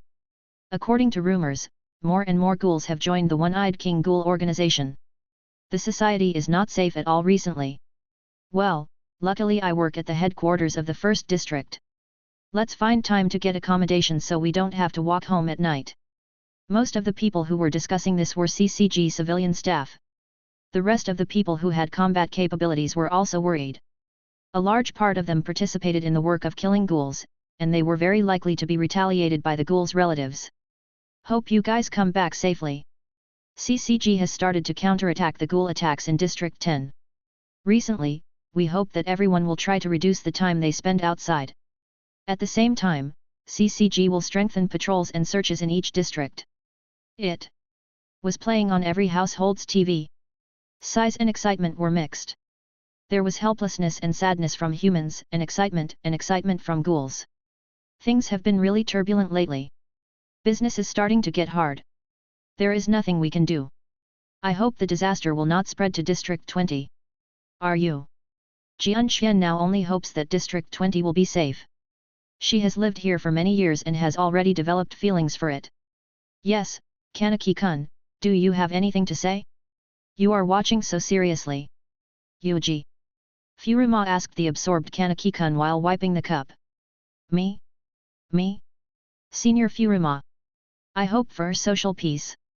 Kanaki-kun's voice gradually lowered in the second half of the sentence, until no one could hear what he was saying in the last few words.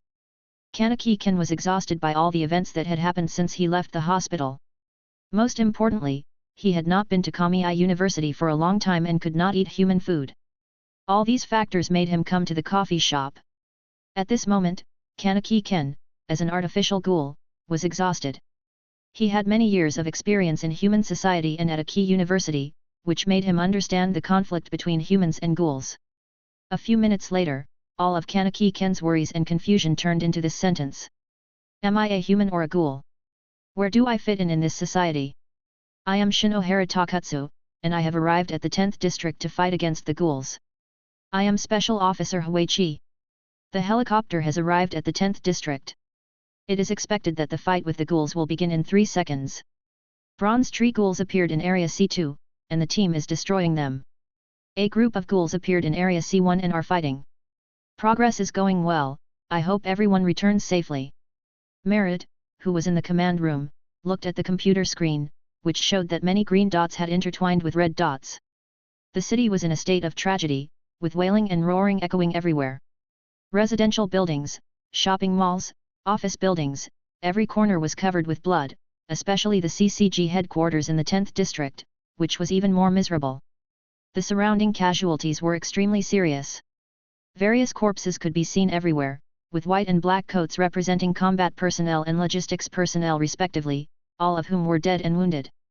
Every few corpses were mixed with Bronze Tree ghouls. More ghouls have appeared in Area C2, requesting support. Received. Special Officer Huichi has arrived. Merit was in control of the situation, issuing instructions through the headset. Damn, we can't kill all these beasts. Be careful. There are more and more Bronze Tree ghouls. The team in C2 area was ready to face the enemy. Everyone was alerting the surroundings. The corpses under their feet were enough to prove the tragic situation of C2. Hey, let me kill all these bastards, they are so annoying. In the tall building, a blue-haired boy looked down. It's up to you. The white-haired, red-masked man beside him answered indifferently, looking into the distance as if he didn't care about the battle below at all. Got it. The blue-haired boy's eyes turned into red eyes in an instant, and a pair of feathered red eyes appeared behind him. The Bronze Tree ghoul launched a fearless charge like a surging torrent, instantly breaking up the formation of the investigators who were originally on high alert. You should know that the lowest level of the participants in this operation are first-class investigators. They have extremely rich experience in expelling ghouls, and it can be said that each of them is quite powerful. More importantly, these investigators are CCG. If there are heavy casualties in this battle, it will undoubtedly have a huge impact on CCG. This caused a heavy blow, greatly weakening its overall strength. As a result, for a long time to come, CCG will probably be unable to carry out various search missions, which will greatly reduce the supervision and crackdown on ghouls. Damn it, what's going on? Aren't you afraid of death? The investigators who came to support complained one after another. They had hardly seen such a fighting style before. A crazy ghoul used his body to hold up the quinqua and then used his kagun to save his life. All retreat, I will guard this part, all of you support C2 position. Huichi walked to the front of the team with heavy steps, took out his own hedge-level quinqua in one hand and was ready for battle. Huichi had seen this kind of fighting style before, and would remember it forever. This was the unique fighting style of the ghouls in Area 24. But Huichi is special. Go quickly, I can handle it alone, and you guys staying here will only hinder us. Huichi frowned and drove the people behind him away. It was a serious problem that the investigator was here, because the ghouls in District 24 only cared about what was edible and what was not, and every corpse that appeared was a supply for the other side. Suddenly, bursts of low roars broke the brief peace, and a new group of ghouls gathered from all directions. They were stained with red blood, their faces were hideous, and they kept chewing flesh and blood in their mouths, making creepy sounds.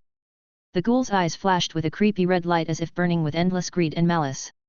Some of the ghouls had bright red blood at the corners of their mouths, and they were holding incomplete limbs in their hands and gnawing on them with relish. The whole scene was filled with blood and violence, which made people shudder. The air was filled with a strong smell of blood, as if this was the entrance to hell, but these ghouls turned a blind eye to all this and continued to enjoy their cruel feast. The flesh and blood of a special investigator must be delicious.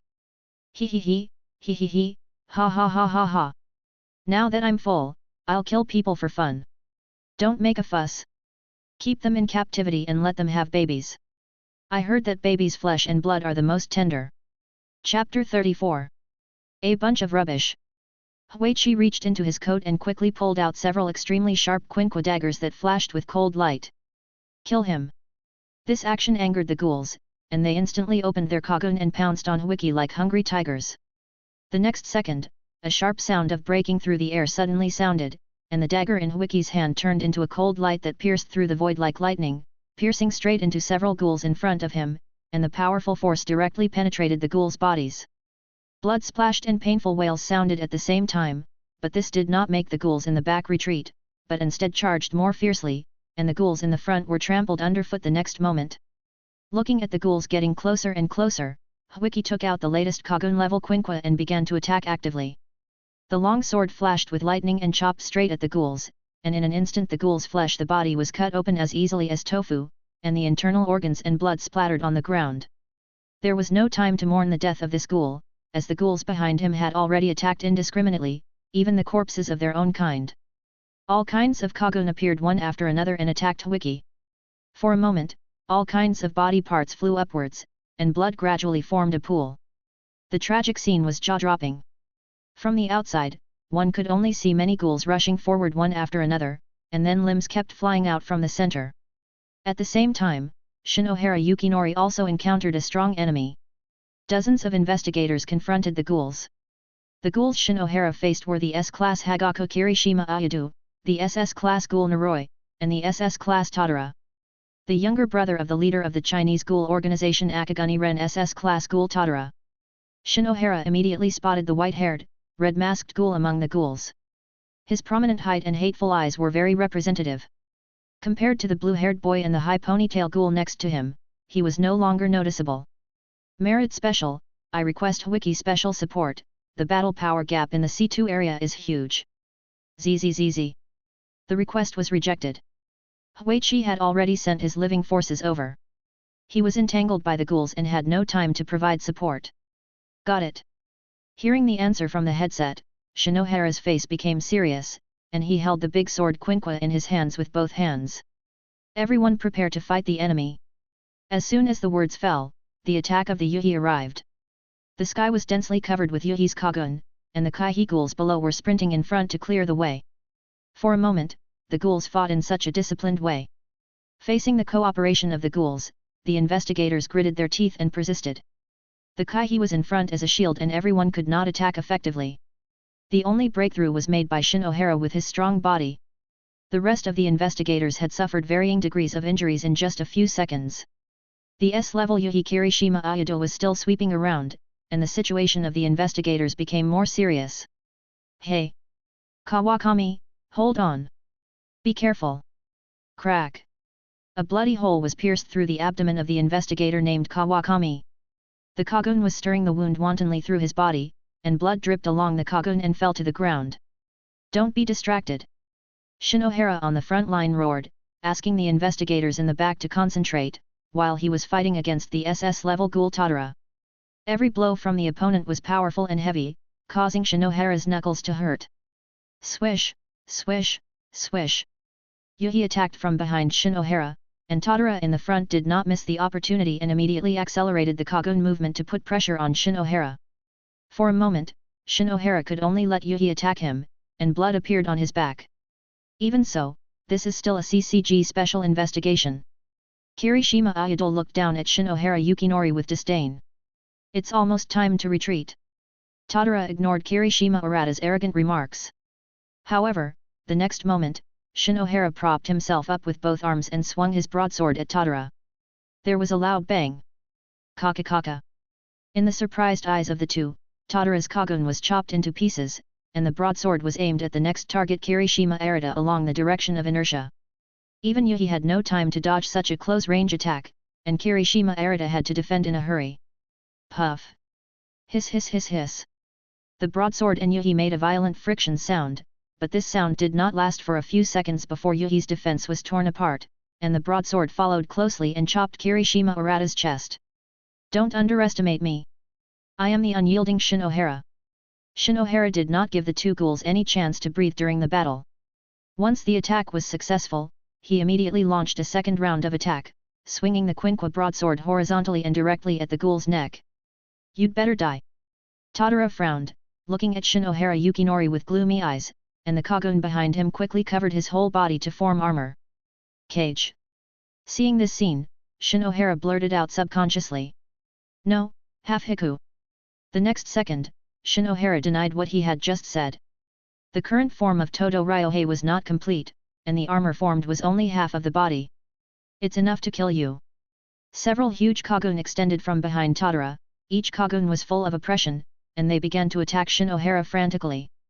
In the distance, Kirishima Ayadu, who was holding his chest, slowly stood up, with anger in his Kagun eyes, and began to use his Kagun to attack Shinohara Yukinori regardless of his wounds. Under the attack of the two, Shinohara's wounds became more and more dense. The pain in his body and the scattered spirit had made Shinohara extremely tired, and he could not concentrate on fighting. Shinohara Special Class. An investigator rushed out from the group of investigators, holding a Quinqua and attacking Kirishima Ayadu, disrupting the opponent's attack rhythm. Without Yuhi's harassment, Shinohara felt lighter at this moment. Seeing that Shinohara Yukinori's resistance was gradually increasing, Tadara's face became more and more ugly. He stretched out his hand without hesitation to signal Noroi next to him to start the attack. Sensation. The order just issued has begun to act. Noroi's neck was tilted at a strange angle, and a thick Kagun appeared behind him, with a fierce mouth at the end. At this moment, the mouth was swallowing an investigator, who had just rushed over. Damn it! Shinohara was extremely anxious, and his fighting movements became faster and faster, but he could not break through Duoduliang's attack suppression and could only watch the investigators being chewed into pieces. Without his support, Shinohara was in danger again. The investigators behind him were still struggling to resist the Bronze Tree Ghoul. This time, CCG was completely defeated by the Bronze Tree. No one expected that there would be so many ghouls in the 10th district. Go to hell! Tataras. 4 Kagun entangled together like a python to form a powerful attack weapon, aiming directly at Yukinori Shinohara. This time the attack was determined to kill. With the sound of Kagun tearing the air, Shinohara looked at Tatara unwillingly, and raised the Quinqua sword in his hand for defense. However, the high-intensity battle had exhausted Shinohara physically and mentally. His hands could not keep up with the reaction speed, and he could only watch the Kagun attack. Zilla. Kaka. The crisp sound echoed beside Yukinori Shinohara. The expected attack did not come but was cut off halfway. A figure appeared in front of him at some point. Chapter 35. I'm late. I'm sorry. Huichi reached out and helped Shinohara Yukinori up, with an apologetic tone. The ghouls in Area 24 that he was facing must be killed. Even if one escaped, the harm to society would be unimaginable. They had no moral ethics, only greedy nature. What are you saying sorry for? I'm glad you came to support me, otherwise I would have died here. Shinohara smiled and answered with fear in his words. Facing an S-level and 2 SS-level ghouls alone, Shinohara had done his best. If it were another special investigator, he might not have been able to hold on until now. Merit, support has arrived. After seeing that Shinohara was fine, Huiki began to report the battle situation. Got it. Cats. The headset only responded with 2 words and then hung up instantly. At this moment, Merit's face was red and warm, and he kept pacing in the command vehicle. Just now, District 8 was attacked by the Bronze Tree at the same time, and the headquarters transferred 2 special search officers to suppress it. Now the top combat force is not enough. Arima Kisho is on missions all year round and is basically invisible. The 23rd District's Quicolia needs to be stationed with special officers, and the headquarters of District 1 also needs to be stationed with special officers.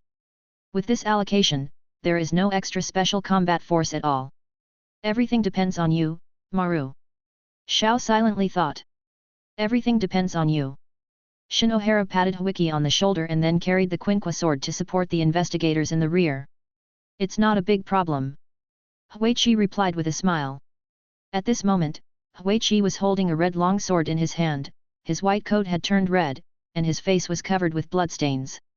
None of the three ghouls took the initiative to attack, but only used their eyes to warn the executioner. Even Duo Duoliang, who had the strongest combat power, took a step back unconsciously, and his eyes looked at the quinqua in Huiqi's hand from time to time. Familiar smell. Could it be Fangkan Ganzi? The smell emanating from the quinqua made Duo Duoliang hesitate, and Noroi beside him tilted his head as if thinking about something. The next moment, Noroi, who was still thinking, suddenly launched an attack, and the huge Kagun behind him rushed straight towards Huiqi. This scene instantly attracted the attention of Duo Duoliang and Kirishima Suindu, and their eyes were fixed on the battlefield. Facing the fierce attack of the Kagun, Huiqi waved the long sword in his hand like a breeze. In an instant, the Kagun seemed as fragile as a torn paper and had no power to fight back. At the same time, the blade flashed with electric light, and the high-voltage current released passed through the Kagun and rushed straight to Noroi. Zizi Lala. The deep blue high-voltage current spread like a group of snakes, leaving a strong smell of burning wherever it passed, and the Kagun twitched and became weak. The current rushing from the corner of his eye made Duo Duoliang feel that his left eye kept twitching, and his hair stood up and his back felt cold. Feeling the abnormal reaction of his body, Duo Duoliang did not hesitate to stay away from Noroi. As Duo Duoliang expected, staying away from Noroi was the right choice. The moment the high-voltage current released by the blade touched Noroi, it exploded and dispersed more arcs. Now the area around Noroi was full of high-voltage electricity, and my body was even more evil, emitting black smoke and the aroma of barbecue. Executioner. The fear in Duo Duoliang's eyes became more intense. The attack just now was enough to hurt him. He is the executioner. Kirishima Suindo couldn't help but shout out in shock when he heard what Duo Duoliang said, and his eyes looked at Huiqi's face several times. It was him, looking for a chance to escape. But Huiqi had already rushed to Noroi while the two were stunned, and with the help of the paralysis of the electric current, he instantly swung his long sword to attack several times. In an instant, Noroi's body was broken into several pieces like broken tofu in the battle. Just when Huiqi thought that he had solved the ghoul, he was surprised to find that the other party's body had healed. Dense blood vessels appeared on Noroi's body, and these blood vessels penetrated into the flesh and blood like intertwined needles and threads, and then gathered the flesh and blood back to its original shape. How can there be such a recovery ability? Huiqi watched the whole process of Noroi's healing. Seeing that the executioner was helpless against Noroi, Tadara did not hesitate to use his Kagun to roll up Kirishima Ayadu and began to flee the battlefield. As for the bronze tree ghouls at the bottom, they had been completely abandoned. Their use was only to cover the rear. Noroi, who had recovered, did not continue to attack. Instead, he looked at Tadara and Kirishima Ayadu who were leaving, and then took out a broken clock from his arms and looked at it. Huiqi couldn't help but frown slightly when watching the ghouls' actions. What on earth was the opponent planning? The long sword in his hand flashed with electricity. Although he didn't know the opponent's intention, it was worth a try if there was a chance to leave a ghoul. Huiqi held the long sword tightly, adjusted his breathing, and concentrated his energy. The electricity jumped on the sword, and his figure appeared in a series of afterimages and rushed to Noroi. The long sword aimed at the head and chopped vertically from top to bottom. Wherever it passed, Noroi's body was separated into one half. This time, Huiqi focused on staying in the opponent's body for a few seconds, allowing the current to fully cover the opponent's body, thereby destroying the opponent's healing ability. Zzz. The blood vessels in Noriji's body began to tremble, unable to entangle together to connect the body, and the two sides of the body began to collapse. The blood vessels strangely expanded and became thick Kagun, and sharp mouth parts grew at the end. What the heck is this? Strange, monster. Shinohara Yukinori and Huiqi said it at the same time, and both pairs of eyes looked at this scene in shock. Just a moment ago, it was a dying ghoul, but the next moment it turned into a monster that was neither human nor ghost. Those blood vessel-like things began to spread wantonly using the flesh as a breeding ground. How to solve it? Huiqi subconsciously asked Shinohara, hoping to get a suitable solution from his career as an investigator. No. I don't know, et. This moment, Shinohara stuttered in his answer. This was the first time he had encountered such a situation. Nah, squeak. In an instant, the behemoth displayed its astonishing swallowing ability. It mercilessly rolled the surrounding investigators and ghouls into its mouth. The monster's throat kept squirming, and it could swallow 5 people each time. This horrifying eating speed was beyond imagination. The people who were swallowed didn't even have time to scream before they disappeared into the monster's bottomless mouth. Moreover, as it continued to eat, the monster's body seemed to be gradually expanding, becoming larger and more hideous. The battlefield was extremely silent. The ghouls and investigators stopped what they were doing and looked at the monster in horror. But this brief tranquility was soon broken. "Oh my, how did you make my guardian like this?" Just when everyone was at a loss, a small figure walked out from the corner, jumped to the monster's side, and stroked it with his bandaged hands. Such a familiar voice, this figure, could it be Takatsuki Izumi? Wiki looked at the other party vigilantly, holding the long sword tightly with both hands. If it was Takatsuki Izumi, then all the investigators in the 10th district would be basically wiped out. With his current ability, he could only take Shinohara out, and as for the other investigators, they could only live or die. Hehe. Is it useful? But you are delicious. Takatsuki Izumi. After hearing this, Wiki had the answer in her mind. Wiki did not report the battle on the rooftop, and the others had no idea what happened. Chapter 36. Wiki took a deep breath and looked at Takatsuki Izumi with a heavy gaze. Very useful. I just accidentally killed all the bastards in Area 24. Hey, you are so bad, you took away my snacks. Well, do you want me to have them as snacks? Hehe. Oh. Don't be so rebellious. Be good, be good. Takatsuki Izumi said while stroking the monster. It was unknown who he was talking to, but the monster's rampage gradually decreased, and its huge cocoon shrank little by little. Looking at such an absurd and weird scene, Wiki rubbed his eyes several times, with a mixture of emotions in his eyes. Let's go, let's go. See you next time, investigator. The small figure led the monster to move, and the cocoon on the monster gradually shrank back into the body and returned to the shape of blood vessels. Then the blood vessels at both ends entangled together and returned to the shape of a human. Didn't you do anything? That's good news.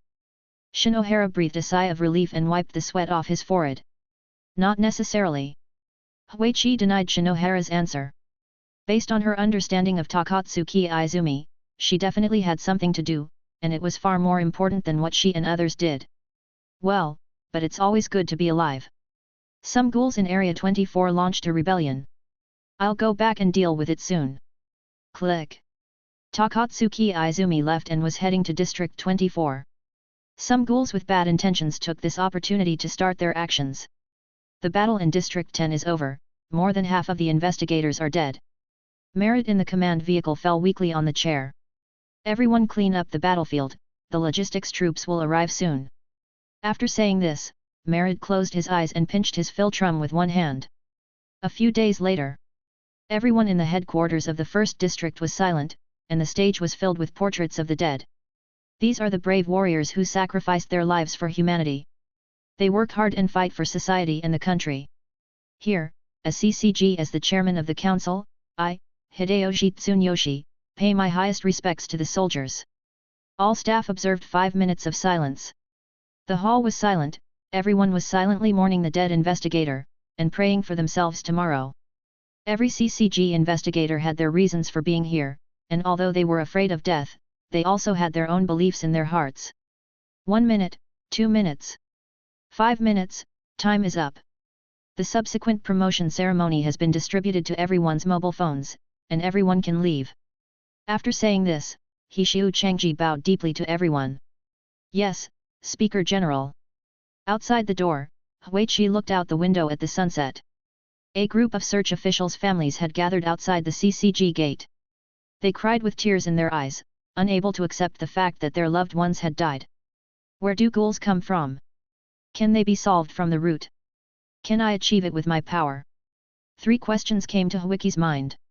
Over the years, Huichi participated in several large-scale expulsion battles and small-scale battles, and witnessed the death of too many investigators and humans, but Huichi still couldn't ignore it. After each battle, there was sadness, pain, and despair. These emotions surrounded CCG. Hey, the battle in District 10 must be very fierce, right? I can smell the pain from this far away. Mado Kurio came over with a suitcase. It was really tragic, and we encountered a new enemy. Huichi recalled the Kagun monster. His appearance and brutality were similar to Takatsuki Izumi's Kagun monster. The two had something in common, which was a distortion, eating, evolution. Don't think too much, after all, you are just a lonely person, and you can't understand the deep pain. Come on, I heard that you asked my daughter to choose Quinqua, so it's okay for me to accompany her, right? Mato Kurio showed a sinister smile, as if he wanted to make Wiki bleed profusely. Really, you're still thinking about that stuff? Huichi replied helplessly. The collection in CCG is of no use to Huichi, and it will just gather dust. In the headquarters of the first district, Mato Akira looked around nervously. As a student of the academy, he could only stay in the outer hall. He was not qualified to enter the internal laboratories and work areas. Should I go in? Why hasn't he come to pick me up yet? Did he just say he was going to get me a Quinqua? Should I wait a little longer? Or should I just say I'm here to return the Quinqua? I thought about it, and finally thought of the Quinqua dagger that Huichi gave me at the academy. No, no. I'll lose a Quinqua if I do that. Mato Akira sat on the chair with a depressed look on his face, his eyes occasionally glancing at the door leading to the laboratory. Why haven't you come yet, Miss Mato? At this moment, Jiyi in the laboratory was still worried. Huichi just called him to explain the matter of Quinqua. Jiyi took over this matter very straightforwardly, then stopped the work in his hands and waited for Mato Akira to arrive at the door of the experimental area. Half an hour passed. Why haven't you come yet? ×2. The two looked resentful. Jiyi even thought that if he could see Mato Akatsuki, he would make things difficult for him and give him the worst Quinqua in Huichi's collection. Although the worst Quinqua was also made of S-level Ghoul Kagun, Jiyi would choose the ones with high wear and tear. Hello? Is this security? I saw a suspicious person. She stayed in the lobby for a long time and kept looking at the important areas of CCG. Just as Mato Akira's face became more and more ugly, the front desk staff had already called the police, and seemed to treat Mato Akira as a dangerous person. Miss over there, please leave CCG. A male voice suddenly appeared in his ear. Mato Akira looked over curiously and saw several security guards walking towards him. Miss over there, please leave CCG. Who is it? How dare you cause trouble in CCG territory? Mato Akira looked around in confusion, trying to find out who the lady was referring to. Miss over there. Please leave CCG. The security guard's voice gradually increased. Ah! A confused look appeared on Mato Akira's face. Several security guards holding batons finally stopped in front of Mato Akira. Me? Looking at the security guard, Mato Akira subconsciously pointed at himself. Please leave. Please ask me to leave. Yes. Mato Akira showed an expression of disbelief, pointed his finger at himself again, and asked tentatively, ask me to leave. Yes, miss, if you have any trouble, you can call the police. The security guards began to get impatient. From the beginning, this lady looked stupid. I'm afraid she ran away from a hospital. Good, good, good. Wiki, you are awesome. Madoka laughed in anger, his chest rising and falling, tears welling up in the corners of his eyes. What's wrong? What happened? Huichi, who had just walked out, heard someone calling her name and subconsciously looked around. You are so terrible. Wiki. Everyone in the hall immediately focused their attention on Huichi. Most of the employees here knew Huichi, and among the special staff, Huichi was the one who went in and out of the laboratory the most times. I think I heard my daughter's voice? What happened? Mato. Kurio scratched his head and looked around. Mato seldom came to the laboratory in the first area. After all, Mato could modify Quinqua by himself, although they were all defective products. Chapter 37. I think I heard it too. Huichi agreed, but he couldn't find anyone. What happened over there? Are the troublemakers from last time here again? Huichi looked towards the rest area, where several security guards were surrounding a man. No, no, there is a suspicious person. She has been observing the CCG key areas. The receptionist respectfully explained to the two. Oh, that's well done. Suspicious person. Could it be a ghoul? Mato Kurio's eyes showed an inexplicable light, and he strode forward with his suitcase. Soon, the two came to the security guard. Give way. Huichi shouted, and then pushed the security guard away with his hand. The next moment, the scene was silent. Mato Akira's face flushed, tears welled up in the corners of his eyes, and he stared at Huichi. Is it a ghoul? Let me take a look. Mato Kurio behind him couldn't wait any longer, as if he wanted to confirm it with his intuition. At least. I don't think so. Huichi was silent for a moment before speaking. Hey? I'll just take a look. Mato Akira's expression became more and more ugly, and his voice was faintly dissatisfied and aggrieved, so I'm a ghoul. At this moment, Mato Kurio also fell silent, shaking his head helplessly. How could my daughter be a ghoul? This joke is so cold, ha, ha ha. What if you get kicked out? Ahem, my daughter, why are you here so early? I just found Wiki and was ready to pick you up. Tisk. The security guards beside the two disappeared without a trace, leaving Wiki and Mato Kurio anxiously comforting Mato Akira. Let's take Mato Akira out to eat something first? The child has been waiting for so long. Quinqua is not urgent. Oh wait. Chi approached Mato Wusu and whispered. Right, right. Good idea. Mato Kurio clapped his hands excitedly.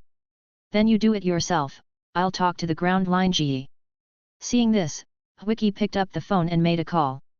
Mato Kurio approached Mato Akira cautiously, with a flattering smile on his face, he whispered to comfort her, and kept explaining something.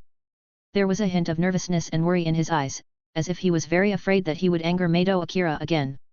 However, although Mato Kurio tried hard to be friendly and kind, he could not completely cover up his smirk. This unnatural smile on Mato Kurio's face made people feel a little funny. When Wiki saw it, she began to hold back a smile on her face. He is indeed a daughter slave, but why is he so stiff? Huichi looked at Mato Kurio with amusement. Mato Akira stood there quietly without moving. Although she did not speak in response, her expression gradually eased. The meal should be settled. As expected, Mato Kurio turned around and pointed outside to indicate that they could leave. Oh, someone really loves his daughter. She didn't even participate in the 10th district battle. Wiki sighed and spoke in a strange tone. Hearing Wiki's voice, Mato Kurio's face showed a bit of embarrassment. He originally planned to participate in the 10th district battle, but he hesitated when he saw the photo on the desk before leaving. Thinking of the conversation in the ward that day, Mato Kurio thought about it and decided not to participate in the expulsion battle. Really? Mato Akira's eyes were filled with confusion. Given his father's personality, how could he miss the opportunity to fight an expulsion battle? Aha, who knows? Don't think about it, I will pick a Quinqua myself after dinner, and it will definitely make a special class bleed heavily. Huichi on the side was quite speechless. Mato Kurio was a serious investigator on the surface, but he was a daughter-con in his heart. It was really funny to see him trying to please others. Oh, it's best that you didn't go. I'm glad. Mato Akira's right hand tightly grasped Mato Kurio's sleeve, so hard that wrinkles appeared on the custom-made coat. I heard that the eviction battle in District 10 was very tragic. I heard a lot of crying outside. So I don't want. Father, can you promise me? Mato Kurio stood there in a daze, his movements were at a loss, and his eyes frequently looked at Huichi beside him. Feeling his father's stiff movements, Mato Akira stopped and looked at Mato Kurio seriously. Can't. You do it. But I don't want to lose. If I can do it, why can't I do it? After. Hesitating for a moment, Huichi still chose to speak for Mato Kurio. Huichi knew Genho's obsession very well. He would never give up until the so-called Akira died. Yes, yes, Wiki is right. However, Mato Akira still looked suspicious. This scene made Wiki very helpless. Perhaps, as Mato Kurio said, he has always been a lonely person. After the death of his only partner, he never looked for other teammates, so it is difficult to understand their emotions now. Believe me, when has your father ever lied to you? You promised to come back with my mother. Mato Akira answered Mato Kurio's question without hesitation, with a sad expression on his face. At this moment, Mato Kurio put his hands down heavily, and moved his mouth several times, wanting to explain, but finally closed his mouth weakly. We're at the restaurant, let's go in. Huichi pointed to the door in front of them to interrupt the stalemate between the two. If they continued, the dinner would probably be cancelled. The most important thing was that there was no need to make the father-daughter meeting so tense. What they needed to do now was to enhance their relationship instead of dwelling on the regret of the past. Broken glass can never be put back together, and there is no cure for regret in the world. These two sentences appeared in Huiki's mind, and he sincerely hoped that Mato Kurio could seize this opportunity. When they arrived at the private room upstairs, Mato Akira put away his previous sadness and smiled inexplicably. Then he said to Mato Kurio in a sweet tone, "Please go order the food, father." Okay, I'll listen to my daughter." Tisk. Looking at Mato Kurio coming down the stairs, Huiki said with a task sound. Why is there such a big difference between him in front of people and behind their backs? Did he really not participate in the 10th district expulsion battle? I heard that the battle was extremely brutal. Mato. Akira asked seriously, his eyes full of worry. No, if he went, he would probably die. Huichi answered in an uncertain tone. Judging from the performance level of Mato Kurio, he could easily be targeted, just like Shinohara Yukinori was besieged by 3 ghouls. Okay, how are you? Are you feeling unwell? It was normal, no different from usual, except that I saw some bad things. Huichi rubbed his brows, and Takatsuki Izumi and that monster appeared in his mind. Not good, did you encounter anything strange?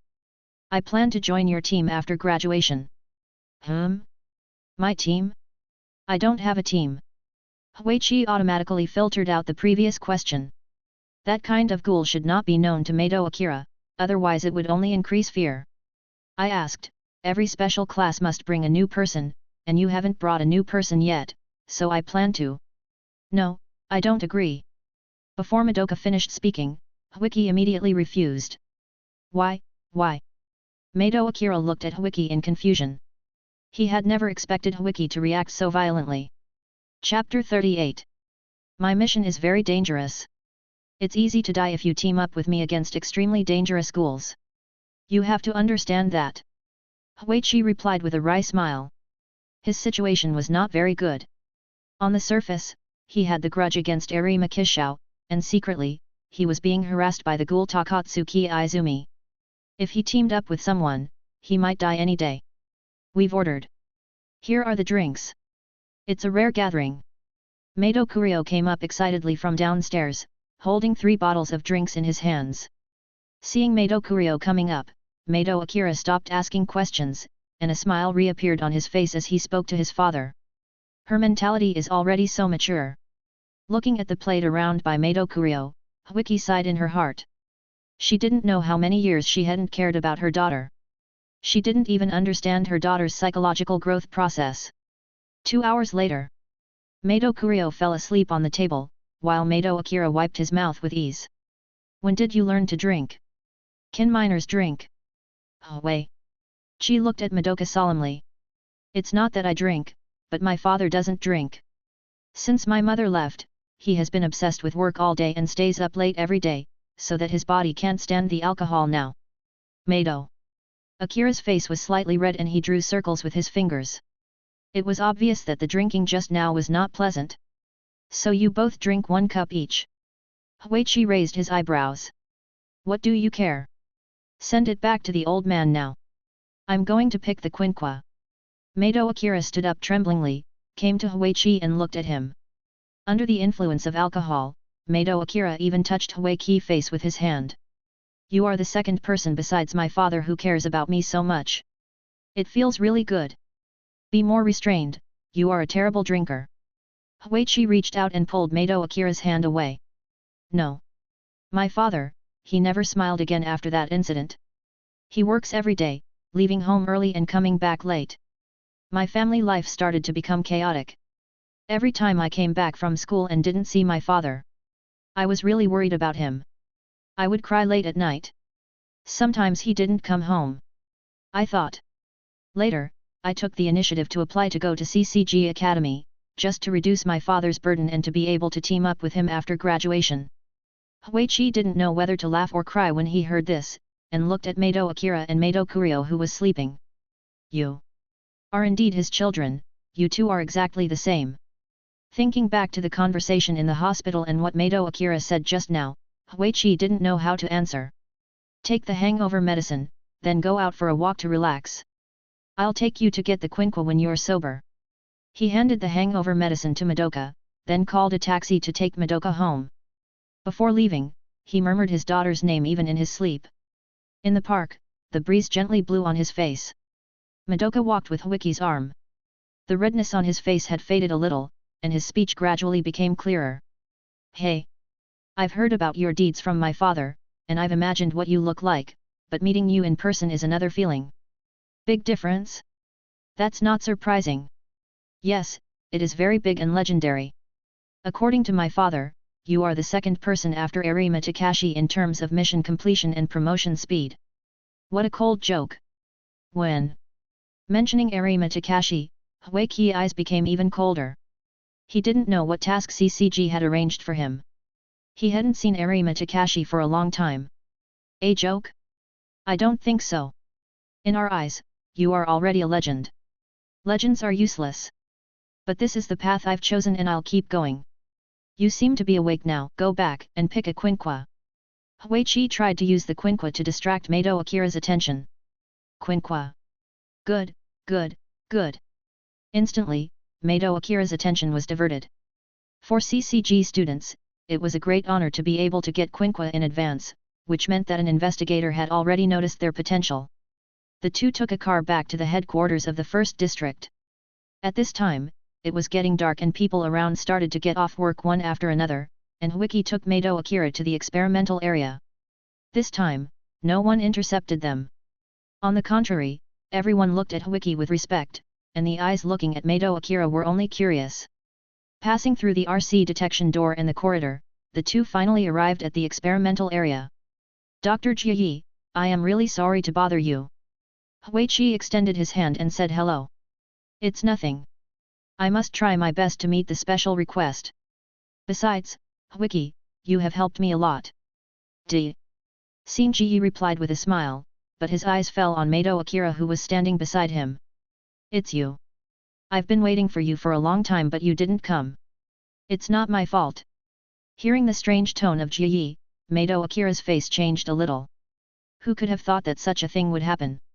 It's not her fault. Neither Mato Kurio nor I thought she would be stopped and almost kicked out. Huichi recounted the incident, with a bit of embarrassment on his face. I see. Let's come together. You will see Huiki's collection later, you will be surprised. Really? It's so real. You can't imagine it, it's not even on the same level as other investigators. Jiyi said mysteriously, and his movements were exaggerated, as if he was about to open a treasure. Do you have to be so exaggerated? These are all useless things. Tisk, only you can't use them. Once these collections are leaked, some special masters will probably want to grab them. Seeing Huiki's indifferent look, Jiyi became serious and analyzed the collections bit by bit with a serious expression and tone. Among these collections, there are hundreds of flying knife-type quinquens alone, ranging from S to SS grades, and most of them are made of yuhi. There are dozens of longsword quinquens from S to SSS grade, and there are all kinds of heza made of various types. There are also many other types of quinquas, but Jiyi has not counted them, because Huiki only often uses flying knives and long swords, and other weapons are useless. As for the quinqua that Huiki is using now, it is the only heza level quinqua in the entire CCG. Jiyi has not yet told anyone about this, and the level reported is only SSS level. Ahem, the exciting moment is about to begin, don't be scared little girl. Along the way, Mato Akira looked around curiously. On the right side of each room, there was a mark indicating which investigator's collection room it belonged to. There were many familiar faces among them. Shinohara Yukinori, Hodora Kusuke, Kuroiwa Iwa, Tanakamaru Motomoto, Huizaki Fukame, Yasuura Kiyoko, Arima Takamasa. This area is the exclusive area for special investigators, and the collection rooms of other investigators are peripheral areas. And Jiyi brought the two to a room with Huiki's work nameplate hanging next to it, marking the collection room that belonged exclusively to Huiki. Chapter 39. Seeing the appearance of Jiyi, Mato Akira's heart became more and more expectant, and the curiosity in his eyes could no longer be suppressed. Click, accompanied by the sound of the door opening. Mato Akira saw Huiki collection room as he wished. The row on the left is the throwing knife type quinqua, you can pick it up as you like, and the row on the right is the other types of weapons mixed together. At this moment, Mato Akira is already motionless, his mouth slightly open, his eyes frozen, as if he has received too much information in an instant and his brain can't process it. When did I leave behind so many useless things? Oh wait. Chi was also puzzled. He knew that if he used a flying knife quinqua without a logistics staff to recycle it, it would basically be disposable. So he chose to stockpile a large number of daggers and flying knife quinquas. As for the long swords, he never expected so many. Ahem, sometimes I will use your spoils to expand my ideas. So. Got it, this quinqua is your work. Hui Chi pointed curiously at a weird quinqua. One end of the object was whip-shaped, with a hideous appearance. The whip was covered with fine spikes, arranged in layers, with a pit in the middle and a tail similar to a Mitsubishi bayonet. A combination quinqua. The inspiration comes from the one you asked me to make, but this quinqua doesn't work very well. Then you still do it. Hui Chi touched quinqua with his finger, and the touch was very good, but he didn't know how practical it was. You don't like it anyway, so I'll give it a try. A trace of unnaturalness flashed across Jia Yi's face. While the two were talking, Mato Akira moved to the storage location of the longsword quinqua step by step, as if he was looking at a rare treasure, staring closely at each quinqua. This one is great. I like it very much. That one is also good. This one, this one, this one. I can't choose, what should I do? Hui Chi and the others heard the mumbling behind them and looked at Mato Akira. The longsword type is difficult to master, why don't you choose a long-range attack? After saying this, Jia Yi pointed to a quinqua that looked like a gun. Gun. Hearing this, Mato Akira's attention shifted to the direction pointed by grounder A and B.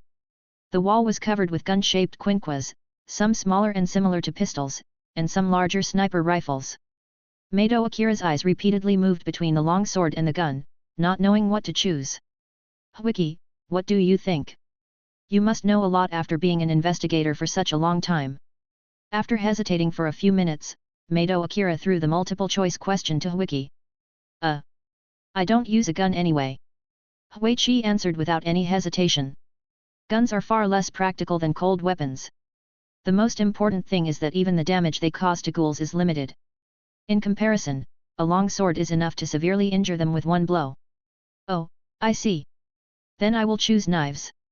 Alas, choosing the one that suits you is the most important thing. Wiki is Wiki. His proficiency in using a long sword does not represent you. Other investigators who use long swords are frequently injured or killed. Jia Yi said earnestly. According to the data from the laboratory behind, the number of long-range quinquas exceeds that of cold weapon series. No, I want a long sword. Okay, then you choose. From left to right, they are SSSS level. Jia Yi's tone was quite helpless. Hearing this, Mato Akira couldn't wait to reach out and touch one of the quinqua long swords. The style of this long sword was very much in line with what Mato Akira had in mind. The blade was streamlined and the blade edge was shining coldly. Under the light of the collection room, it reflected a fantastic color. Just looking at it could make one feel the chill of death. SS level quinqua check, taken from the SS level code named Nobody's Oga Ghoul in the 7th district, is not recommended for you to use. Jia Yi stood aside and told the relevant information of this long sword, with a look of pity and sadness. This quinqua is undoubtedly of upper middle level in Hui Qi collection.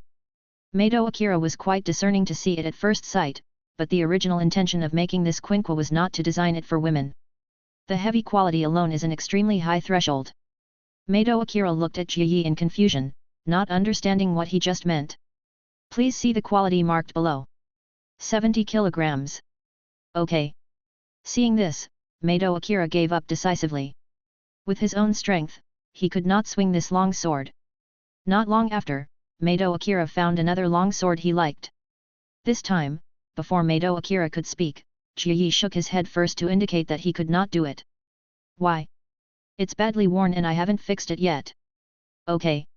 While the two were looking for quinqua, Hui Chi was also looking at his collection room. In the past, he had always taken quinquas in the experimental area, and had basically never been to the collection area here. 10 minutes later. Mato Akira was silent, his body no longer moving. Every time he picked up a quinqua, the guy next to him said no, with various reasons that had to be convincing. There is really no other way. If Wiki hadn't brought you here, I wouldn't have bothered to talk to you. Just use this quinqua, Jie said as he came to a quinqua longsword. S-Class Quinqua Emissa, taken from the S-Class female ghoul codenamed Enchanting in Area 17, is a weapon more suitable for women to use. As he spoke, Jie picked up the longsword and handed it to Mato Akatsuki. The blade was as thin as a cicada's wing, the edge was green, and the cold light was sharp. The handle was also inlaid with red gems, shining with a strange luster under the light of the collection room. The gem contains the CCG's position, so cherish it. Mato Akira took the longsword and looked at Jie with an expression that said, "Why didn't you tell me earlier? Jie looked like you didn't ask me either." The atmosphere became awkward. I said, "How do you know more than me?" At this time, Huichi came over, with a slightly unfriendly tone. "You and I have been partners for such a long time that I am almost your exclusive developer.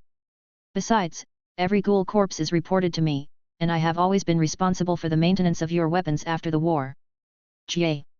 Yi looked aggrieved and answered in a weak tone. "Stop it." Hui. Chi took a few steps back with a chill. Why didn't he notice this guy was like this before? This is it. Mato Akira caressed the quinqua lovingly, his eyes full of the long sword. "Go and try the sharpness. If you have any questions, please let me know." "Okay, okay." Hearing this, Mato Akira ran over impatiently. "You're willing to let her do the experiment? I remember quinqua steel is quite expensive. It's all because of you. If it were someone else, they wouldn't have had this opportunity." Jie replied unhappily. Although he had a lot of resources as the chief researcher, he had not squandered them like this. Chapter 40. Oh. Soon. Mato Akira came in front of the two of them, holding Quinqua Emilia tightly in his hands. Seeing Mato Akira's look, the two of them already had the answer in their hearts. "Once you have chosen, go." "Great." Huichi brought the excited Madoka back to CCG Academy in District 5. "You still have 1 year to graduate, right?" "Yes, 1 year. You can call me if you need anything in the next year, but after graduation, I hope you won't make a decision that you will regret." Huichi looked at the gate of CCG school with an inexplicably heavy tone. "I won't regret it. I knew what I had chosen from the beginning." "Mato." Akira answered seriously, his eyes were firm. "Are you sure? Do you know how and why the children in CCG Academy come here?" "I don't know, but they can't affect me. They are indeed father and daughter, they are exactly the same. The children recruited by CCG all have a deep hatred for ghouls, and their families have been killed to varying degrees. So I don't want you to." At this point, Wiki's words stopped abruptly. There is no need to point out some things. Just hint that both parties know it. So ghouls should die. Mato Akira replied with hatred, his eyes flashing with anger and hatred. His happy family was torn apart because of ghouls. Seeing Mato Akira so angry, Wiki was silent for a moment, then spoke. Next time we meet, maybe it will be a year later." "Yes, but I have to make full use of this year. After all, a certain special person promised it personally. How come you can still make a big splash in school?" Huichi raised his eyebrows and said in a teasing tone. "Who knows? I look forward to meeting you next time, but I will be your teammate then." Mato Akira watched Wiki leave and whispered subconsciously. "What teammate? Let me hear it." A sly voice suddenly sounded in my ears. "Shut up. This is Quinqua." "Holy shit! Did that man give it to me? What's your relationship?" "Roll. The pattern on the box looks pretty good. How come you are so lucky?" "Get out of here, second brother." In the CCG's highest level special meeting room, all the special investigators were seated here, and the first one was Kazuki Shiyu. "Everyone, just now the headquarters received a message saying that a ghoul riot has occurred in District 24. He crossed his arms and looked extremely serious. "Riot? Didn't they escape? I suggest strengthening the security of the 23rd District Koikulia Detention Center." Tanaka Marumoto exhaled white air from his nose and answered in a heavy voice. "Although they didn't escape, everyone should be aware of the terrifying nature of the ghouls in Area 24. If one of them escapes, it will have a huge impact on society. What should we do? We can't spare any effort." "Anura." Kyoko shook her head, indicating that she had no way to.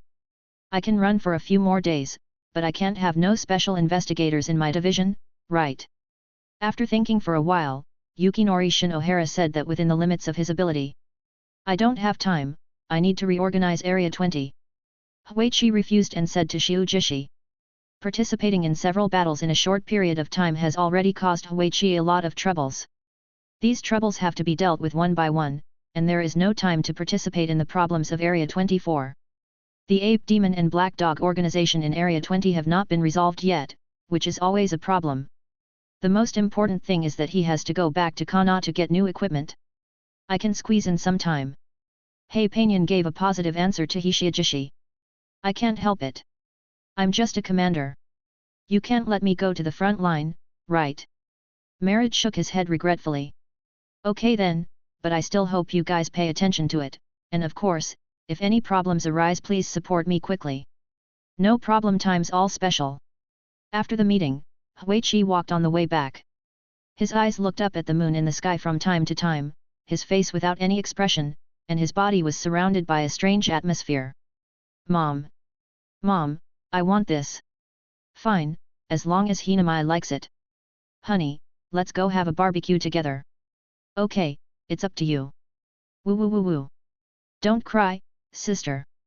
Next time, I will chase those bad guys away. Huiki heard various voices, which intertwined to form a unique and noisy city symphony. It's a wonderful life. Boom. Oops. Two voices sounded at the same time, and Huiki felt that his body was hit by someone. I'm sorry. Huichi looked down following the voice, and saw a woman with green hair, who apologized to him in a panic. Hi? Takatsuki Izumi? Play? Toys? Sir? The two of them were stunned and stared at each other. The reason why Takatsuki Izumi hastily retreated from the battle in District 10 was because the ghouls in District 24 were instigated by the Joker organization and launched a small-scale riot, which Takatsuki Izumi needed to go back to suppress. It was already close to night when Takatsuki Izumi went back to solve the matter. Besides, the editor-in-chief of the novel had to urge the manuscript tomorrow. With such a tight schedule, Takatsuki Izumi was already busy and exhausted, and did not notice Huichi at all. You? Me? Huiki opened her mouth slightly, and subconsciously made a pressing motion with her hand, but there was no suitcase for Huiki to open. Recent events had made Huiki feel more tired, and she had forgotten that her quinqua was at the headquarters of the 1st District for maintenance. Now she had no weapons to use. Hey! Gout Tsukizaki responded inexplicably, and after a long while, he slowly reacted and looked at Huichi with a vigilant look. You guy, don't want to do anything. You'd better be thankful that there are so many people. Even without Quinqua Huiki, she still warned Takatsuki Izumi bravely. As long as she could attract the other party's attention, she would not know that she was not carrying a weapon. Ah? What does this have to do with the number of people? Takatsuki Izumi rubbed his chin and glanced at Huiki. Based on his experience of living with Huiki and their several battles, Huiki was not the type to avoid action just because there were more people than him. Why is there nothing in your hands? He glanced at Huiki many times, and finally stopped at Huiki's empty hands.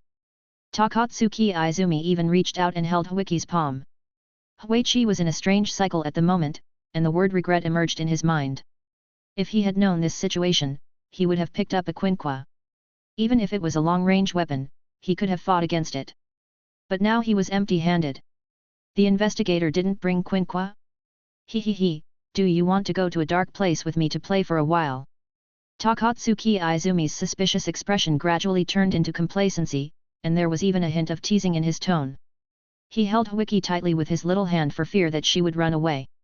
Chapter 41. Feeling the touch on his hand, Huiki tried to break free with her right hand, but Jozuki smiled slightly and used his arms to prevent Huiki from breaking free. For a moment, the two looked at each other, with only silence in Huiki's eyes, while Jozuki's eyes were full of smugness. Hey, how about you just listen to me? I'm in such a good mood today, I can consider not using the Kagun, I just need Mr. Toy to let me take a bite. When he said the last sentence, Takatsuki Izumi's eyes were red, and his small tongue licked along the edge of his mouth. I want to kill you, give me a chance. Huichi was silent for a second and then said the most direct thought in his heart, although he had never had a chance in the previous battle. Ahaha! But you don't have a quinqua? Are you going to attack me? He he he. Come on, follow me. I won't use the katsuobushi, because I want to savor it carefully. Hwiki's face became colder and colder, and murderous intent accumulated in her eyes. Just as Takatsuki Izumi said, he couldn't kill her without quinqua. But don't forget that Hwiki has undergone a system of strengthening and her physical fitness is far superior to that of ordinary people. Unlike ordinary investigators, she will lose her combat power if she loses quinqua. With the support of strong physical fitness, her punches and kicks are enough to cause damage to the ghoul. Although she can't kill him, she can still disgust him. Let go of your hand. Huichi still showed resistance on the surface, and was reluctant to move. Come on. The smile on Takatsuki Izumi's face became more sinister. He was certain that Hwiki would be helpless against him without quinqua, and his movements became more outrageous. Neither of them was willing to give in, and they were in a stalemate on the street. Fortunately, the people around them were busy with their own things and no one noticed their small movements. With Hwiki's stable acting skills, the two moved slowly towards the darkness. Takatsuki Izumi, who entered the darkness, couldn't wait. His small body burst out with a strong force and pressed Hwiki against the wall. His small nose pressed against Hwiki's face and kept sniffing. Feeling Takatsuki Izumi's movements and physical condition, Hwiki's brain quickly analyzed the current situation and planned an escape route at the same time. While Takatsuki Izumi was immersed in himself, Hwiki clenched his right fist and rushed towards the other's lower abdomen. A muffled groan rang out in the darkness. Takatsuki Izumi staggered back a few steps, covering his stomach with one hand, his eyes were bloodshot, and his chest rose and fell violently. How is it possible? Hwiki did not answer Takatsuki Izumi's incredulous question. Instead, she exerted more force on her hands and her movements became more and more fierce. She aimed her fists at the abdomen and punched several times in succession. The powerful force caught Takatsuki Izumi off guard for a time, and her body retreated and leaned against the wall. In just a few seconds, the situation changed dramatically. Hwiki, who was originally at a disadvantage, instantly turned to an advantage, and her fierce fists fell densely on Takatsuki Izumi's body. The sound of fists hitting flesh was intertwined in the darkness. Hwiki did not give any chance. After several punches directly hit the abdomen, she would find an opportunity to hit the throat. Strong wind kept blowing on Takatsuki Izumi's face. However, the more Hwiki hit, the more frightened she became, and the more uneasy she became in her heart. With the intensity of her attacks, she only made Takatsuki Izumi uncomfortable, without any signs of injury. Although she could not cause deep damage without quinqua, Hwiki had a system, and her physical strength was far stronger than that of ordinary investigators. To some extent, she was not weaker than ghouls. The only difference was that she just did not have Kagun. What's the reason? Is Takatsuki Izumi a Kagun? No. A Kagun is a state after using the Kagun. Many guesses appeared in Hwiki's mind. The opponent's physical strength was outrageous. An ordinary SSS-level ghoul would at least be in a semi-comatose state when facing this set of attacks. Yes, enthusiastic, but I didn't expect Mr. Toy to be so strong, and his punches and kicks are also quite powerful, so how different are you? Ignoring the pain in his body, Takatsuki Izumi looked straight at Hwiki, with a morbid desire to explore faintly in the depths of his eyes. Hwiki snorted coldly, "You'll know in your dreams."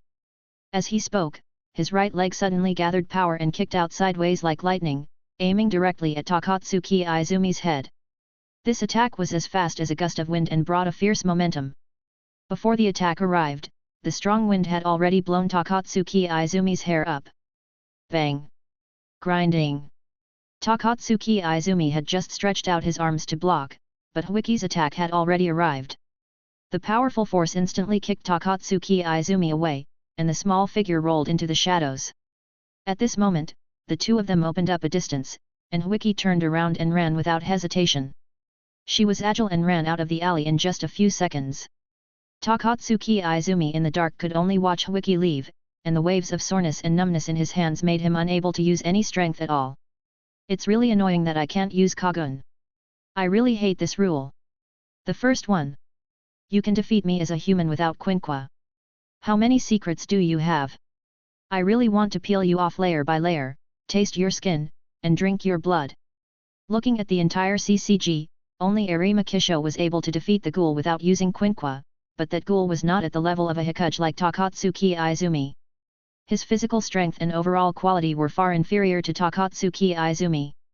After leaving the alley, Huichi immediately headed to the 20th District branch, where he had an S-class quinqua. Although the level was not high enough, it could help him deal with the awkward period of not having a weapon. Mato-senpai, is it not a good idea for us to dig graves? Yaman Kotaro looked at the graves below and Mato Kurio holding a shovel. Why is it bad? Just treat it as a blind box. My intuition tells me that there must be something to gain here.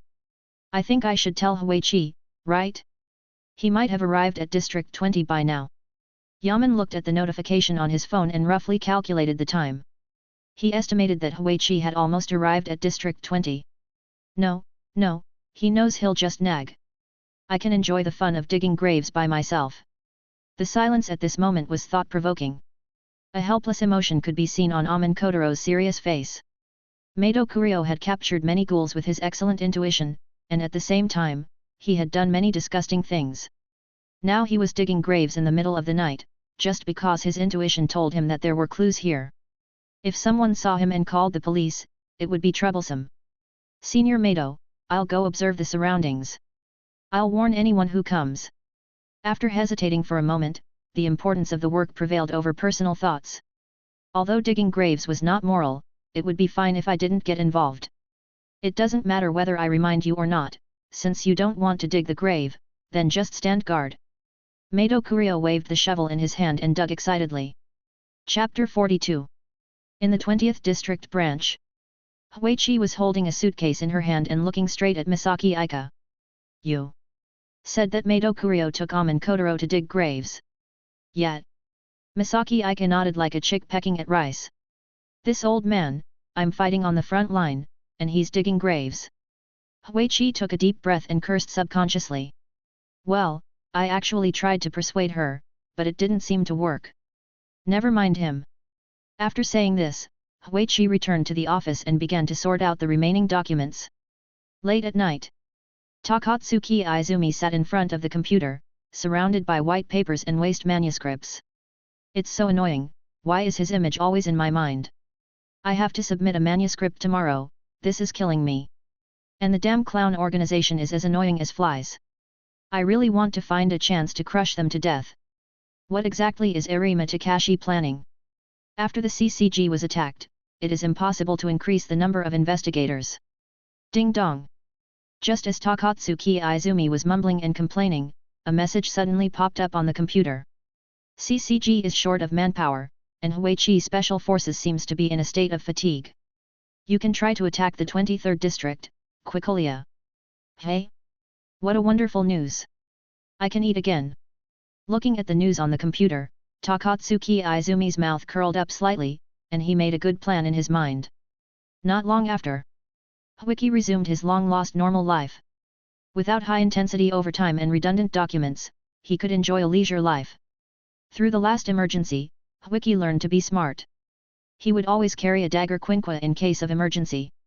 Let's have some coffee. I haven't had it for a long time. Oh wait. Chi was in a good mood at the moment.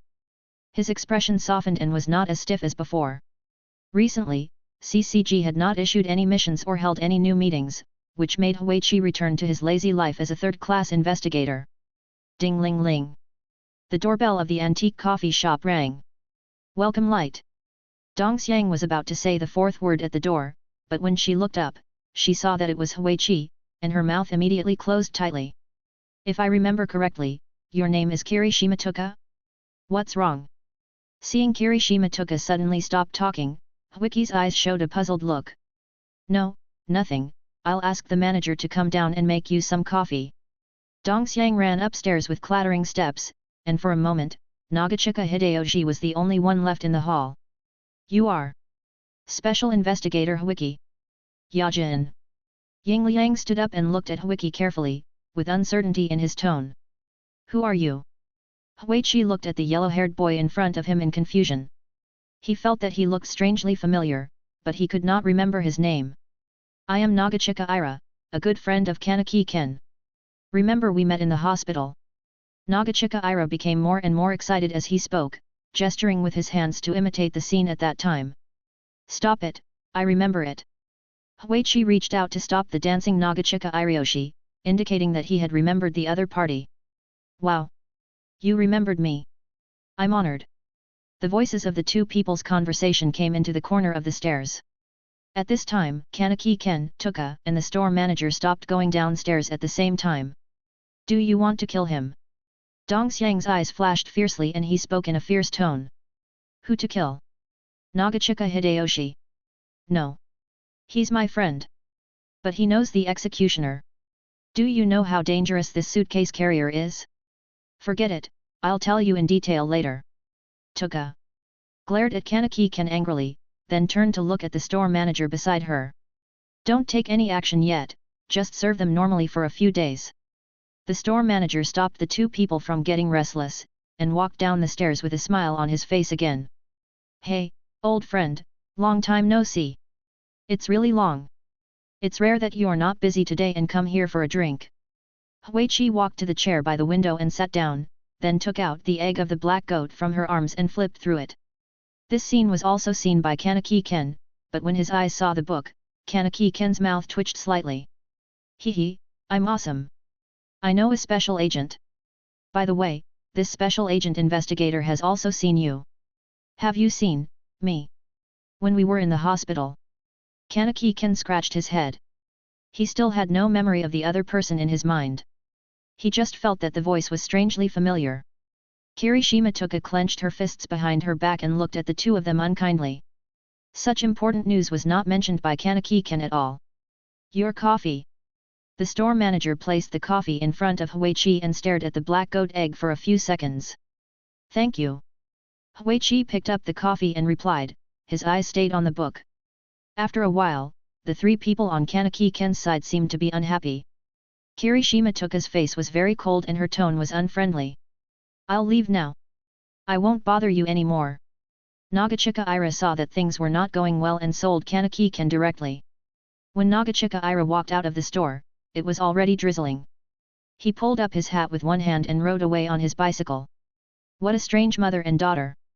Ara Nagachika looked at the two people running on the street. The other person's face had a complicated expression, and he could vaguely see the worry and anxiety. Ding-ling-ling.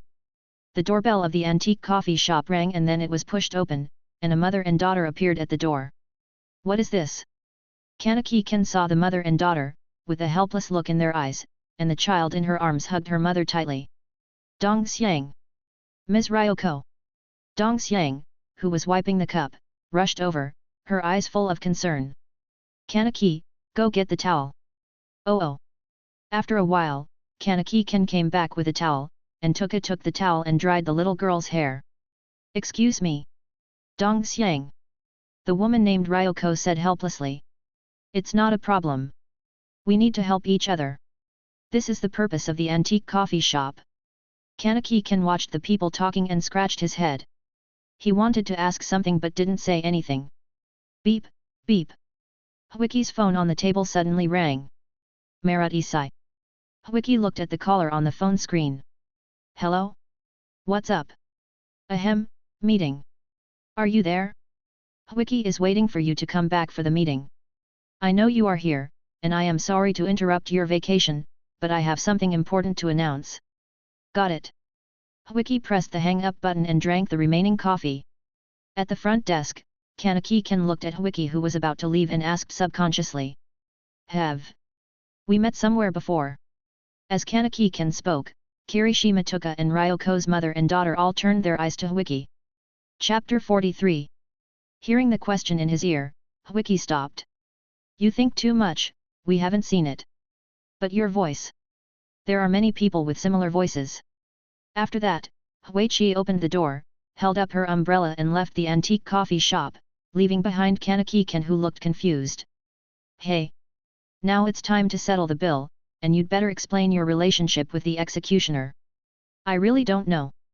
I have no impression of him at all. Hey? You didn't even know such an important thing. Dong Xiang's fierceness rose to a new level, and an invisible killing intent emanated from her body. If you don't have any impression, don't embarrass him. The store manager said kindly, stopping Kirishima Tuka from taking further action. But this is important. It's fine. The executioner? Very important? I know him. Kanaki.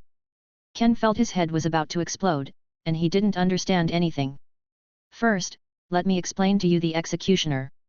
Looking at Kanaki, Ken's ignorant face, Tuka felt veins popping out of her head. The people carrying boxes on the street are called box carriers, white pigeons, and many other names.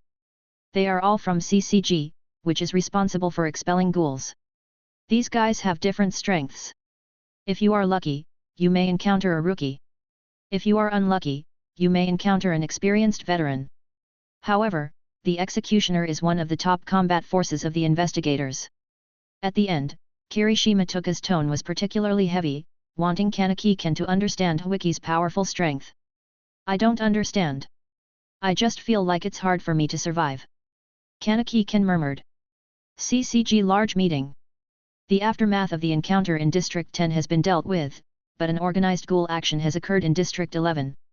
It is only a matter of time before it turns into the tragic situation of District 10. So I hope the investigators in charge of the area around District 11 must pay attention and report any emergencies to the headquarters before taking action. The above is my investigation report. Huichi sat bored at the side, forcing a serious expression on his face as if he was attending a meeting. When will the meeting end? There are no more reports to report. May I ask for other reports? Merit Isai looked at the crowd below.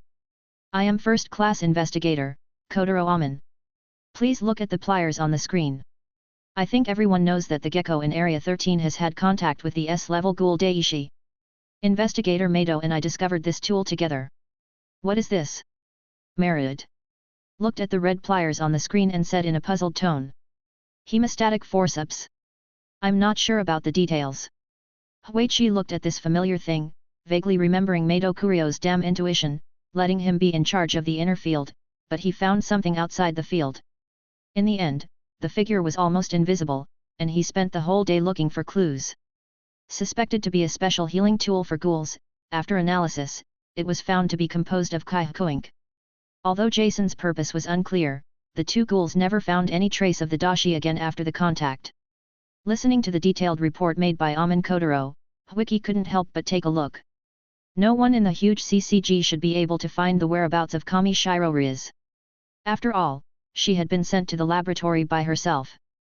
However, Aman Kotaro's persistence should not be used to find dashi, which would make it more or less difficult for him to do it. First-class investigator Aman Kotaro's report is good. But I will take responsibility. Huichi interrupted what Yaman Kotaro was about to say, and the cold light in his eyes was already telling Yaman Kotaro to shut up and stop talking about this topic. Sit down. Since Wiki is in charge, we should not interfere. It is a good time to investigate other things. Mado Kurio, who was beside Yaman, spoke up and planned to give up the investigation of dashi. Okay. Looking at Aman Kotaro, who sat back down, Wiki's eyes flashed with satisfaction. It's best if he is capable and knows the ways of the world.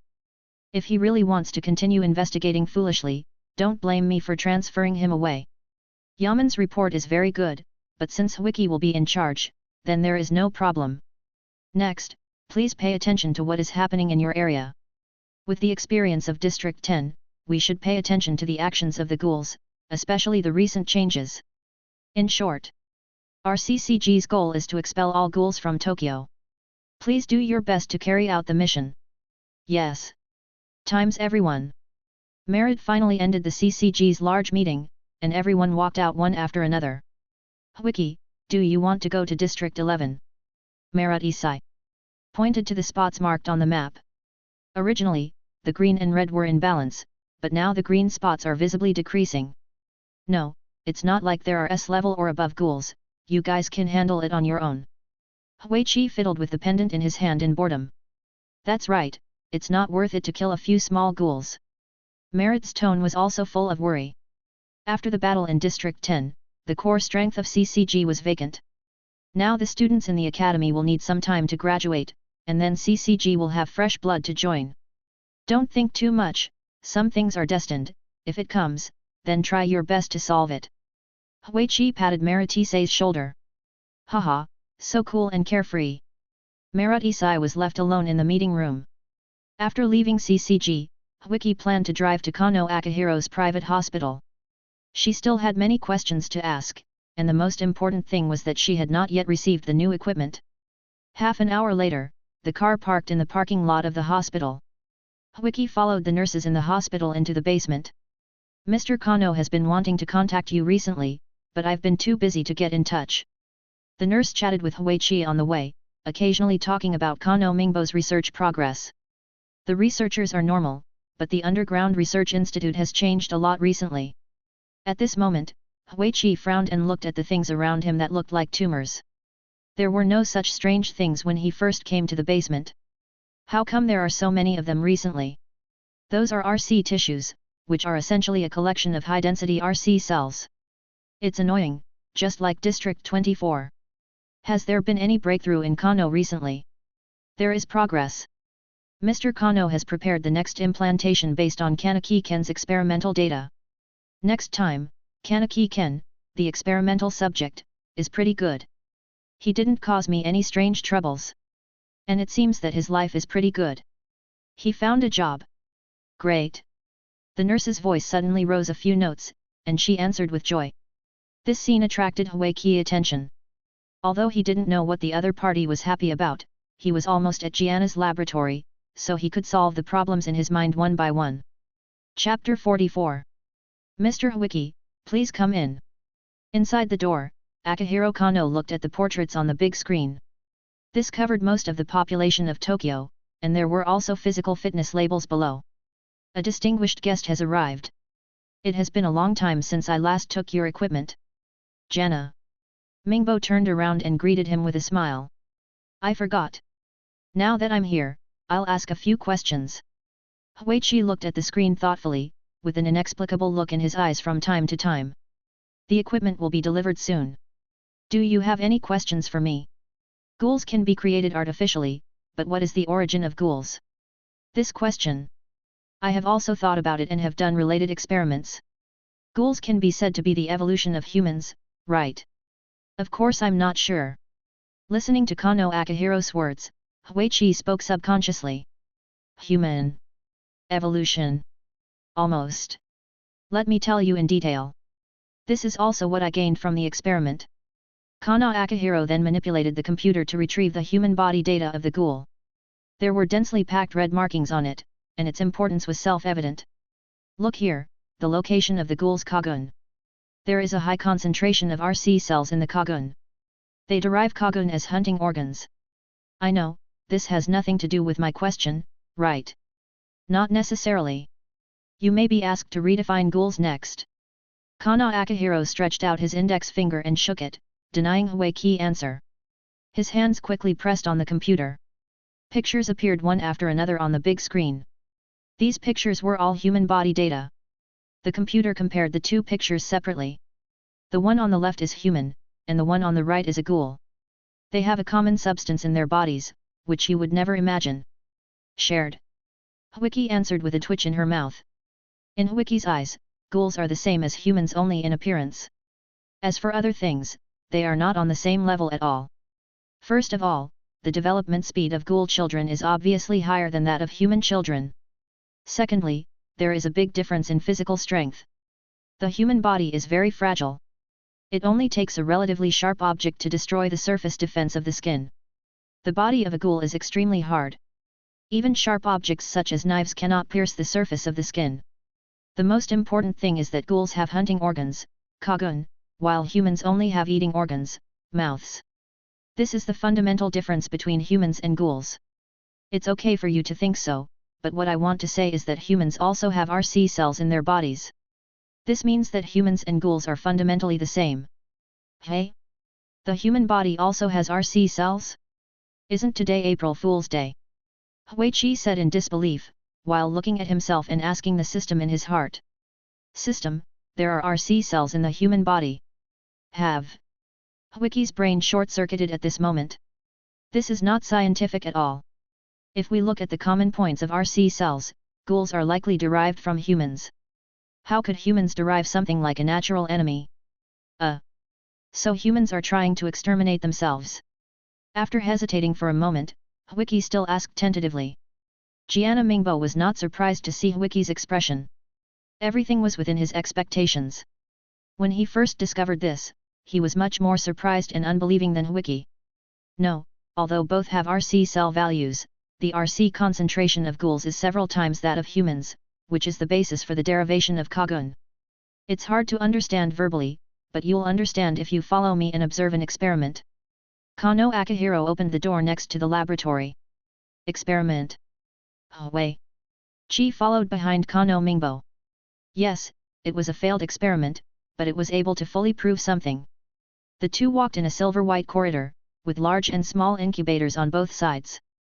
Through the glass, they could see many people sleeping in the incubators. Seeing Hui Qi gaze, Jian Mingbo immediately began to explain these incubators. They are all failed experimental subjects, without any rationality. A failed experimental subject is Kanaki considered a success. Still in the observation period, it seems to be very successful so far. Probation period. Very successful. I see he has found a job and can survive on his own. Not necessarily. No one can guarantee that the RC cells in his body will remain at a balance point. As expected, everyone has their own expertise. Today, I feel like I am here to learn. Huichi replied with a wry smile. The academic study of humans and ghouls is really complicated. Ha ha ha ha, don't say that. Without your help back then, I wouldn't be doing well now. Just tell me if you have any problems. I'll help you to the best of my ability. Akihiro Kano looked reminiscing, as if he had returned to the days when he worked at CCG. At that time, Akihiro Kano was just an ordinary researcher with very low personal authority and was engaged in low-level research every day. The work pressure was very high. He also had great ambitions. He wanted to discover new unknown things and gain medical knowledge through them, but reality hit Akihiro Kano again and again. In difficult times, Akihiro Kano met Huichi, and the two developed a good relationship after they met. With the passage of time, the relationship has changed from ordinary friends who just met to close friends. Up to now, most of his experimental subjects were captured privately by Huichi. The biggest help you can give me is to not get caught. I can't get you out. Huichi looked at the experimental equipment around him and couldn't help but grit his teeth. He had a part of the responsibility here. The only thing that can catch me is the bronze tree. Tisk, human experimentation is against CCG guidelines. Hee. Huichi was speechless when he heard the laughter beside him. How come he became more like a child as he got older? Don't think about that, now is the time for experiment. At the end of the corridor was a huge petri dish, with experimental equipment constantly operating around it, and the screen recording various data. Is that Kami Shiroriz? Wiki saw a figure in the vessel. The other person was not wearing any clothes and was floating naked in the green nutrient solution. Yes, I tried it a few more times after Kanaki-ken's experiment, but unfortunately I failed in the end. Failure is good, but it will be troublesome if you create a bunch of one-eyed things. What you said, I won't let them out.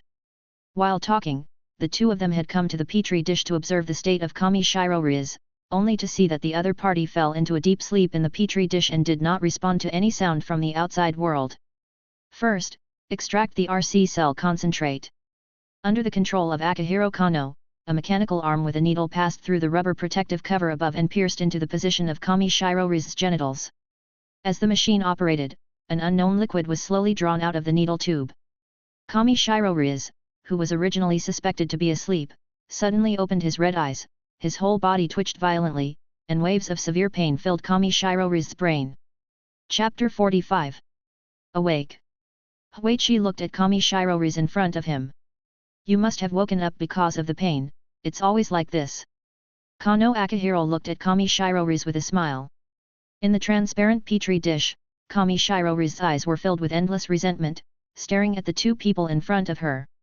The blood-red eyes seemed to penetrate the soul, and at the same time, her mouth was slightly open as if she wanted to say something. You will die. Wiki observed Riz Kamashiro's mouth shape and read what he said. Curse? Ignore her for now. After saying that, Kano Akihiro pulled out the robotic arm and took out a tube of high-purity RC cell fluid. You have also seen the human experiments, and the next one is the ghoul experiment. Kano Akihiro then came to an empty test site and operated the machine to drop one of the incubators. Click, the thick white fog dissipated from the incubator, and a naked man slowly walked out from behind the door. Kana Akihiro walked up to the man and inserted the needle in his hand, slowly injecting the RC cells into his body. Watch, the threshold of the root. After a while, time seemed to freeze, and there was a dead silence all around. However, at this moment, the ghoul, who had been motionless, began to tremble violently and uncontrollably, and every muscle was desperately contracting and expanding, and the amplitude was far beyond the limit that the ghoul's body structure could withstand. Along with this strange twitching, the ghoul's arms turned 360 degrees like a machine, as if controlled by some invisible force. The head was shaking from side to side at an alarming speed, making people worry whether it would break off from the neck and fall off in the next moment. This scene was too horrifying, as if what was in front of him was no longer a ghoul but an out-of-control creature, undergoing some kind of abnormal deformation. At the same time, Wiki heard the sound of bones being worn away, and the sizzling sound of flesh being eaten away bit by something. This is just the beginning. His appetite will increase several times. As he said this, Akihiro Kano operated the machine again to lower 3 culture chambers. 3 ghouls appeared in the test field again, and they stood there without any action. The ghoul whose RC cells were registered at the beginning had a fierce look in his eyes, and his red eyes stared at the 3 ghouls, with saliva dripping from the corners of his mouth. The next moment, a tail horn appeared behind the experimental ghoul and began to attack. Puff! The tail horn pierced through one of the ghouls like a sharp arrow, and the experimental subject immediately opened its bloody mouth, revealing its sharp fangs and biting madly. Every bite was accompanied by a violent contraction of the muscles, and the flesh and blood of the prey were chewed up in its mouth, and the smell of blood filled the air. Every bite of flesh and blood swallowed down the esophagus, irregular floating would appear in his skin, and this floating seemed to greatly stimulate the appetite of the experimental subject. Wiki and Akihiro Kano watched with their own eyes as the experimental subject devoured 3 ghouls the size of middle-aged men, and even so, the ghoul still looked unsatisfied. His stomach. Huichi looked at the other person's swollen belly, which looked like he was pregnant with triplets in October. He could even see the flesh and blood he had just eaten through his belly. The fun has just begun, and this is what I want to explore. Akira. Kano watched with great interest, with a flash of excitement in his eyes from time to time. The belly of the experimental subject was seen to change gradually. The originally swollen belly shrank at a speed visible to the naked eye. With the appearance of this phenomenon, the things under the surface of the experimental subject's skin began to wriggle again. Strands of scarlet red lines continued to flow into the ghoul's belly, and at the same time, the flesh and blood were digested faster, and the originally huge belly gradually returned to normal. After digesting the flesh and blood, the red lines shifted their targets. They wriggled and drilled into the host's hermaphrodite. This time, the experimental subject scratched his body with both hands, as if there was an unbearable pain and itch in his body. The next moment, Wiki's eyes widened. The experimental subject in the field knelt on the ground, and the tail hermaphrodite was stimulated by the red line and began to wrap around the experimental subject, circle by circle until it covered the entire body. Then tiny cracks grew on the surface of the tail hermaphrodite, and there was a faint white shape inside. Watch out! Kana said excitedly, supporting the experimental table with both hands. Under the gaze of 2 pairs of eyes, the appearance of the experimental subject slowly disappeared and melted into a pool of flesh and blood. Several strangely shaped cocoon grew on the surface of the flesh and blood, and were covered with sharp white teeth. At the same time, the head kept shaking. Looking at the thing in front of him, Wiki recalled something in his mind that could not be described. The cocoon monster encountered in the 10th area, the opponent showed amazing self-healing ability after suffering heavy damage from himself, but if its weakness was targeted, it would go out of control and become a terrible cocoon monster, which brought a visual impact far better than the experimental ghoul in front of him. RC cells can be extracted from dead ghouls, or from the experimental products in front of us. I think as long as we provide enough energy to this thing, we may be able to see the root cause. Enough? You want to keep this thing? Huichi stared blankly at the test site. I can't keep it alive, it will die soon, there is no core to support its operation. Hearing this, Huichi subconsciously breathed a sigh of relief. However, we can place our hopes on the test subjects. As long as the RC cells and the host form a balance, we can achieve. It's difficult, at least after watching the experiment, I think it's unlikely. Not necessarily, everything has its unknowns. Besides, Kanaki can Hearing the hidden meaning in Kano Mingbo's words, Huichi fell silent, hesitating in his mind. So I want to see the root. I need to. No, just wait and see, don't let him die. I'm already looking for the next batch of test subjects. Got it. Huichi rubbed his forehead and sat on a chair to rest. The information he had received today was simply too complicated. Now it seemed that it would be very difficult to explore the origin of ghouls. Have some coffee, your equipment has been delivered. Kano Akira brought 2 cups of coffee, one for himself to savor while observing the RC cell products in the test field. Kanaki-ken, I hope you can maintain this balance until I figure out the root of ghouls, then I will. Huichi was thinking about the feasibility of the plan. 1 minute later. 1 minute of life, still no core problem. Inside the test site, the test subject lost all signs of life, a pool of blood and flesh gradually solidified, and the Kagun that was originally clearly visible above also disappeared out of thin air. Forget it, let's study human experiments first. Kana. Akihiro sighed. It is difficult to break through the root problem at the current level. He needs to focus on the experiment of artificial ghouls. I'm going back to rest first. I'll let you know next time I come. Good. Chapter 46. Kingsi High School. A short-haired female student was observing in the corridor, with a slight smile on her face, exuding a relaxed and happy atmosphere. Because her good friend Dongzi had returned to school. Dongzi, you haven't been to school for a long time recently, and I have to go through a lot of homework.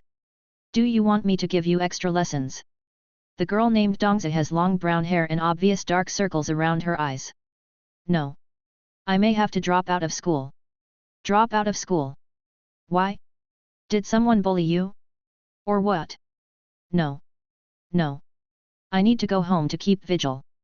Dongzi couldn't stop her tears from flowing, and her voice was filled with a heavy accent. What happened to your family? Are you going to give up your studies? My family are all dead. I'm sorry I can't go to school with you anymore.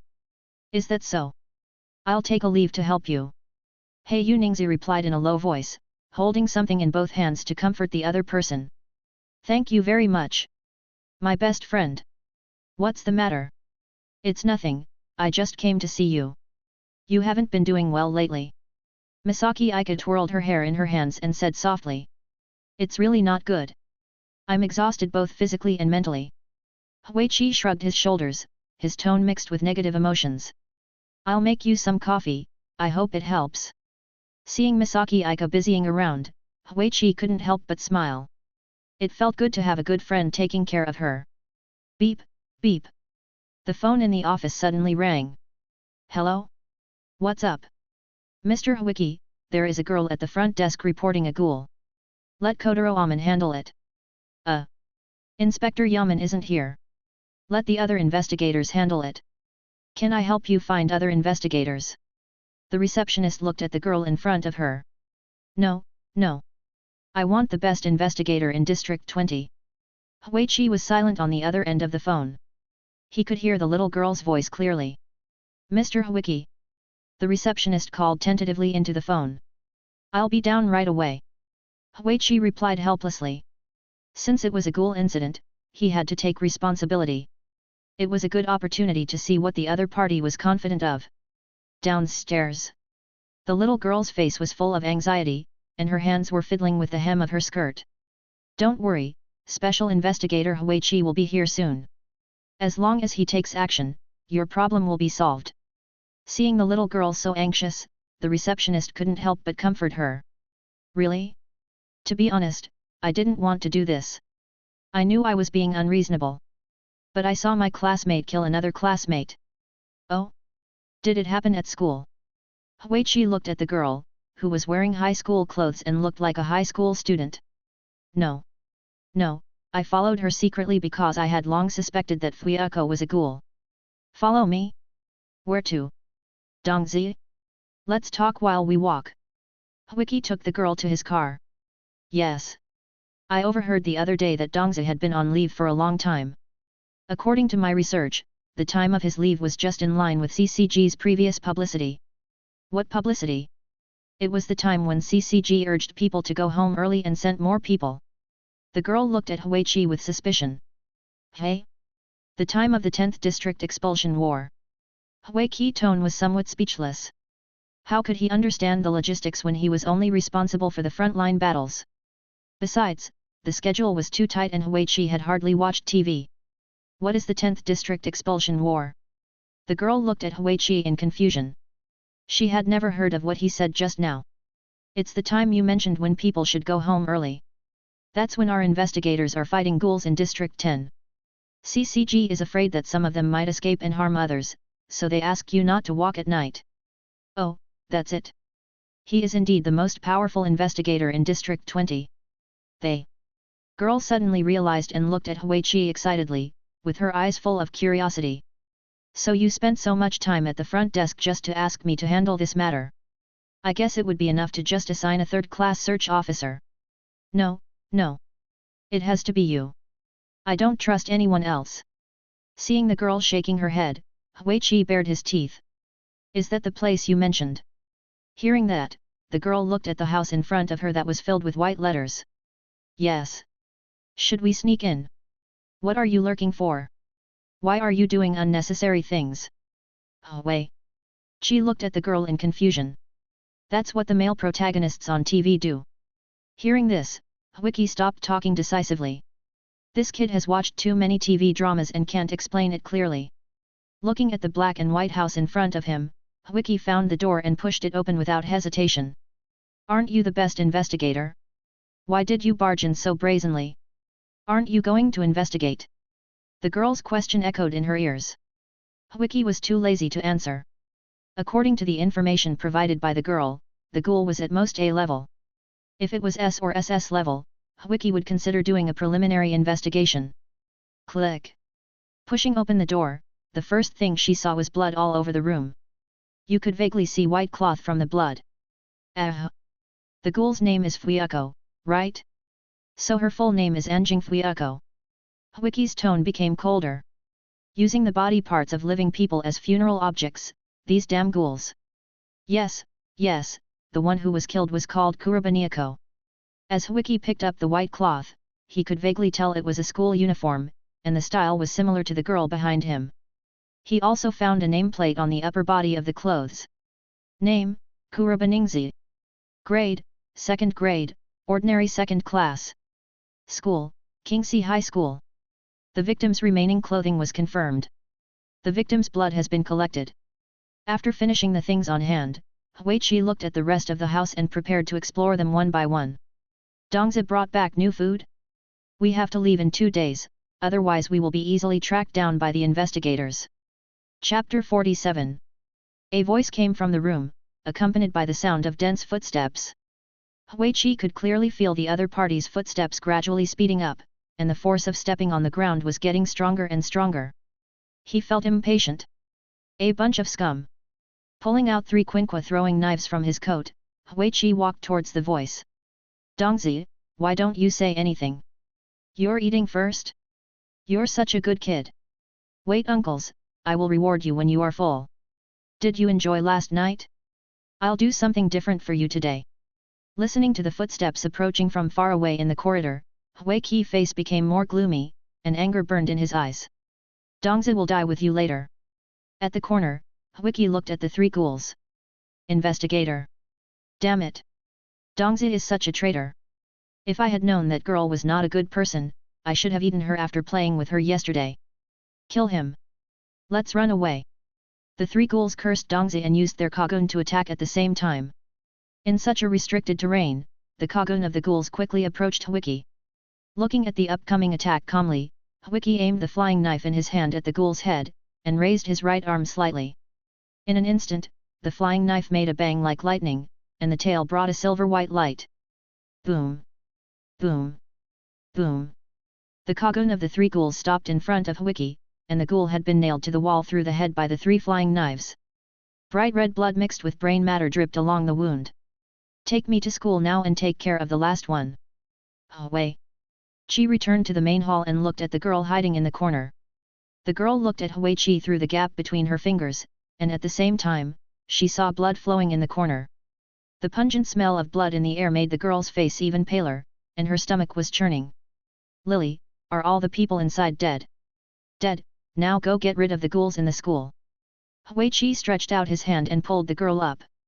In Kingxi High School, students were chatting with each other in pairs.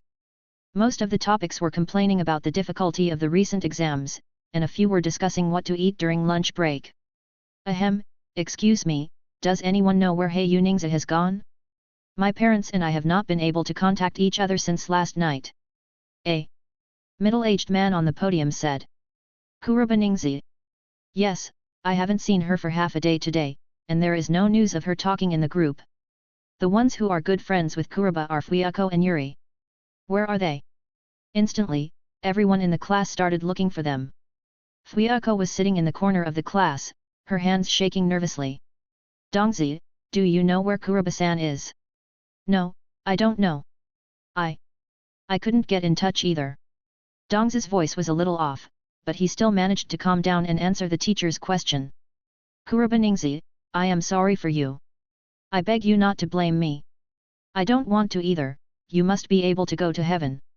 Dongzi kept praying in her heart. Half a month ago, Dongzi's home. I'm sorry, we didn't bring your parents back. Dongzi inside the door fell to the ground as if struck by a bolt from the blue. She kept looking behind the three ghouls, trying to find the person she was most familiar with. My parents, what happened? Why? Died in District 10, sorry. Why? Woo. I'm really sorry, we were attacked by two special forces, and it was a narrow escape that we managed to escape. After saying that, the man took off his robe, revealing a hideous wound. No. I only want my parents. I'm really sorry. As the man continued to apologize, another companion shook his head and asked, is there anyone nearby? We are seriously injured and need to eat. However, Dongzi had already collapsed and didn't hear the man's words at all. She kept crying. Tisk, is this still a ghoul's child? The man looked at Dongzi unsatisfiedly. I'm going to find food, you guys take a rest now. A few hours later, a man walked in from outside the door, holding a child in his arms. Just catch the small ones and eat them. Heal the wound first before doing anything else. Dongzi hid in her room, staring at the family photo with lifeless eyes. The only sound she could hear was the three ghouls eating in the main hall and the wailing of the children. In the middle of the night, creak. Three figures broke into Dongzi's bedroom. The noise woke Dongzi up from her already uneasy sleep. When she opened her eyes, she saw the three ghouls surrounding her. What are you going to do? Get out now. Dongzi, who was wearing pajamas, looked at the three people in horror, grabbing the blanket with both hands. After our discussion, we decided to hold a funeral for your parents, so you have to give something in return, right? Get out. I will take care of my parents' funeral. Get out now. Dongzi pointed at the door and shouted at the three people, the shock in his eyes still not gone. What is a child responsible for? Let us be responsible, and then you can bring back a good friend and let us eat our fill. Now I can't help it. The man looked at Dongzi with evil eyes, and touched Dongzi's white legs with his hands. Don't resist, or you will die easily. One night, the inner room was filled with the muffled groans of Fuyako and the roars of the man. Fuyako's leave of absence began half a month ago.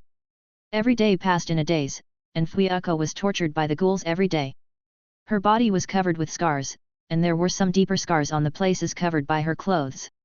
If it weren't for the strong self-healing ability of the ghouls, Fuyako's skin would only be blue and purple. Tomorrow you call someone back. If you refuse, you can die. Don't try to find Beiju, you will only seek death, and I will burn your parents' spirit tablets to ashes. Of course, don't be too negative. We promise you that as long as you bring someone back, we will leave here. Really? After hearing the second half of the sentence, Dongzi's lifeless eyes flashed a hint of, really, I am a ghoul from Area 24, and I always keep my word there. Well. Dongzi, who had been tortured, regained her spirits, endured the night silently, and used makeup to cover up the haggardness on her face the next day. Along the way, she kept struggling in her mind about who to bring back. Dongzi didn't want to do this, but they threatened her with her parents' spirit tablets. Dongzi, how have you been recently? You have fallen behind in your schoolwork. I will help you with your studies. A voice came to his ears, bringing him back to his senses. No thanks, thank you for your concern.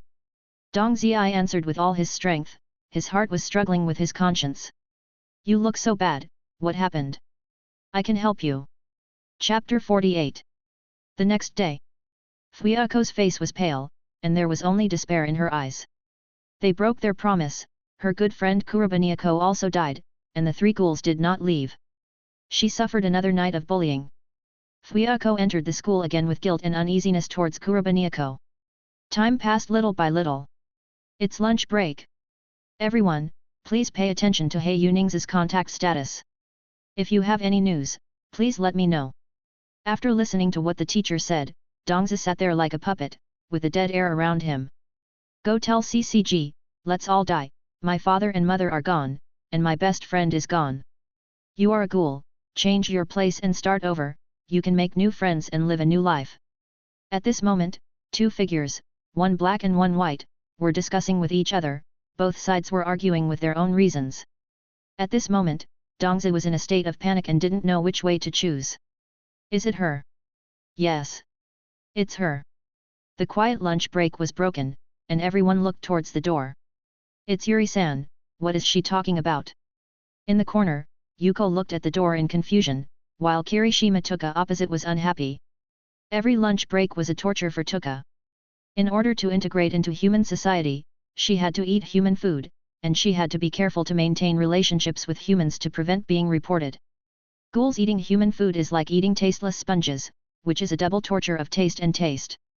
Secondly, due to the different gastrointestinal structure, ghouls can't digest human food at all, and may even cause vomiting. If you are suspected and reported by humans, you will die. The CCG Ghoul Countermeasures Bureau will not care about your identity and status. When they receive a report letter, they will send someone to check whether you are a ghoul.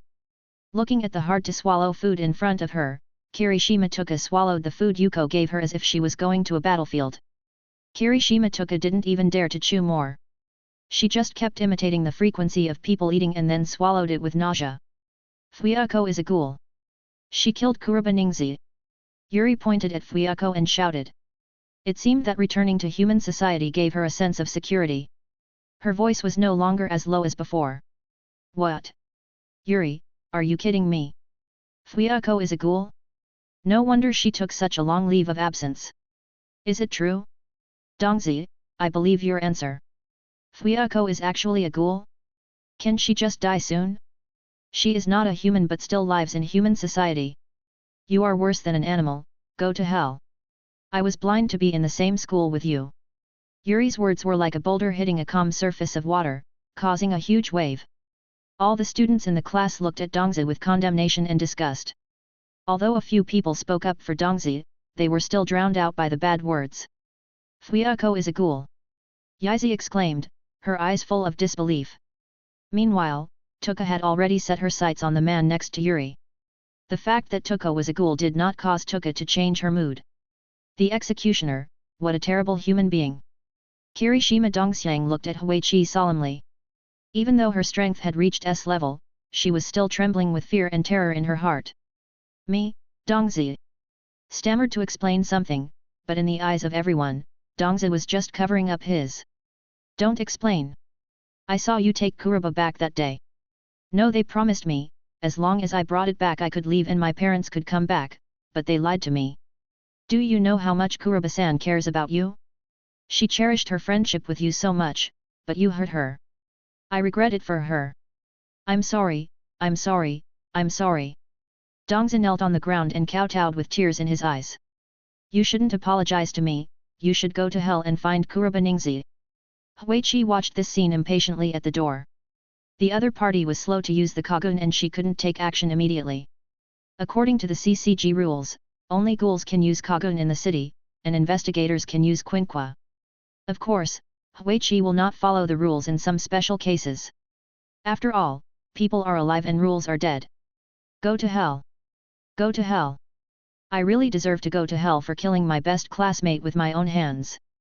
Just go to hell, you've already wasted a lot of my time.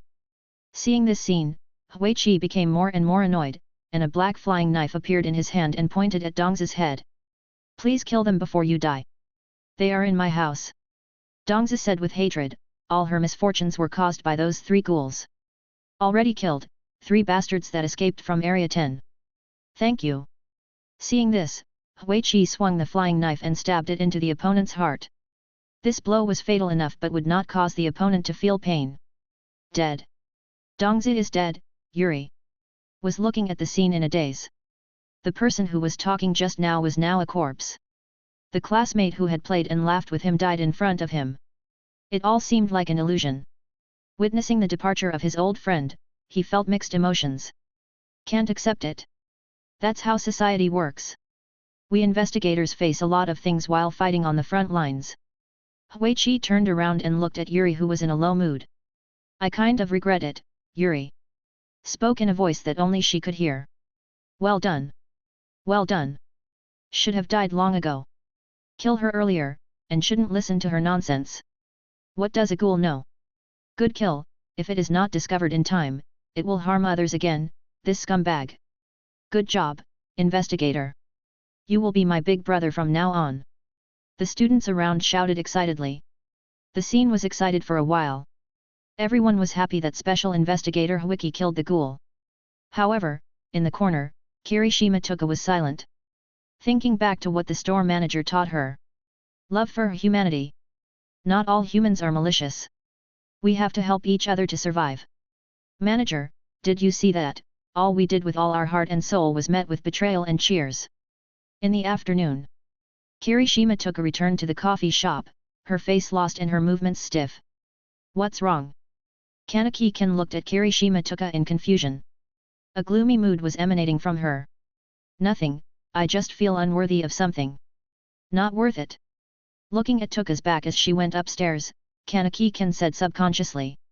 Just when Kanaki-ken was about to ask again, Shi-Fang suddenly came downstairs. Come with me to a place in a while, someone wants to see you. See me? Kanaki-ken pointed at himself in confusion. Chapter 49. Yet. In the 20th District Branch, Misaki Aika, who was busy and sweating, made a cup of coffee. When she delivered the coffee to Huiki's office, she was surprised to find that Huiki had disappeared. Is Huiki busy again? I really hope he can come back before the coffee gets cold. I have been learning how to make coffee recently. Misaki Aika carefully placed the coffee on Huiki's desk, her eyes looking at the pages of information on the desk and the markings on the computer. The Ape Demon Organization, Black Dog, Huichi, and others are still working so hard. A corner of the 2 pages appeared at the bottom, with an extra name and photo on it. Kanaki-ken? I haven't heard of him. The Joker Organization. Looking at the information displayed on the computer, Misaki Aika tilted her head in confusion. In the afternoon, Huichi returned to the 20th District Branch. Seeing the coffee still steaming on the table, she couldn't help but smile, and then sat on a chair to drink coffee. Looking at the Joker Organization on the computer screen, Huichi was thinking about something. 14th District Helter Skelter Bar. Shikata Renshi, Yuta, Idariri, Kanaki-ken sat on the stools. Kanaki-kun, I'm glad you're here. Idari looked at Kanaki-ken excitedly, his eyes scanning back and forth with curiosity. Excuse me, have you two known each other before? Kanaki-ken asked when he saw the Masked Master and Shi-Fang Renshi who brought him here. Yes, we met in the 4th District. At that time, Lien and Bei had a very bad relationship. I always carried them on my back. Xi Li explained the relationship between the two. But now we are in a good relationship. Bei, who was standing by, raised his glass and answered. Don't talk about the past anymore, Zilly, don't you have something to ask him? Sifang Lianxi interrupted the discussion and wanted to get to the point. Don't be so anxious, Lien. Idari Zilly got up and went to the bar to find a bottle of wine, unscrewed the bottle, and poured the red liquid into the glass. Kanaki-kun, this is for you. No, no, no, I'm not yet an adult. Kanaki. Ken quickly waved his hand to indicate that he didn't want to drink. How cute. How could it be wine? After saying that, Idari jokingly pointed the wine glass at Kanaki-ken and splashed it over. The red liquid immediately fell on Kanaki-ken, and the liquid exuded a tempting aroma. This breath made Kanaki open his eyes unconsciously. Wow! So cool! This is the first time I've seen a one-eyed ghoul so close. When Kanaki-ken heard what Idari said, he subconsciously lowered his head and covered his face with his hands, not wanting anyone to see him like this. What? Sorry. I'm really sorry, but don't worry, Kanaki-kun, there are only ghouls here. Aogiri said as she took out a towel to dry Kanaki-ken's hair, and then picked up a cup of coffee and put it on the table. Seeing Kanaki-ken's helpless look, Aogiri leaned over and sniffed carefully with her nose. Suddenly, an inexplicable fragrance rushed into Aogiri's mind. This fragrance was like an alluring wine. It smells so good. By the way, does the one-eyed ghoul over there feel the same way? Over there? Are there other one-eyed ghouls besides me? Kanaki-ken asked curiously after hearing what Aogiri said. Of course, after all, the world is so big, nothing is surprising. Kanaki-kun, what would happen if a human and a ghoul fell in love and got together? Result: will die. There is no other way. The probability of a ghoul and a human getting pregnant is extremely low. Even if a baby is conceived, it won't last long. If the baby is a human, the mother will instinctively judge it as nutrients and absorb it, but if it is a ghoul baby, it will not be able to eat human flesh and blood and will become weak and die. There are also very few who give birth to children. These babies are the first generation of fusion. They have a red eye and powerful strength, and their level is far above that of ordinary ghouls. Rumor has it that there is a one-eyed ghoul who is very powerful and is the underground king of Area 24. Well, it's just an urban legend after all, so don't take it too seriously. Kanaki-ken stared at the coffee in his hand, his face reflected in the water, his scarlet eyes were so eye-catching even in the brown water. Riz.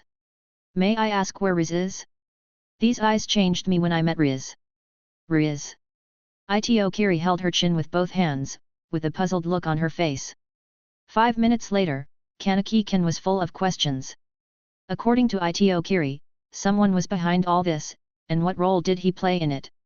Before leaving, Kanaki-ken was a little hesitant, and he had a question in his mind, not knowing whether he should speak up. Kanaki-kun, please speak up. I will answer you appropriately. Aogiri blinked and looked at Kanaki-ken with a half-smile. Excuse me, what's going on with the executioner? Whenever he thought of what Nagachika Ira said to him, Kanaki-ken was a little confused, including the last time he asked Wiki in the coffee shop when Tuka and Ryoko looked at him with that weird look. Executioner. I didn't expect Kanaki-kun to know his code name. To be honest, I know very little about it. This message is a gift, I don't charge for it. If you meet him, do everything you can to escape. Remember, don't try to reason with him or use hostages. Ito Zilly's tone was a little scared, obviously thinking of some bad memories. Yes, you must do everything you can to escape, this is your only way out. Bei, who had been silent for a long time, also reminded. Is it so scary? But I think he is a good person. Ha ha ha, Kanaki-kun is so cute. He is an undisputed investigator and also a ghoul's nightmare, so if you meet him, please run away as much as you can, don't try to resist him. Okay. Okay. Kanaki-ken followed Shifang Renshi out of the tavern and returned to Area 20. Gourmet? Ghoul restaurant. Looking at the new cases on hand, Huichi frowned. There have been 20 missing persons recently. This is the information that the third-class search officer has found. Let the third-class investigator do the search. I don't have time to research new cases right now. Huichi replied with some displeasure. Okay. The investigator next to him bowed and left the office. District 11, what on earth are you trying to do? Only a message flashed on the computer screen, the sender was Merit Sai. Recently, the frequency of ghoul hunting officers in District 11 has increased frequently, and they have formed an organization. Huichi and others are requested to attend the meeting in 3 days. Meetings, nothing but meetings. Huiki rubbed her face in frustration. She had to monitor the condition of Kanaki-ken, the experimental subject. Once the RC cells in his body were stimulated and went out of control, she would have to wait for the next batch of successful experimental subjects. By then, her plan to explore the root cause would have to be replanned. Although Kano Akihiro had already started preparing for the next batch of experiments, Huiki was more focused on what she could see in front of her. Chapter 50. 3 days later. The 11th District Investigator is already at a disadvantage. I think you should realize the seriousness of the situation.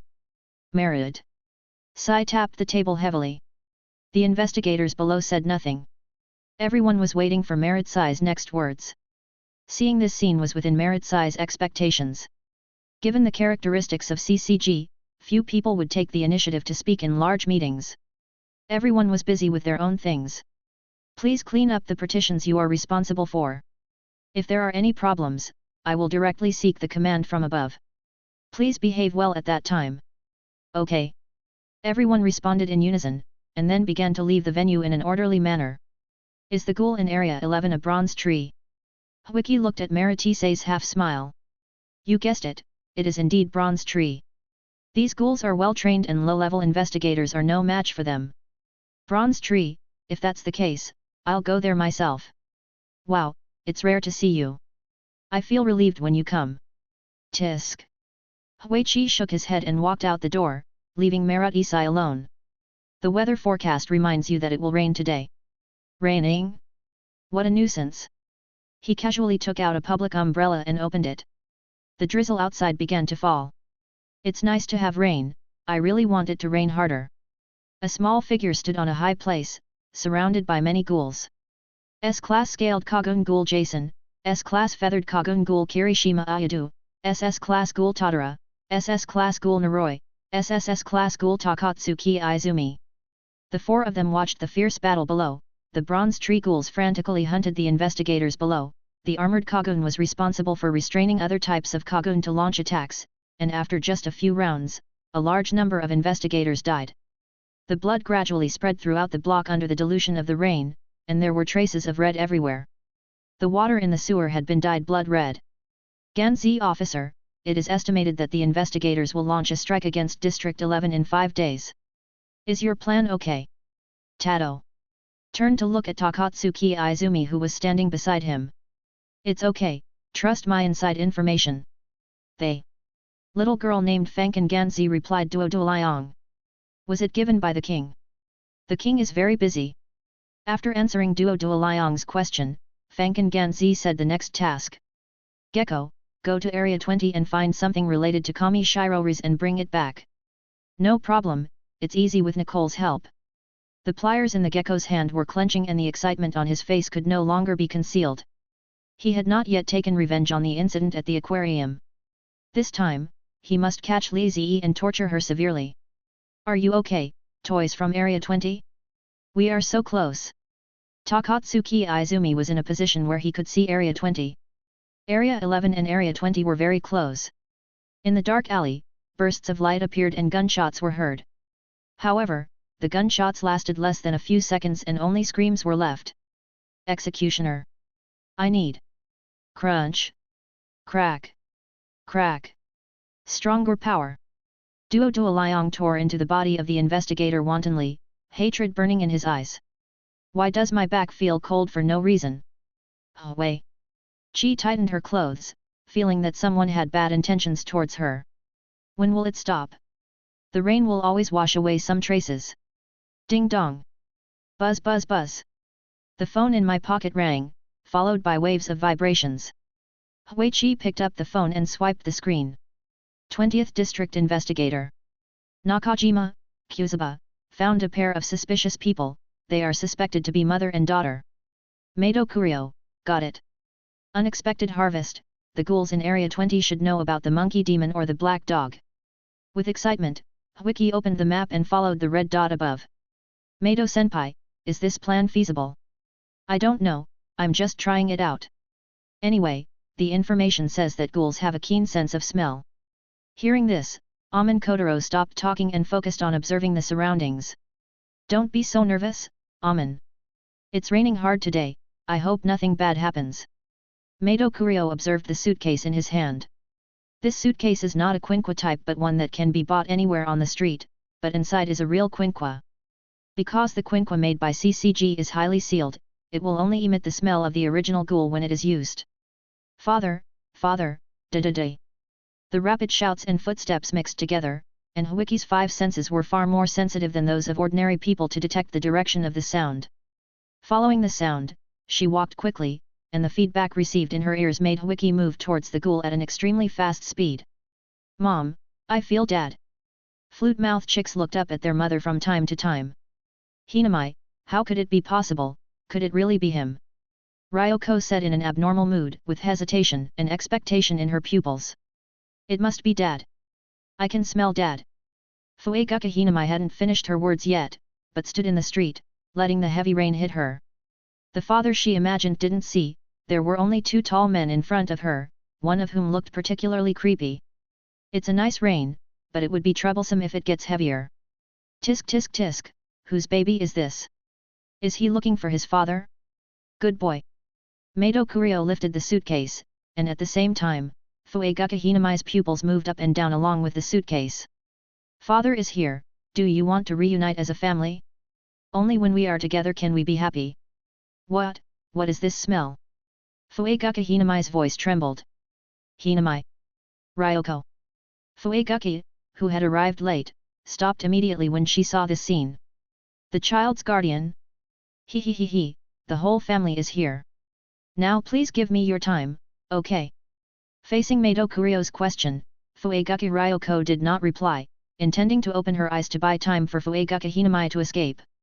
Such a familiar figure, have you seen it somewhere before? Looking at the mother and son from afar, the related figures gradually appeared in my memory. 3 days ago, when Kanaki-kan asked a question before leaving the antique coffee shop, it seemed that this mother and daughter were next to him. Take a closer look, if it were this mother and daughter, my plan would have to change slightly. Madam, I advise you not to open the Kagun, otherwise 2 people will die at once. Huichi said in a teasing tone, and his body gradually approached the distant Diakao. As the distance between the 2 people got closer and closer, the figure in his memory emerged. Hearing this, Diakao Ryoko saw Huichi appear in her sight, and her face turned pale instantly. CCG representative figure executioner. You look so familiar. We met in a coffee shop 3 days ago, right? Hehe, I didn't expect that the place where I usually hang out would be a gathering place for ghouls. At this moment, Huichi was only half a body away from Fuegaku Ryoko and Hinamai, and his voice was only loud enough for the 3 of them to hear.